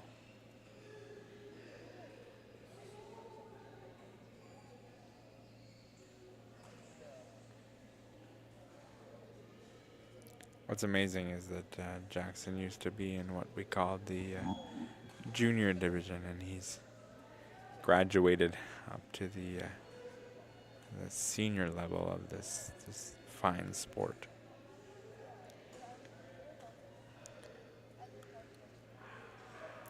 You know, this might not look pretty, but I kind of like the setup for Jackson, because if the ball gets pushed back, he's okay. Like, you're not going to score a bunch of points that way if you're Marta.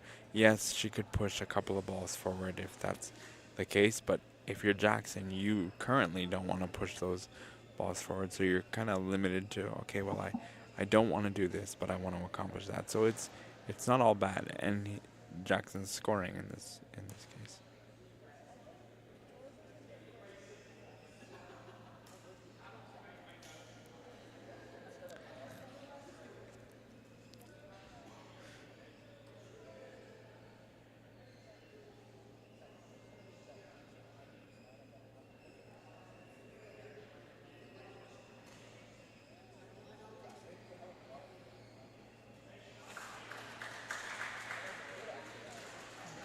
Nice shot, but I do think. Oh no. Blue to play. Well, that's because red's out of balls. So. Not sure who's scoring exactly. But,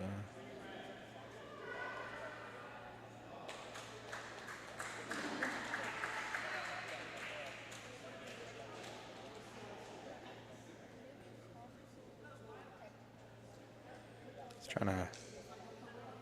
Jackson's trying to find the best angle in the box that works for him.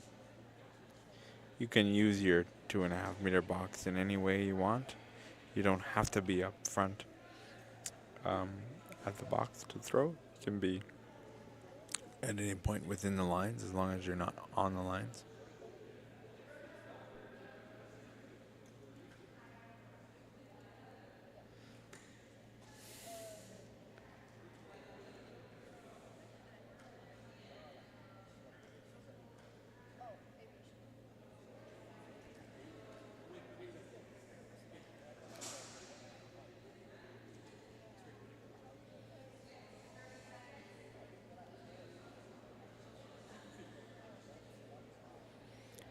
.30 seconds left for one ball, a little less, but it should be okay.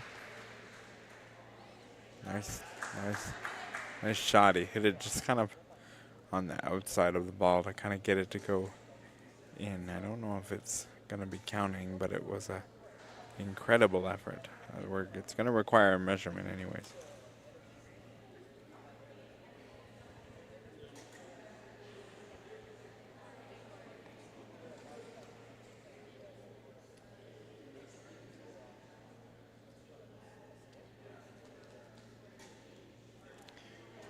I think it's going to be red, yeah.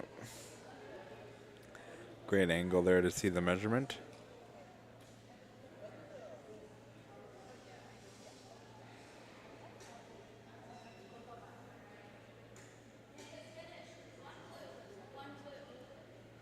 One for blue.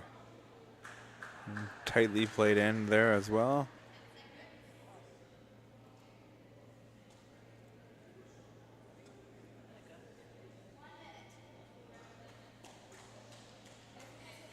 Short. Awesome. Thank you. Jackson will be very happy with this. Again, I don't think the score is indicative of the game here. I think this is another one of those games where Jackson's just making some really great shots, and sometimes your opponent does that. Still 2 ends left for Marta to try to get back in this game.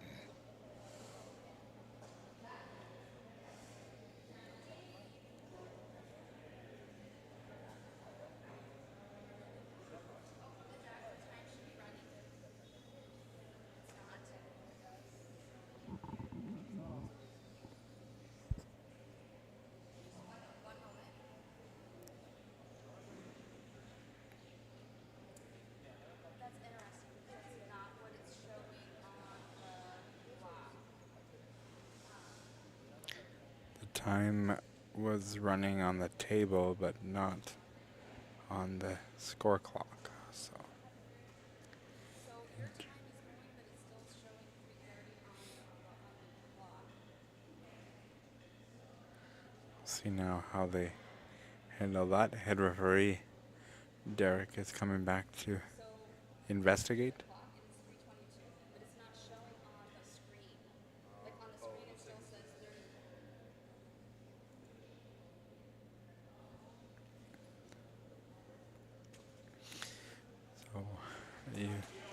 So nice shot by Gio from the wide shot that we got there. But basically what's going on is that the clock shows 3:22 on the scorer's table clock, but it's not translating onto the screen. So in order for the referee to effectively do her job, she needs to see the clock moving on the screen and at the scorer's table.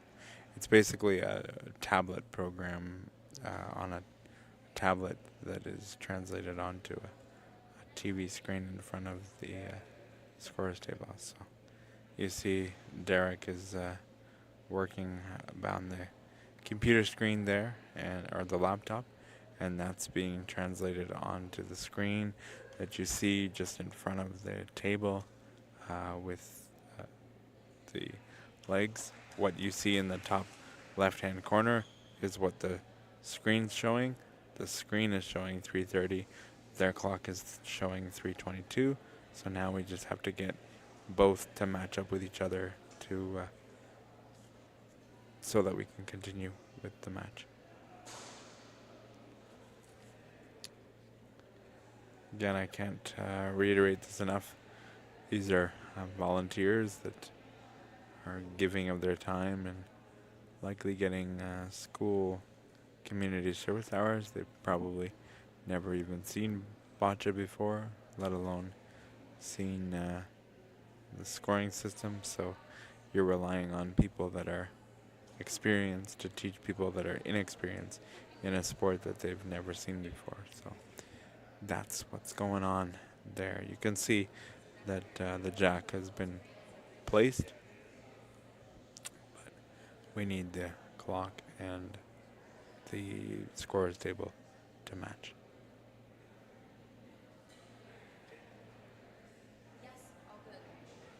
And there we go.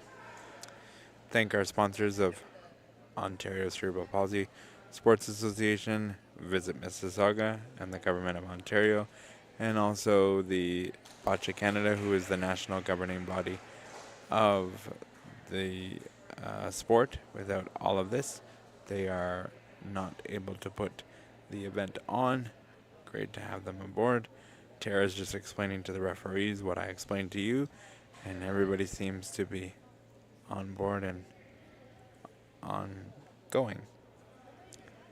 There you can see the ball in the high, wide shot. Alright, place the ball. It's in the front side, but there's lots of space to get in there. It's probably 6-7 balls you could put in there, so, if not more. But at that distance, it's harder to be tremendously accurate, as we've seen all tournament long.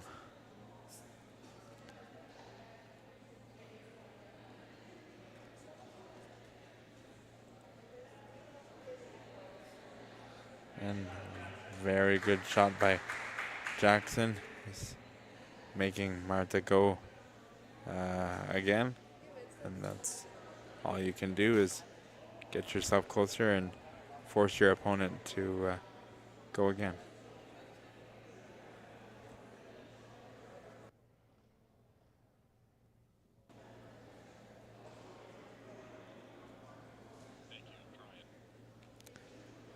You can see that Martha is tapping the ball a little bit. It's like I said earlier, very nice shot by Martha. It's very humid in this venue, and so they're kind of tapping them because sometimes apparently the beads can get stuck when it's moist and humid in the venue. So you see athletes sometimes sort of tap their ball or juggle it to just sort of separate the beads so that they don't roll funky and all that.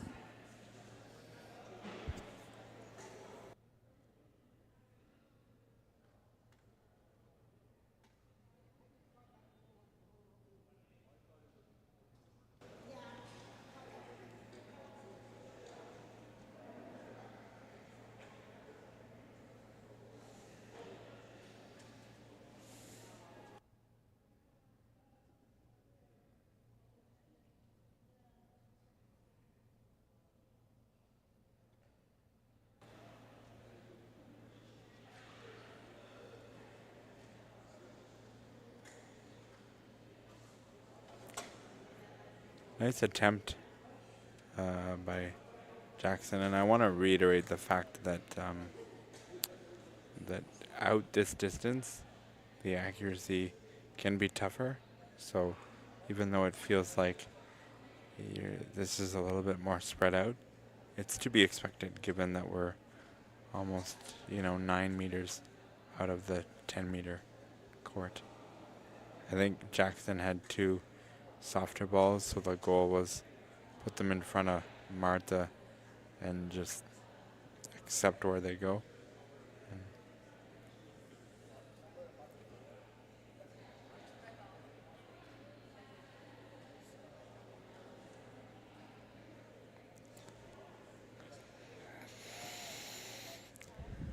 I like the color of Jackson's chair. It looks like dark black or blue, something like that.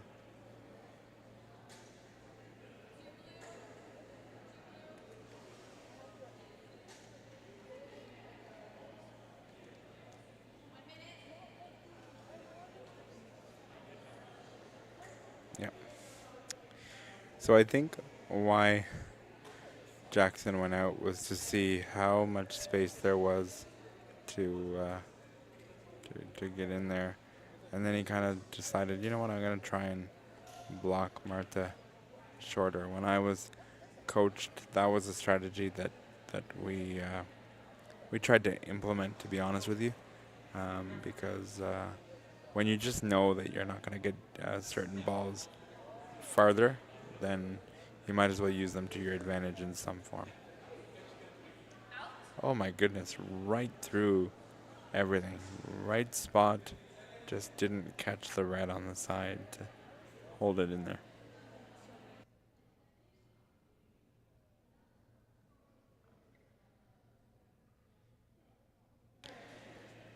Our next and final game for today is at 4:20, and it's Bryce and Everett going to be having the game, and that's a BC3 match, so that'll be our sixth and final match of day 2, and then we'll be back tomorrow to finish the final 3 matches of the weekend.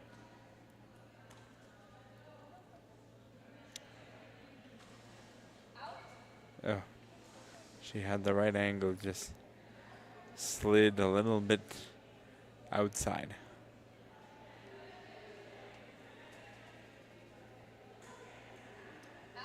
Oh, very nice try. She went right through the wickets twice. I love that. Props for the two athletes. That's great. Great sportsmanship. One red. That makes the score 5-1 going into the final end. Martha had an opportunity to get more, I think. She just didn't quite have the angle and the weight. But it was there for her. And I think Jackson really placed those balls at the front in a nice way because it did come into play once. So good on him for recognizing which balls are going to do what.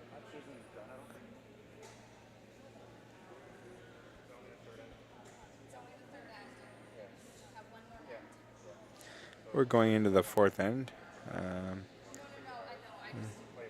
Jackson will throw the 4th end. Timekeepers thought it was 3 ends, but it's 4.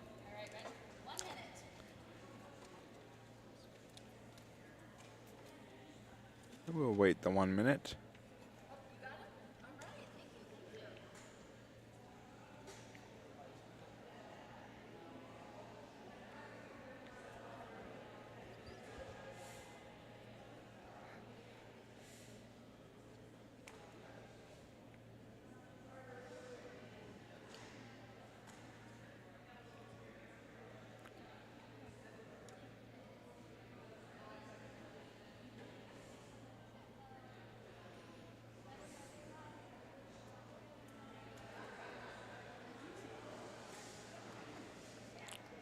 The referee is acknowledging the great respect between the two athletes.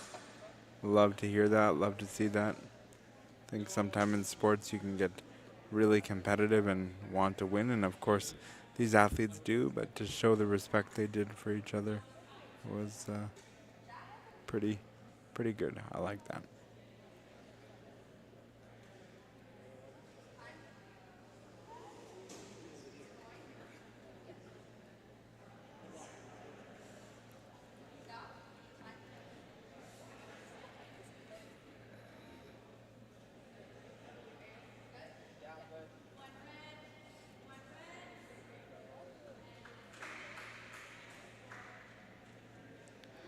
Having some challenges with the time being put in and out.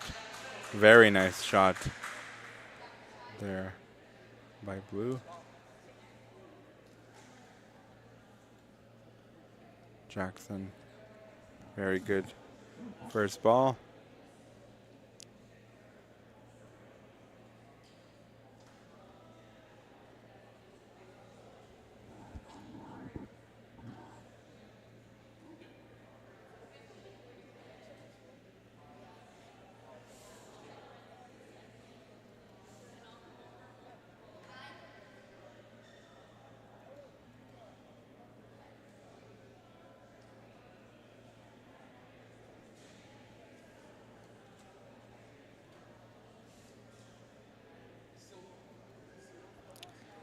She needs to make some movement on this. She needs in need of 4 points, and Jackson really put her in a position with that really good first ball.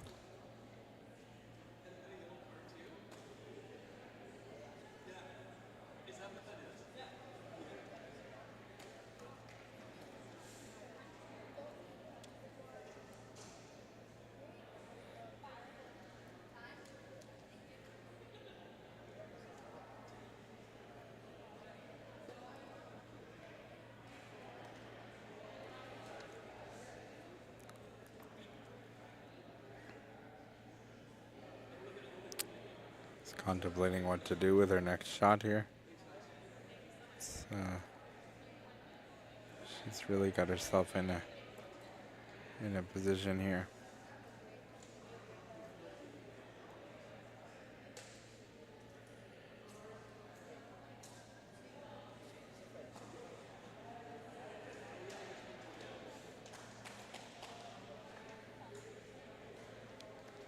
I think she was contemplating how aggressive she wanted to be versus playing defense. I mean, she knows now she's not going to win, but she didn't want Jackson to be able to get a bunch of points. I do think there's opening for him to score a few here.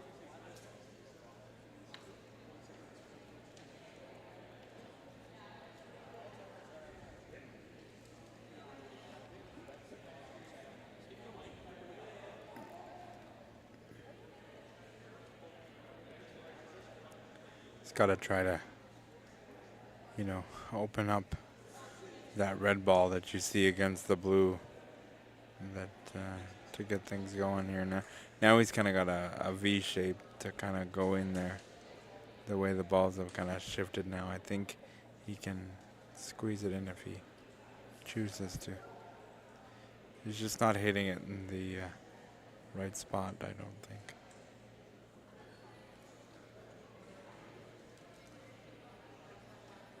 Tara's saying it looks like one. Looks like that for me too. He moved it away. And did we get a second one? We'll find out.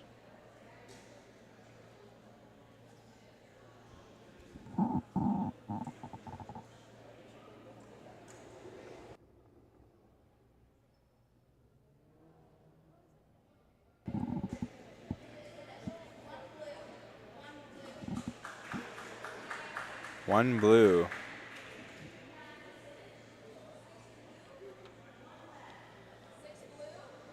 6-1 was the final score. I do think Jackson played a solid game. I love the hug that I just saw there. Fantastic. great game to watch and great game to commentate. We'll be back with our final matchup for the day. It's a BC3 matchup, and it will be at 4:25. Yeah, arrow one more time. 4:20 will be our final matchup for the day. Until then, I'm going to take a bit of a break, and we'll talk to you soon.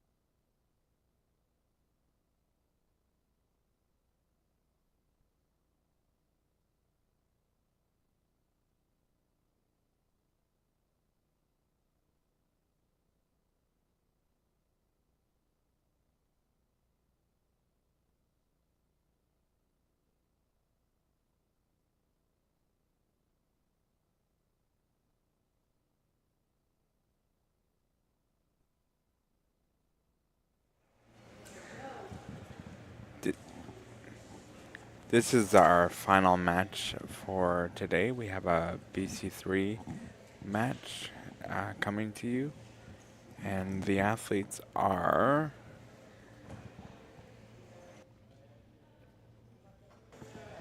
Bryce and Everett in this matchup. It is BC3, so if we're looking left to right, it is Everett on your left and Bryce on your right.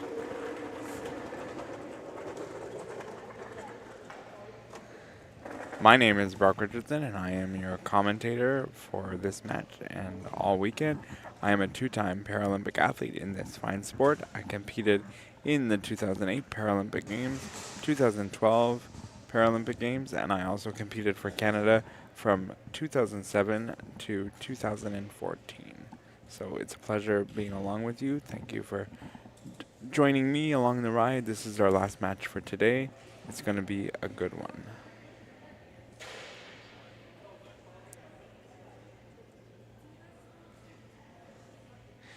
I'd like to thank our sponsors for this event. First of all, OCPSA, Ontario Cerebral Palsy Sports Association, which is the provincial governing body.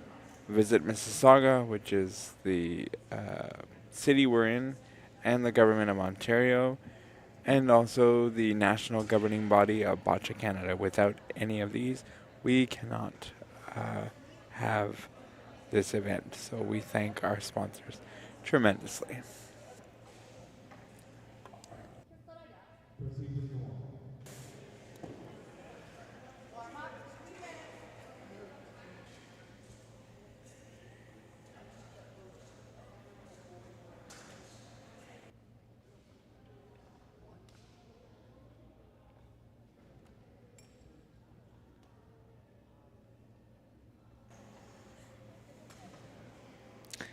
Everett is going to be playing red. No, I got it backwards. Bryce is going to be playing red, and Everett is going to be playing blue. We're just watching a warm-up now for this game. All athletes on all courts have the ability to warm up. You can throw all or as many of your balls as you can in the 2-minute time frame that you have. Sometimes the BC3s, because they have so much going on, they don't get all of their balls out, but it's not a big deal because it is just warm up.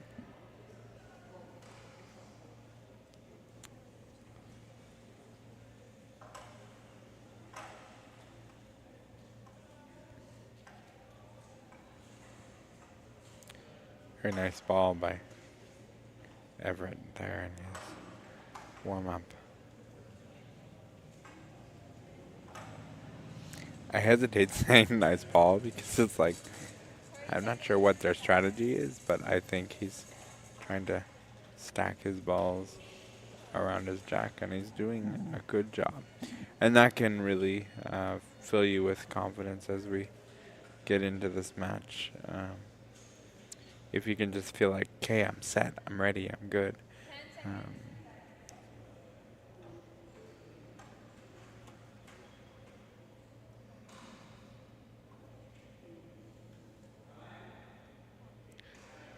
That was the end of the warm-up, so sports assistants will collect the balls for their athletes.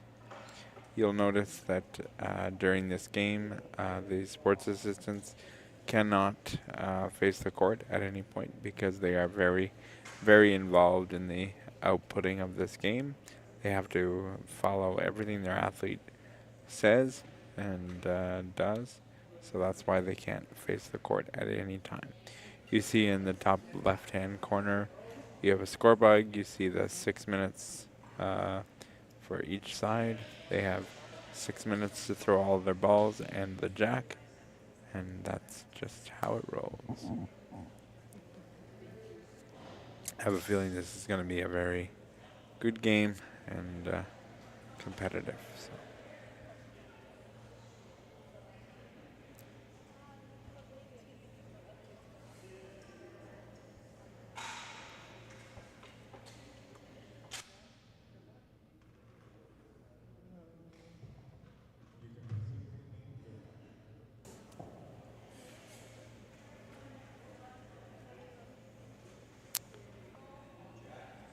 Bryce is gonna play the jack here for us on the featured game. The referee has asked and called for the jack.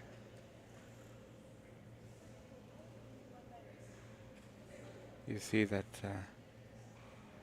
Bryce called for the sweep, and that's because you have to do a full sweep left, full sweep right before you release the jack.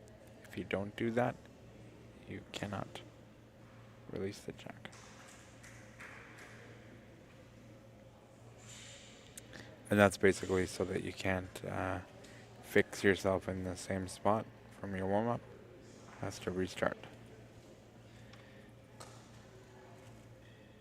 You don't have to do that for your first ball anymore. You used to have to sweep every shot, but you don't have to do that anymore now. I think what basically happened was the BC3 said, hey, wait a minute, the throwers don't have to reset anything, so why do we? And so they've changed that rule. Very close on the left-hand side of the screen, but the jack is still exposed in the middle, and so should see a good ball coming here. See that Everett's sports assistant is out of the way. That's because he's not throwing, so so he doesn't have to be in the box. Just as one less thing for the opponent to have to think about and do during the time they're shooting. It's a little bit of sportsmanship, really, is what it is.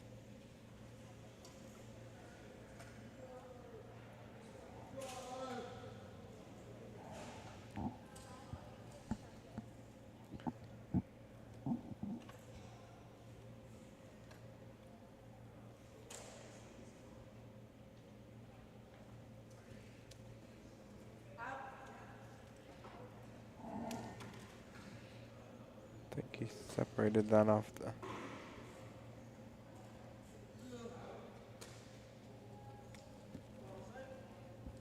Yes, he did.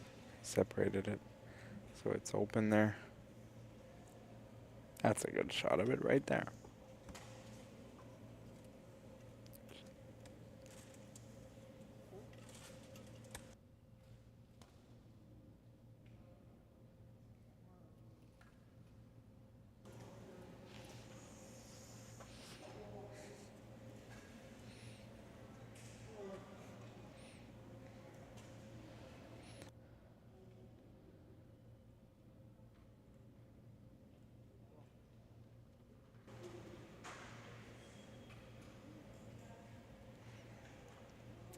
That was very successful if you're blue, because you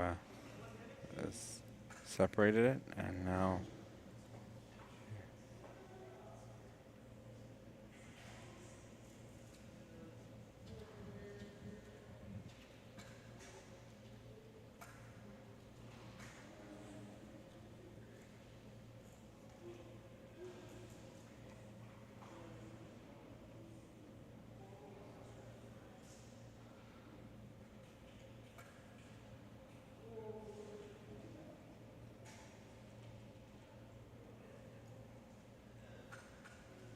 it's a very intricate game, the BC3.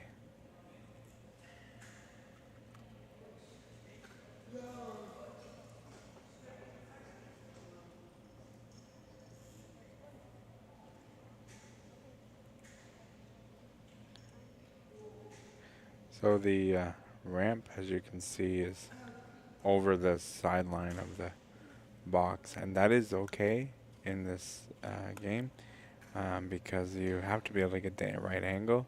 What you can't have happen is you can't have the front of the ramp go over the front line, you can just put it over the sideline only. Used to be that you couldn't do that, but they changed it a number of years ago because they figured out that, hey, you can't get the right angles if you don't go over the line, so it prevents BC3 players from being able to get the right angles.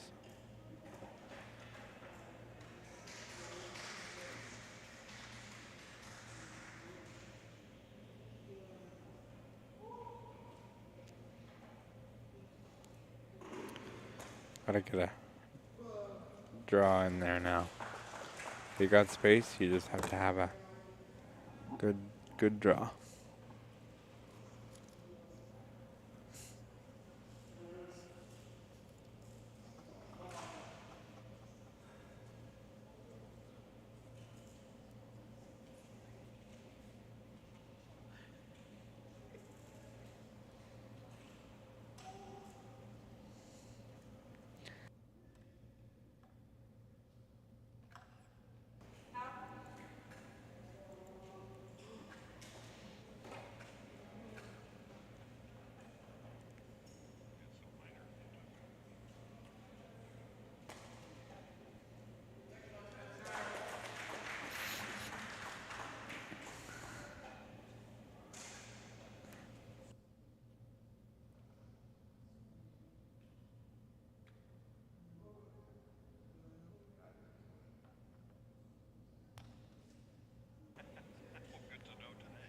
Mm.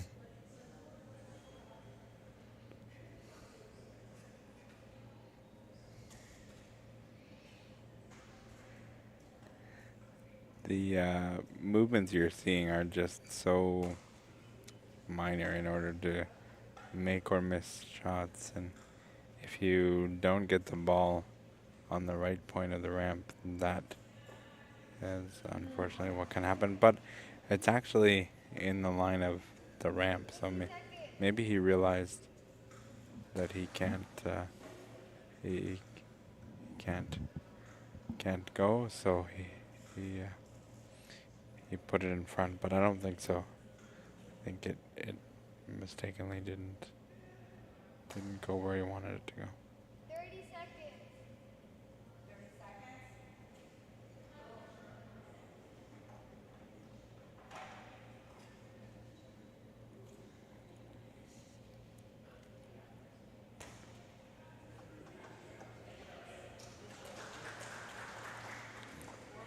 10 seconds.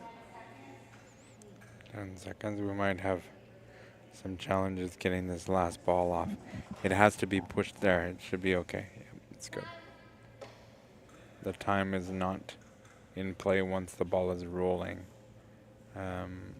If we're down that close to 0.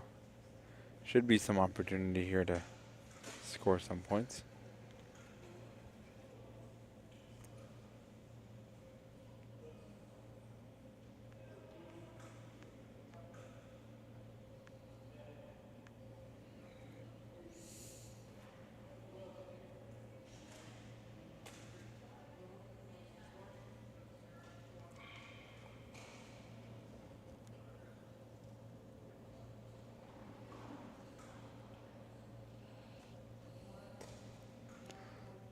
Bryce should be able to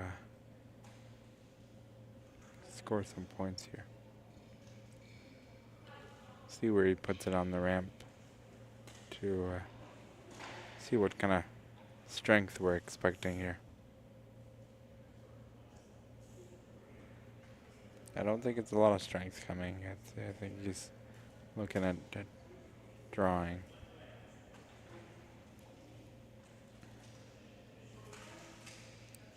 He did draw, but he's not inside for an extra point here.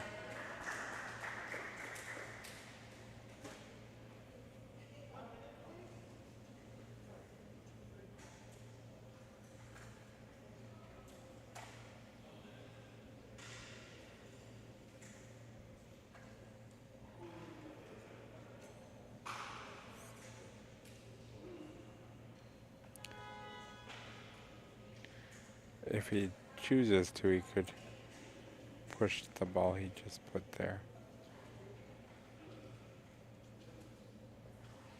But it'd be a very precise shot because he did pushed it. I was just gonna say it would have been a very precise shot because the blue is there to contend with, but he was able to shift it a little bit. Now he's got the two red there that he could push that are gonna be going basically straight into the jack there. So this is one of those situations where you're building an end, and by the end of it, if it works out, we should understand Bryce is building the end here. It's not about the fancy shot he missed there, which is too bad because now that blue is preventing him from one of the pushes. But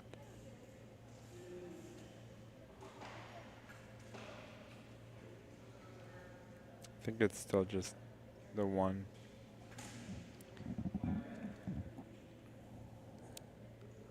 Lots of time to throw two balls.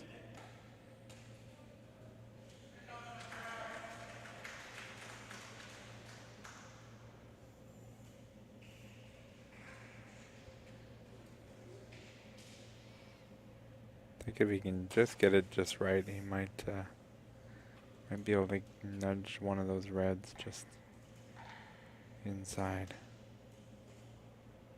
Maybe. I think it's still just one.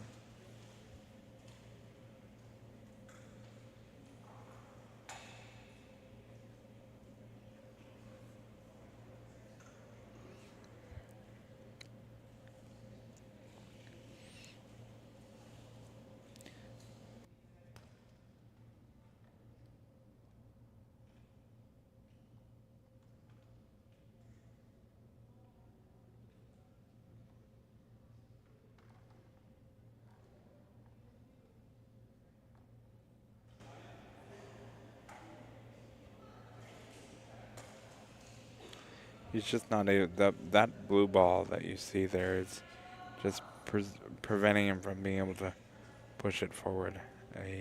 He couldn't seem to get to that red ball that was just on the farther right. I think the blue was actually covering the two balls in order to make it work.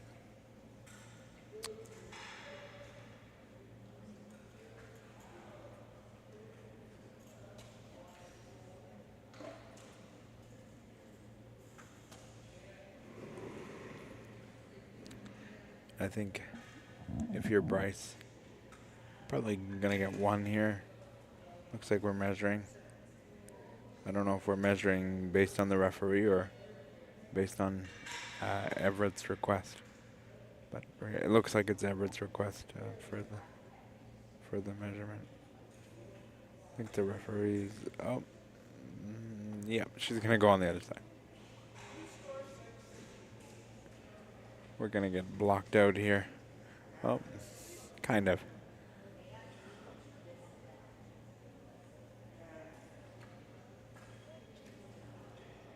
So that one's scoring, the one that she just pulled out.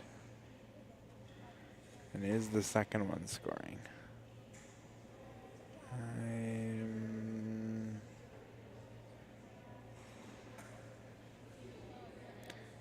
Just got to make sure the calipers are just touching the red ball or the blue ball and then the red ball. But it looks like it's just the one for red.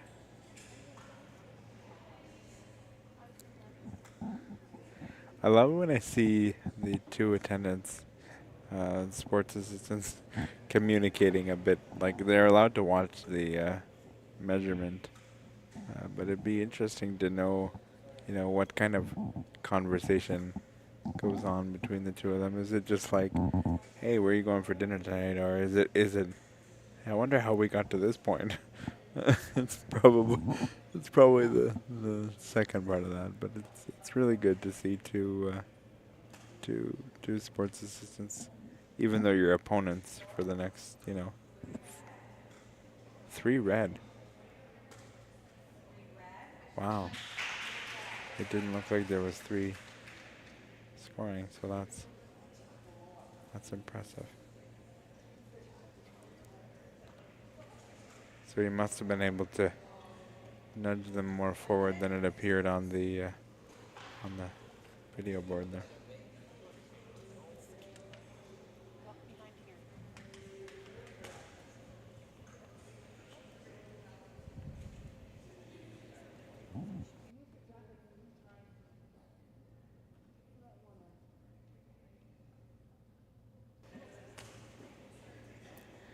On this one, it's a 15-second warning.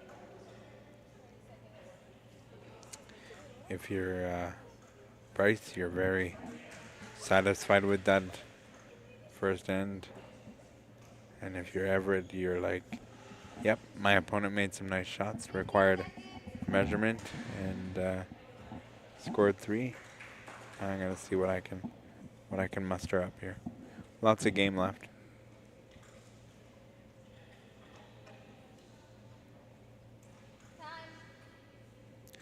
The way she was measuring, I did not think there was 2 more being scored. Additional.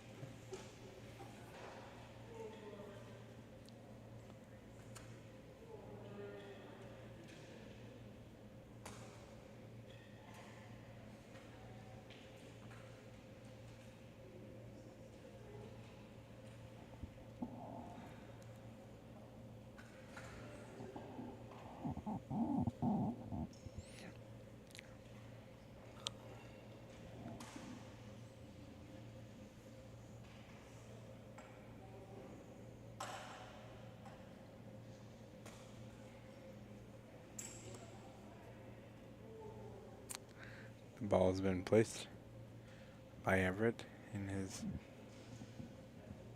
spot, and we'll see how the first ball goes. I was just presented the score of the Jays game, and it's 4-0 for the Texas Rangers. Very, very sad what's going on with the Toronto Blue Jays right now. It's crazy. Very nice ball.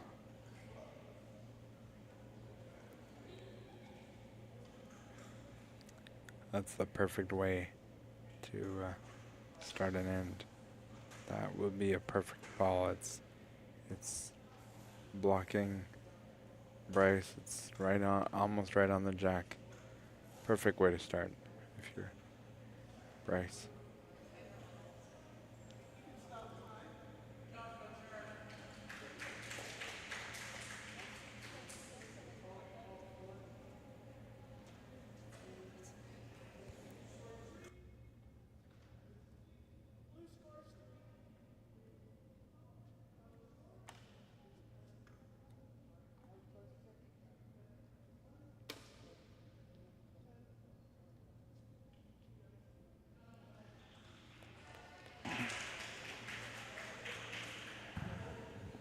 Good first ball by Everett. We'll see how Bryce is able to manage this, but especially after going down by 3, you need to set the tone with your first ball.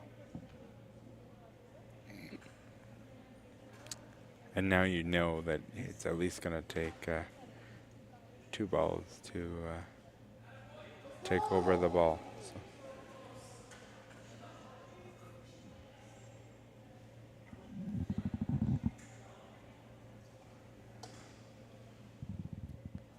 Very nice. And now he can push that ball right up on there, and then Bryce is back in business.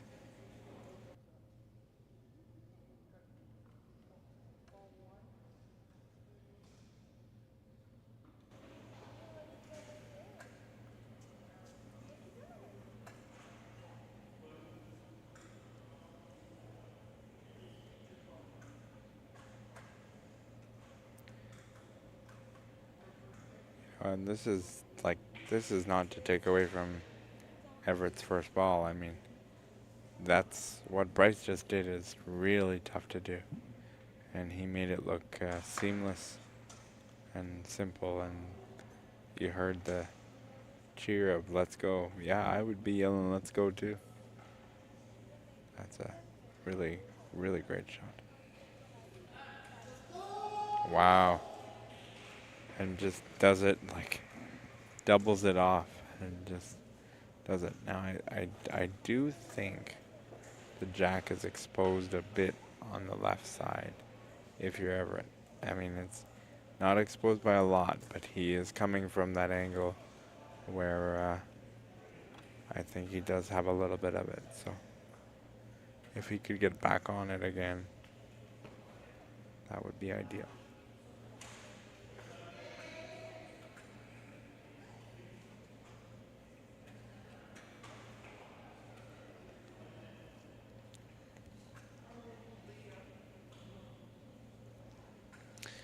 No, I don't know. From my sight, it looks like that might be touching on that far left side.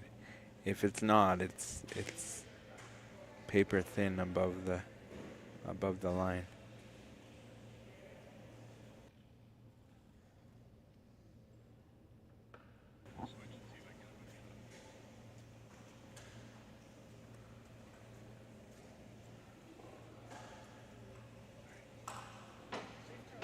Referee doesn't feel it's touching, so must be up above the ground. Just, yeah, it's ever so slightly above the ground, but from that further angle, I really thought, oh, I think it's touching, but no, it's not. And that was a good ball. He's now going to be able to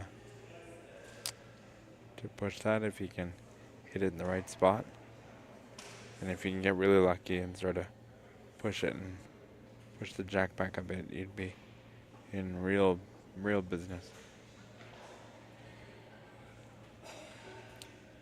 Even though we had some good shots from Bryce, Everett's in business to set himself up to be put on the jack again. Gonna take some precise lineup and shoot for this. And I want you to think about it too, like, to be this precise, you have to, yeah, touches it up, very nice, very good shot. I just want to say, like, to be this precise in the BC3s is incredible, because you as the athlete may have this idea in your head, but you have to translate that to your sports assistant who has no idea what's going on the field of play. So, like, there's multiple levels of communication going on that, like, it's hard. Like, it's tough. So this accuracy is unbelievable. Obviously, Red is still closer, but he's...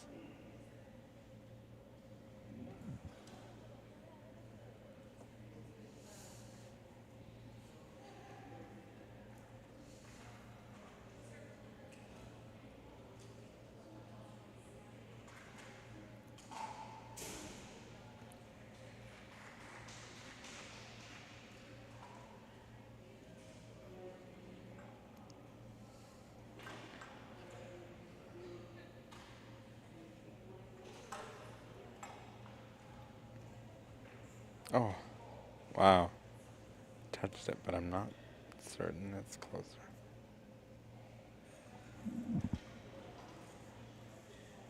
No. He's getting it on there. Like, it's getting there. It's tough because you gotta hit it right in the right spot. I thought he had it on the ball before this one, but no.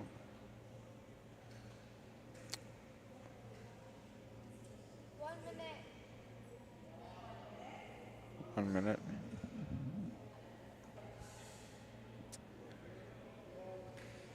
Takes about 30 seconds per ball for BC3s to release it. So if he releases this one in the next 10 seconds, which he did, very nice. He's sort of inched it closer and closer and closer, and then finally got it to where he wanted it. Let's see what Bryce does, because if he can kind of get himself in an angle where he can get one of those reds just sort of into it, maybe that'll work for him.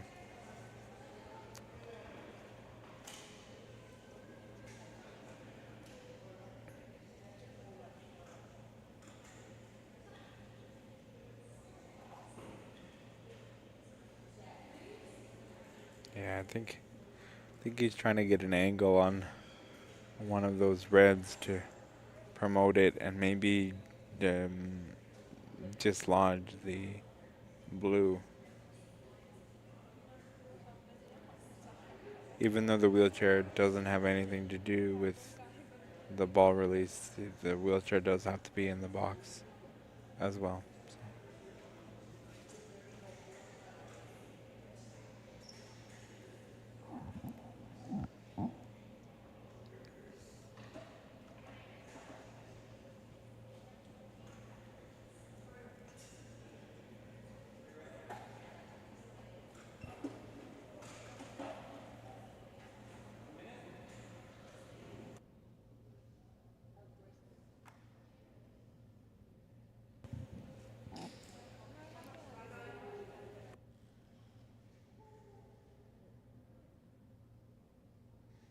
Yeah, I was just trying to find it. Thank you.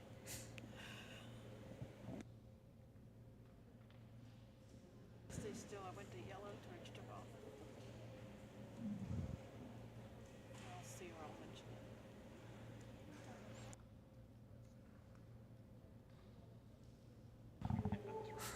Yeah, that's right.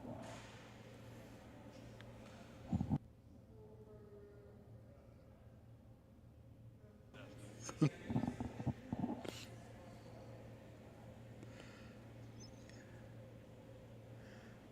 Blue's still lying the one here.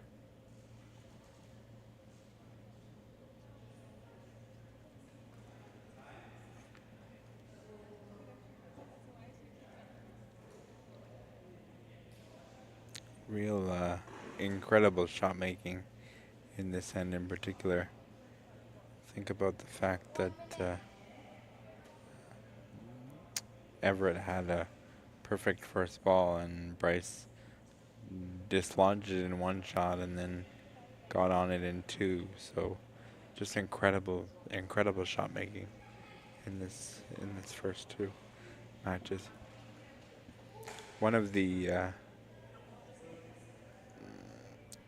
for lack of a better term, one of the criticisms that the BC3s face is that it's a slower game, and it is. But I think if you look at it in the right way, you realize how intricate the game is, and I personally love commentating BC3 games. Like it's fascinating to watch, and it's really good.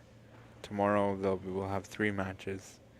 I don't know what they all are at this exact moment, but the third and final game will be the BC3 gold medal game, and let me just tell you, who's ever in that final, it will be a game of the weekend. I'm gonna go out on a limb and say that. I think.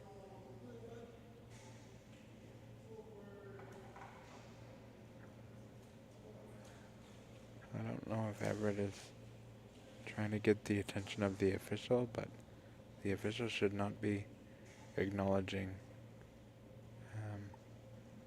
the athlete during another athlete's turn. I'm not sure.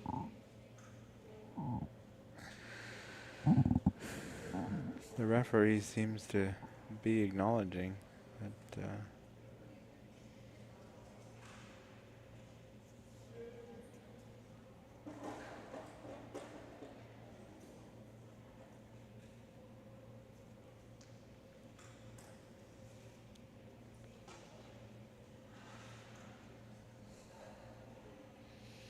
I don't know what that was about.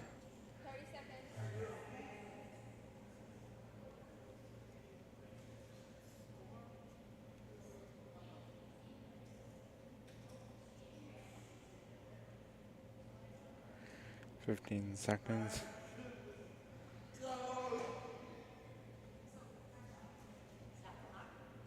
He's decided he's not gonna throw. He's gonna take his one and move on. Some real great shot making in that end. I really enjoyed that. We get one for Everett, and Bryce still leads the game 3-1. The attendants now are allowed to turn and look at the scenario now that the end is complete. It's usually after the athletes have agreed, which they haven't done yet, but referee doesn't seem to be too bothered that they are turned around. Again, they're communicating. I love this. They're two Ontario athletes, so obviously they know each other well enough.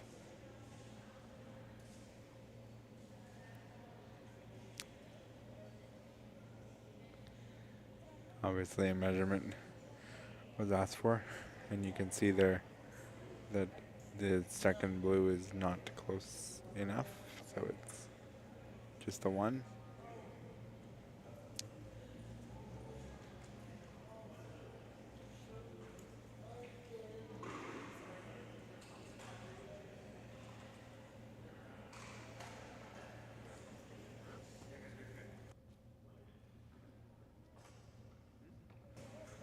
Oh, I was just told I didn't catch it. Everett says hi to his dad up there, so you got spectators up there, and hey, when you're on the video court, why not acknowledge your dad?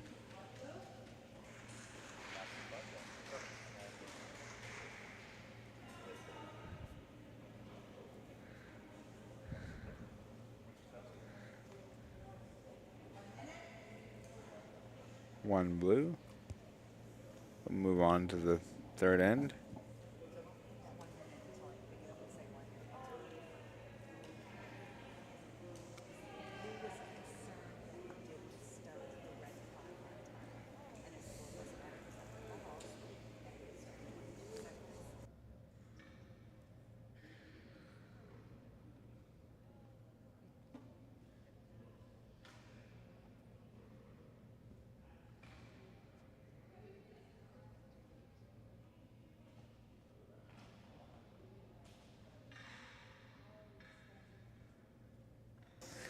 I just heard from communication from the scorers table that the reason Everett was communicating with the official was because he was concerned that the clock didn't start as it should have for Bryce.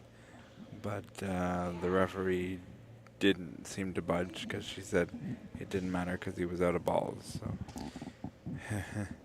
and so yeah. I think you have to be careful when you're an athlete because he could have got penalized for speaking out of turn. That is a big thing. Anyway, the jack has been requested from the official. You will soon see it appear on your screen. We appreciate everybody that's listened and watched today.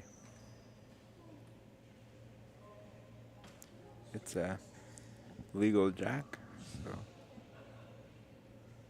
good. First ball, especially in BC3, because everybody it's so tight in this game, particularly in this match. Critical to get your first ball right on the jack, just like that. Really, you can pretty well guarantee that it's going to take 2 shots at a minimum to remove that, which means you're going to have a ball advantage before your opponent can even consider taking over the jack. First one would be needed for the separation, and then if you're able to effectively do that, then you can draw for the second point. So at a minimum, you need 2 shots here to overtake the jack.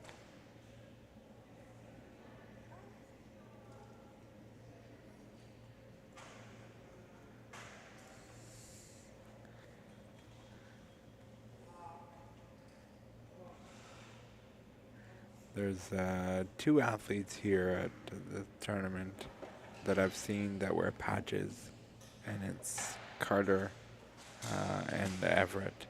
And the reason for the patches is just because the eye that's covered is the weaker of the two, and so they cover the weaker of the two so that you can get more focus from the good eye to work with you. So that's why that is. Separated it. So now we'll see if he can get on it with the second ball, and then you've done the best that you could do with the good first ball.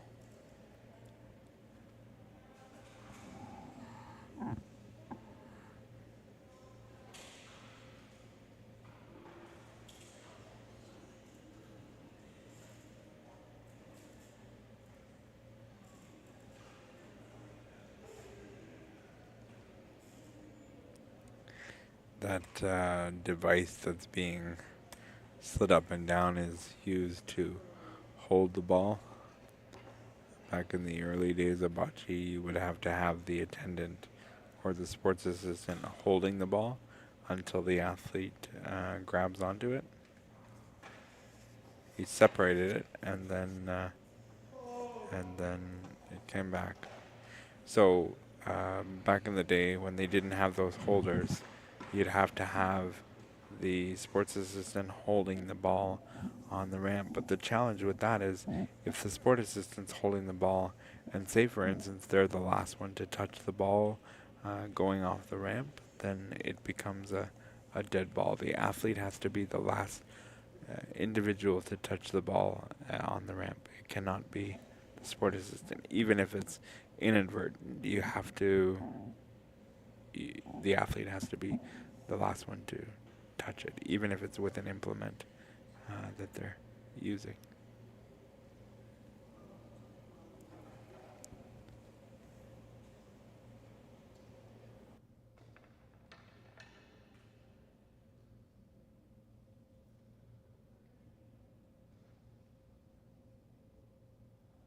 That was 5-2.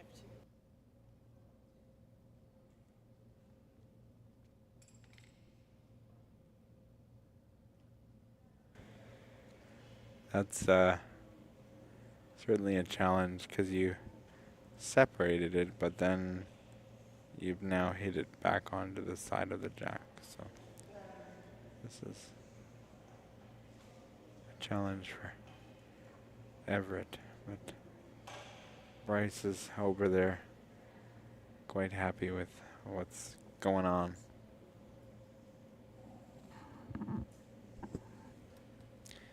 We are in our last match of the day, and this is it. We have one more end after this concludes, and then we'll be back tomorrow at 10:30 a.m. with a BC1 matchup. I believe it's Lance Kreiderman versus Kyle Scott. So another BC1 matchup tomorrow, and then we'll have another game, which I believe is a BC2 game, and then the third and final game tomorrow will be the gold medal game in the BC3 category. And I promise you, you do not want to miss that game because it's going to be a good one, who's ever in that final.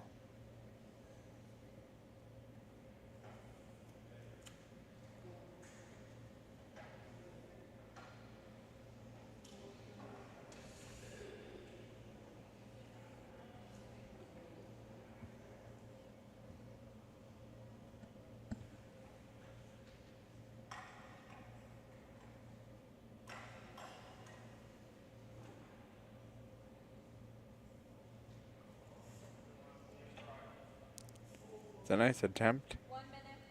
You could try to push that up, but I do believe that the red is touching, so pushing it up might not accomplish what you need. Yeah, it looks to me like it's touching, so you may have to use a bit more hard contact, but it's getting a little with where the blue ball ended up, it's going to be a challenge. 30 seconds.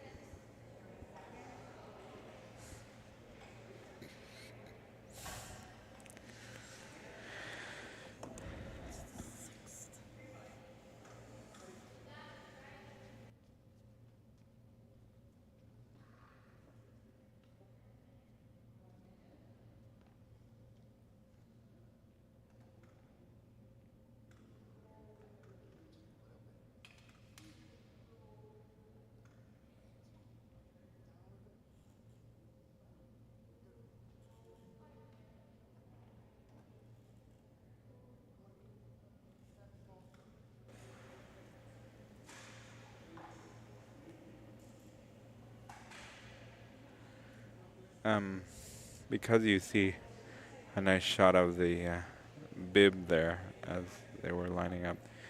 The 3 is signified of BC3, and the 02 is the ranking that you come into this event with. So every category will have bibs, and it signifies the ranking you have for this event and the category you are. That was a nice shot. I think we're in for 2 now.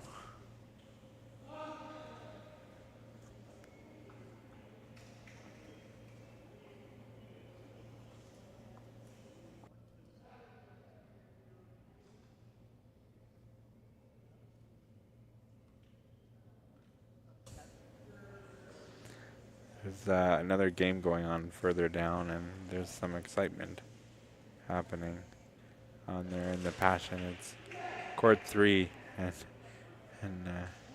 some excitement happening down there. I think we're laying 2 red here.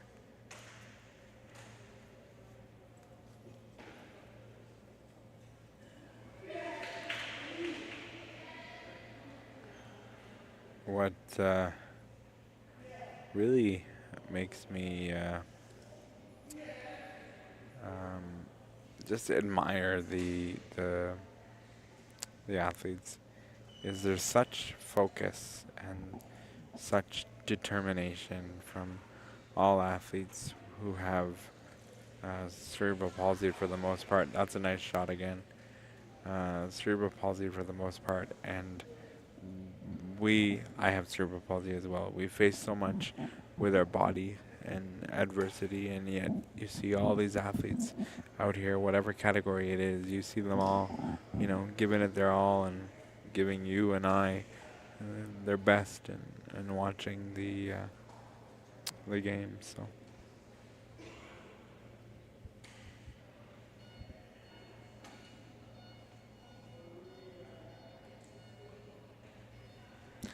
They do say that Boccia has the most varying levels of disability in it, and to see athletes at all levels, all categories, be successful in their craft is impressive.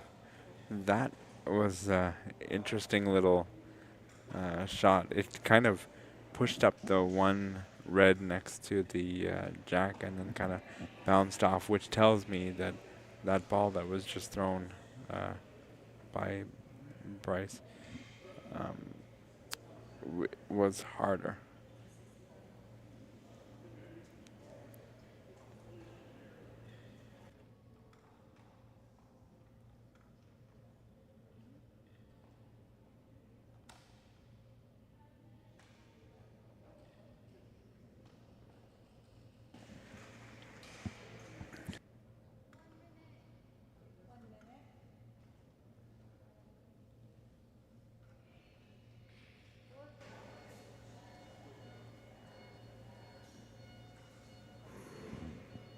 Oh, you moved it. Oh, it's gone. I was just looking at the piece that was under Bryce's chin and wondering what that was for. And while I was wondering that, he made a tremendous shot. I'm not sure He's got.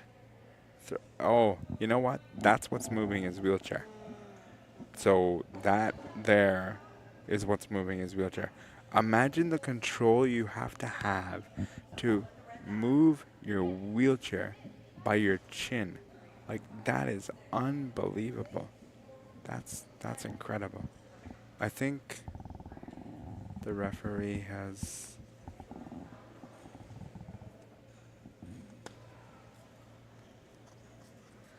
Wow, I can't even drive my wheelchair with my hand, let alone my chin. Good gracious. Some of my family members would ask me, which chin are we talking about? We won't go there, but.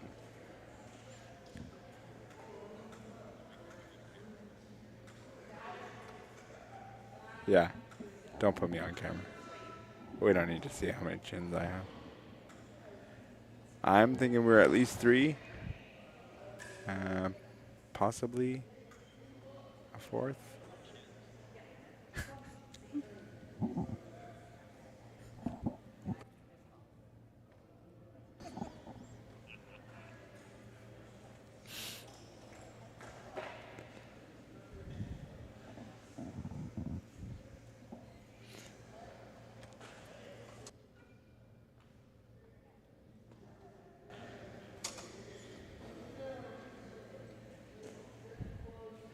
We know we have 1 here.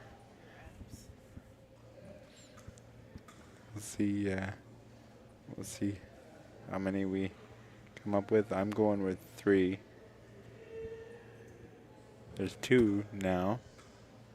You know that because the 2 balls that are put on the paddle are already scoring. That one there looks like to me. And yes. And I'm gonna say no on the last.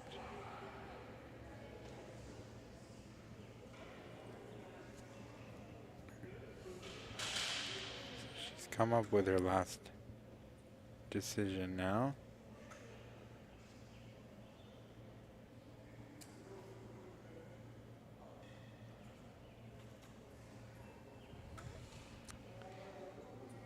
What I find fascinating is the referees this tournament have been putting the scoring balls back into the pile where they were. And that never used to happen. When we would say that, balls were scoring, we wouldn't put them back in. 4 red. That makes the score 7-1 for Bryce. He's cruising along now.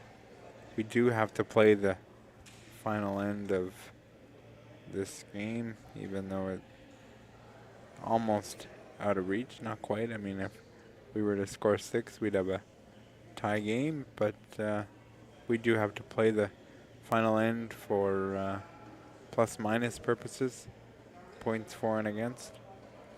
I want to take this opportunity to thank our sponsors one last time for today. Ontario Cerebral Palsy Sports Association, which is the provincial governing body.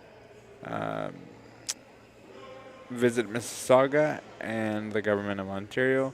Also, Boccia Canada is the national governing body of this wonderful sport.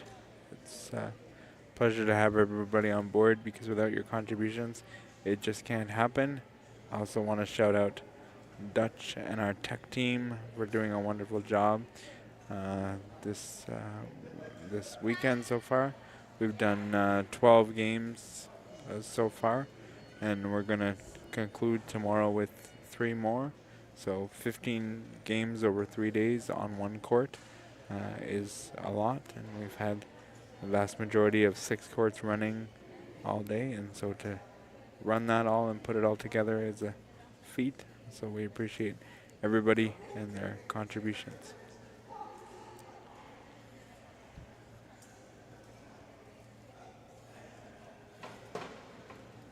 Everett is lining up to put the ball short.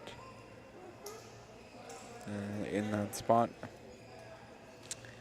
I've mentioned this a few times over the course of the weekend, but if you're just joining us or new, you'll often see that athletes put their white ball in the same spot over and over again, just simply because that's what they're comfortable with. They train there, you want to feel comfortable. Some would say, you're down 7-1, you might need some space and moving the ball back, but if we're confident in the placement of our jack, then we don't change it. And the reason why we don't change it is because we can put balls like that. I mean, it's not on the jack, but it is in the line of his opponent, and that's all you can ask for. Do think he'll be able to get around it, but it is something he'll have to pay attention to.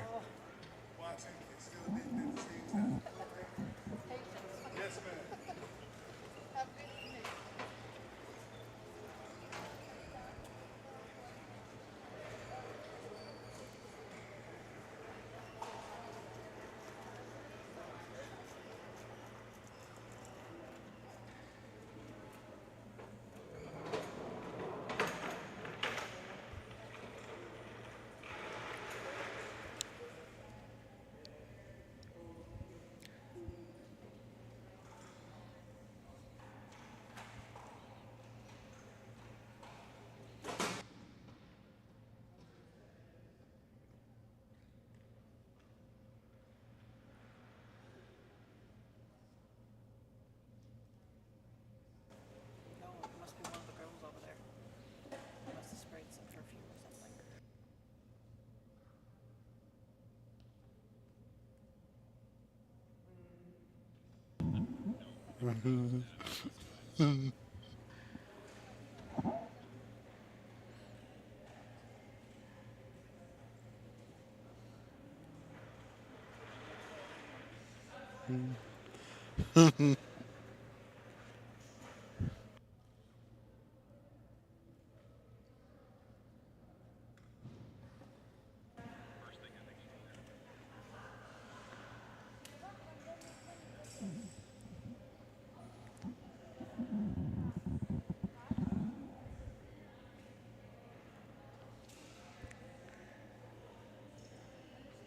But he's got a ball in there and is scoring. Still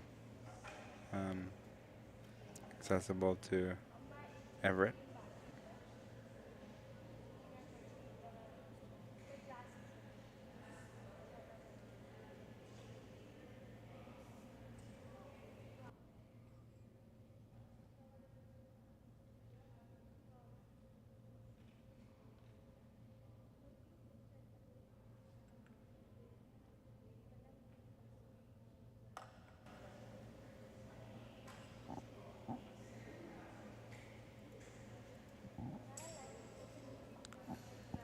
This day has been really entertaining, and some would argue some games were electrifying.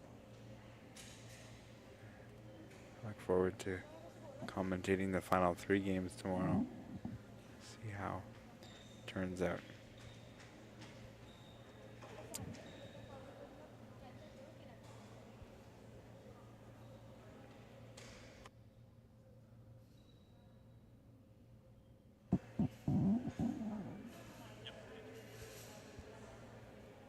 You can stay with us tomorrow as well, because we're going to be streaming the medal ceremony, so you can see all the different athletes who win medals and have a great tournament.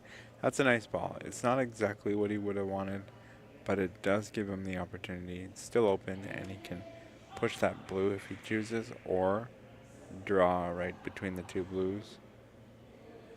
He's kind of got a plethora of options here.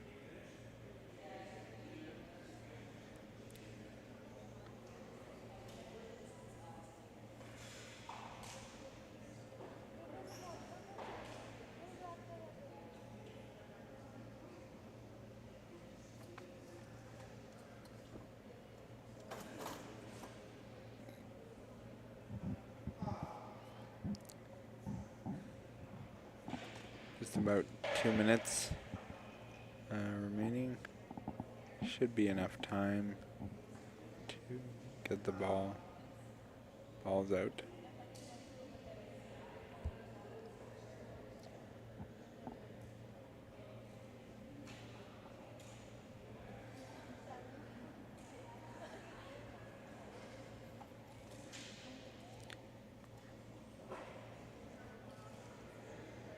Tried to move the red out of the way. I think that was just more to make space to score points. I see what we're trying for, given that we're down by 6.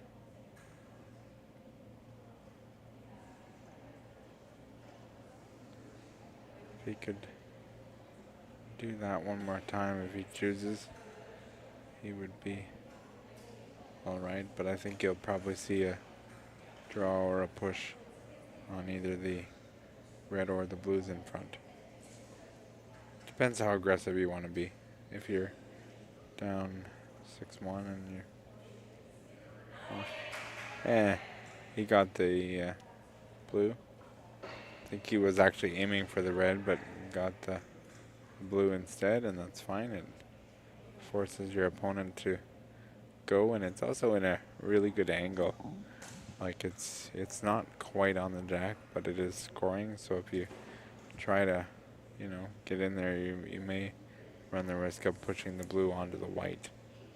If you had put the blue right onto the white, then you can just kind of blast it and separate everything. And in this case, you can't blast it because you might put it right onto the white.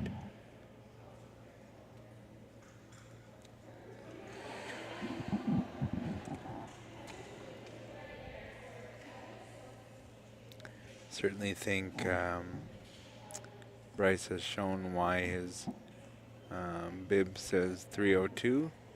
He's played like really well and played like the second ranked person here. He's played quite well. He's made some great shots. He's separated some good balls and just done a lot of things.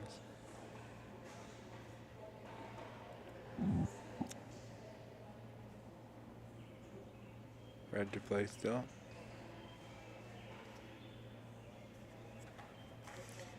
Lots of time. Half the clock left.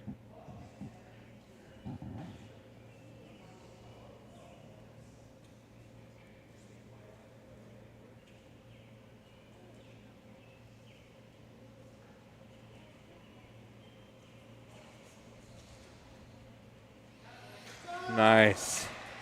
Nice draw. He's really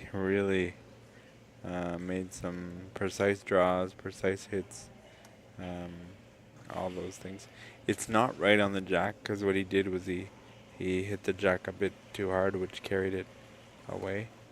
So there is still an opportunity for Everett to get in there, but it's again gonna cause a very precise draw to be made.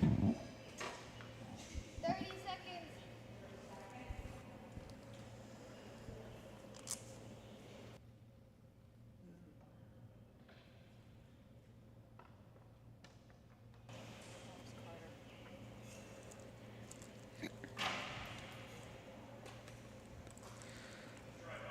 Wonderful effort to try and separate it. I mean, if you could, it would require tremendous accuracy. If you could get it on the right angle, just on the sort of top of the inside of the blue, and just kind of ricochet and sit there, I think that would be the ideal spot.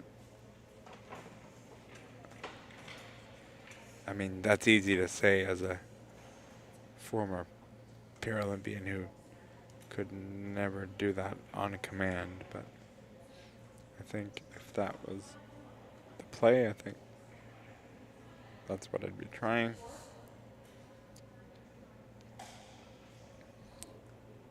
Not sure. He looks like he's gonna be building his ramp up. I'm not certain what the play is. Um, it doesn't look like he's gonna do what I... Whoa, lucky the attendant didn't trip over the ramp more than he did. He looks like he's coming with some power, so I'm not too certain what the play... You've opened it up now, so now you could draw or push the red. Could draw through the hole. I think you're probably gonna see him push, I think. Because that red ball beside the blue ball, the right side as we look at it, would go pretty well directly into the jack. And if you could get it to follow, you you would sit 2 then. You don't need as much power as you used to separate, but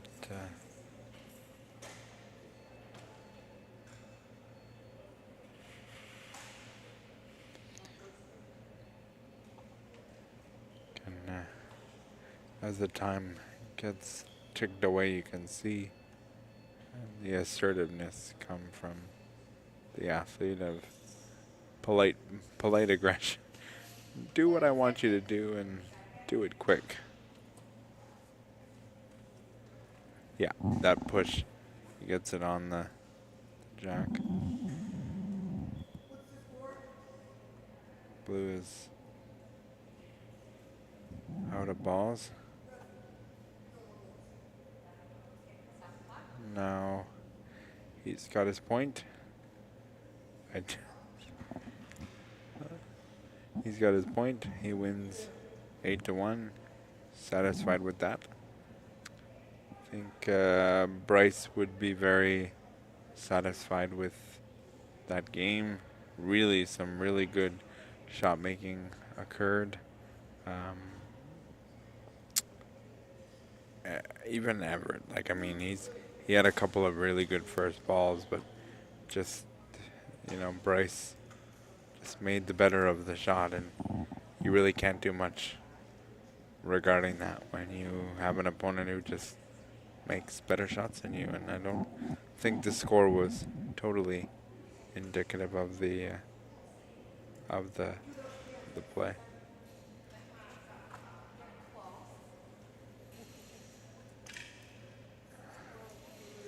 Goodness. Somebody just made a 6-7 motion, and I'm just like, oh man. Even in Boccia, that has appeared.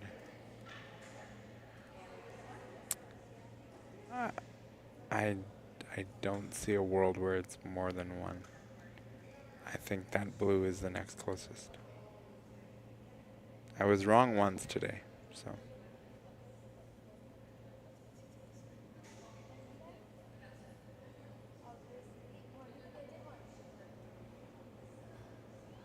Oh, you know what? it's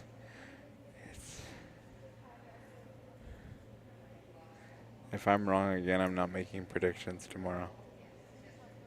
But then the first measurement, I think it might be red.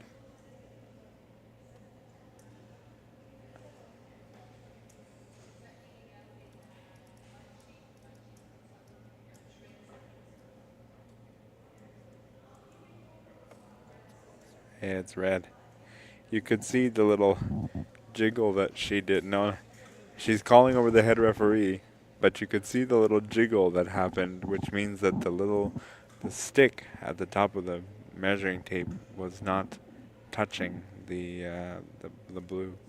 So to me, when we get to measure this, I think you're gonna find that red is gonna get another point. If you get a, there we go. Zoom in, look. I actually don't think it's from what she did. I think it's gonna be 2.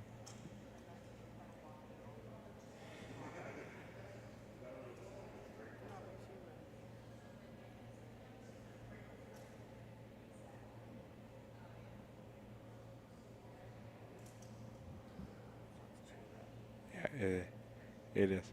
It was actually 2 by a couple of inches. I don't know if Daniel's remeasuring it or if the athlete asked for a remeasurement. Yeah, I think it's the athlete asked for it.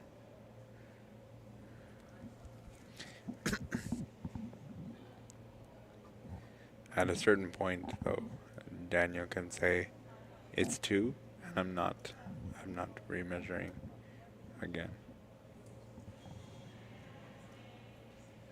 If the head referee's already made his call, he can measure a couple of times. I'm not sure. Has he definitively said 2, Yeah, Daniel? hasn't said it yet. Yeah. So we're measuring it again for the purposes of Everett versus. Just hoping he knocks it out right. Yeah, that's the other thing. The more you measure it, the more you may inch it away, and so the athlete might be hoping that he's knocking it. I don't know, because now he's going back, and Everett didn't ask for it to be. But I thought at one point in the measurement he said 2.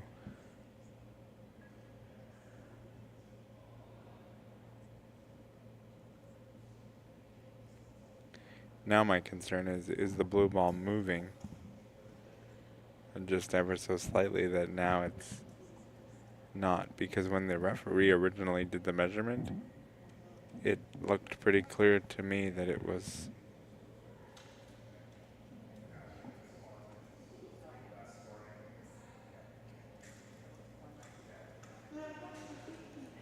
interesting. They have decided on 1.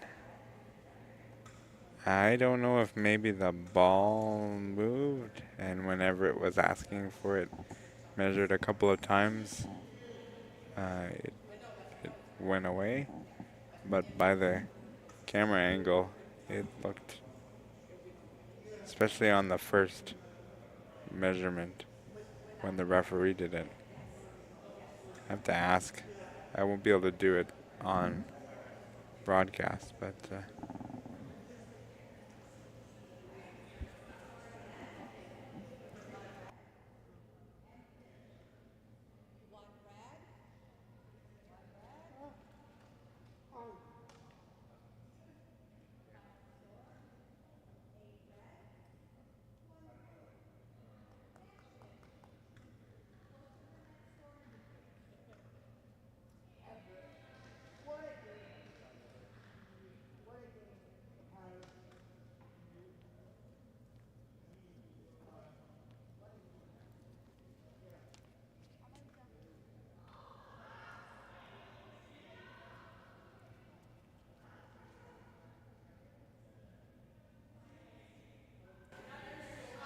so I was just talking to head referee Daniel about this, because if you watch that back, the referee, when she first measured it, it looked like 2 for red, but Daniel's saying he didn't definitively call it 2, so he did acknowledge that it was possible that the ball was nudged, but regardless, it's not a big choice, as Nova Scotia has been waving their flag all day, and so we're gonna take an opportunity to show the provincial pride. I love it. And, yeah. Nova Scotia. That is the end of our day for the second day. It's been a pleasure commentating the games for you today. We will be back tomorrow morning at 10:30 for the final 3 matchups of the 2026 Boccia Blast, and then we'll follow with the medal ceremony. I sincerely hope you join us tomorrow. Until tomorrow, be safe, be well.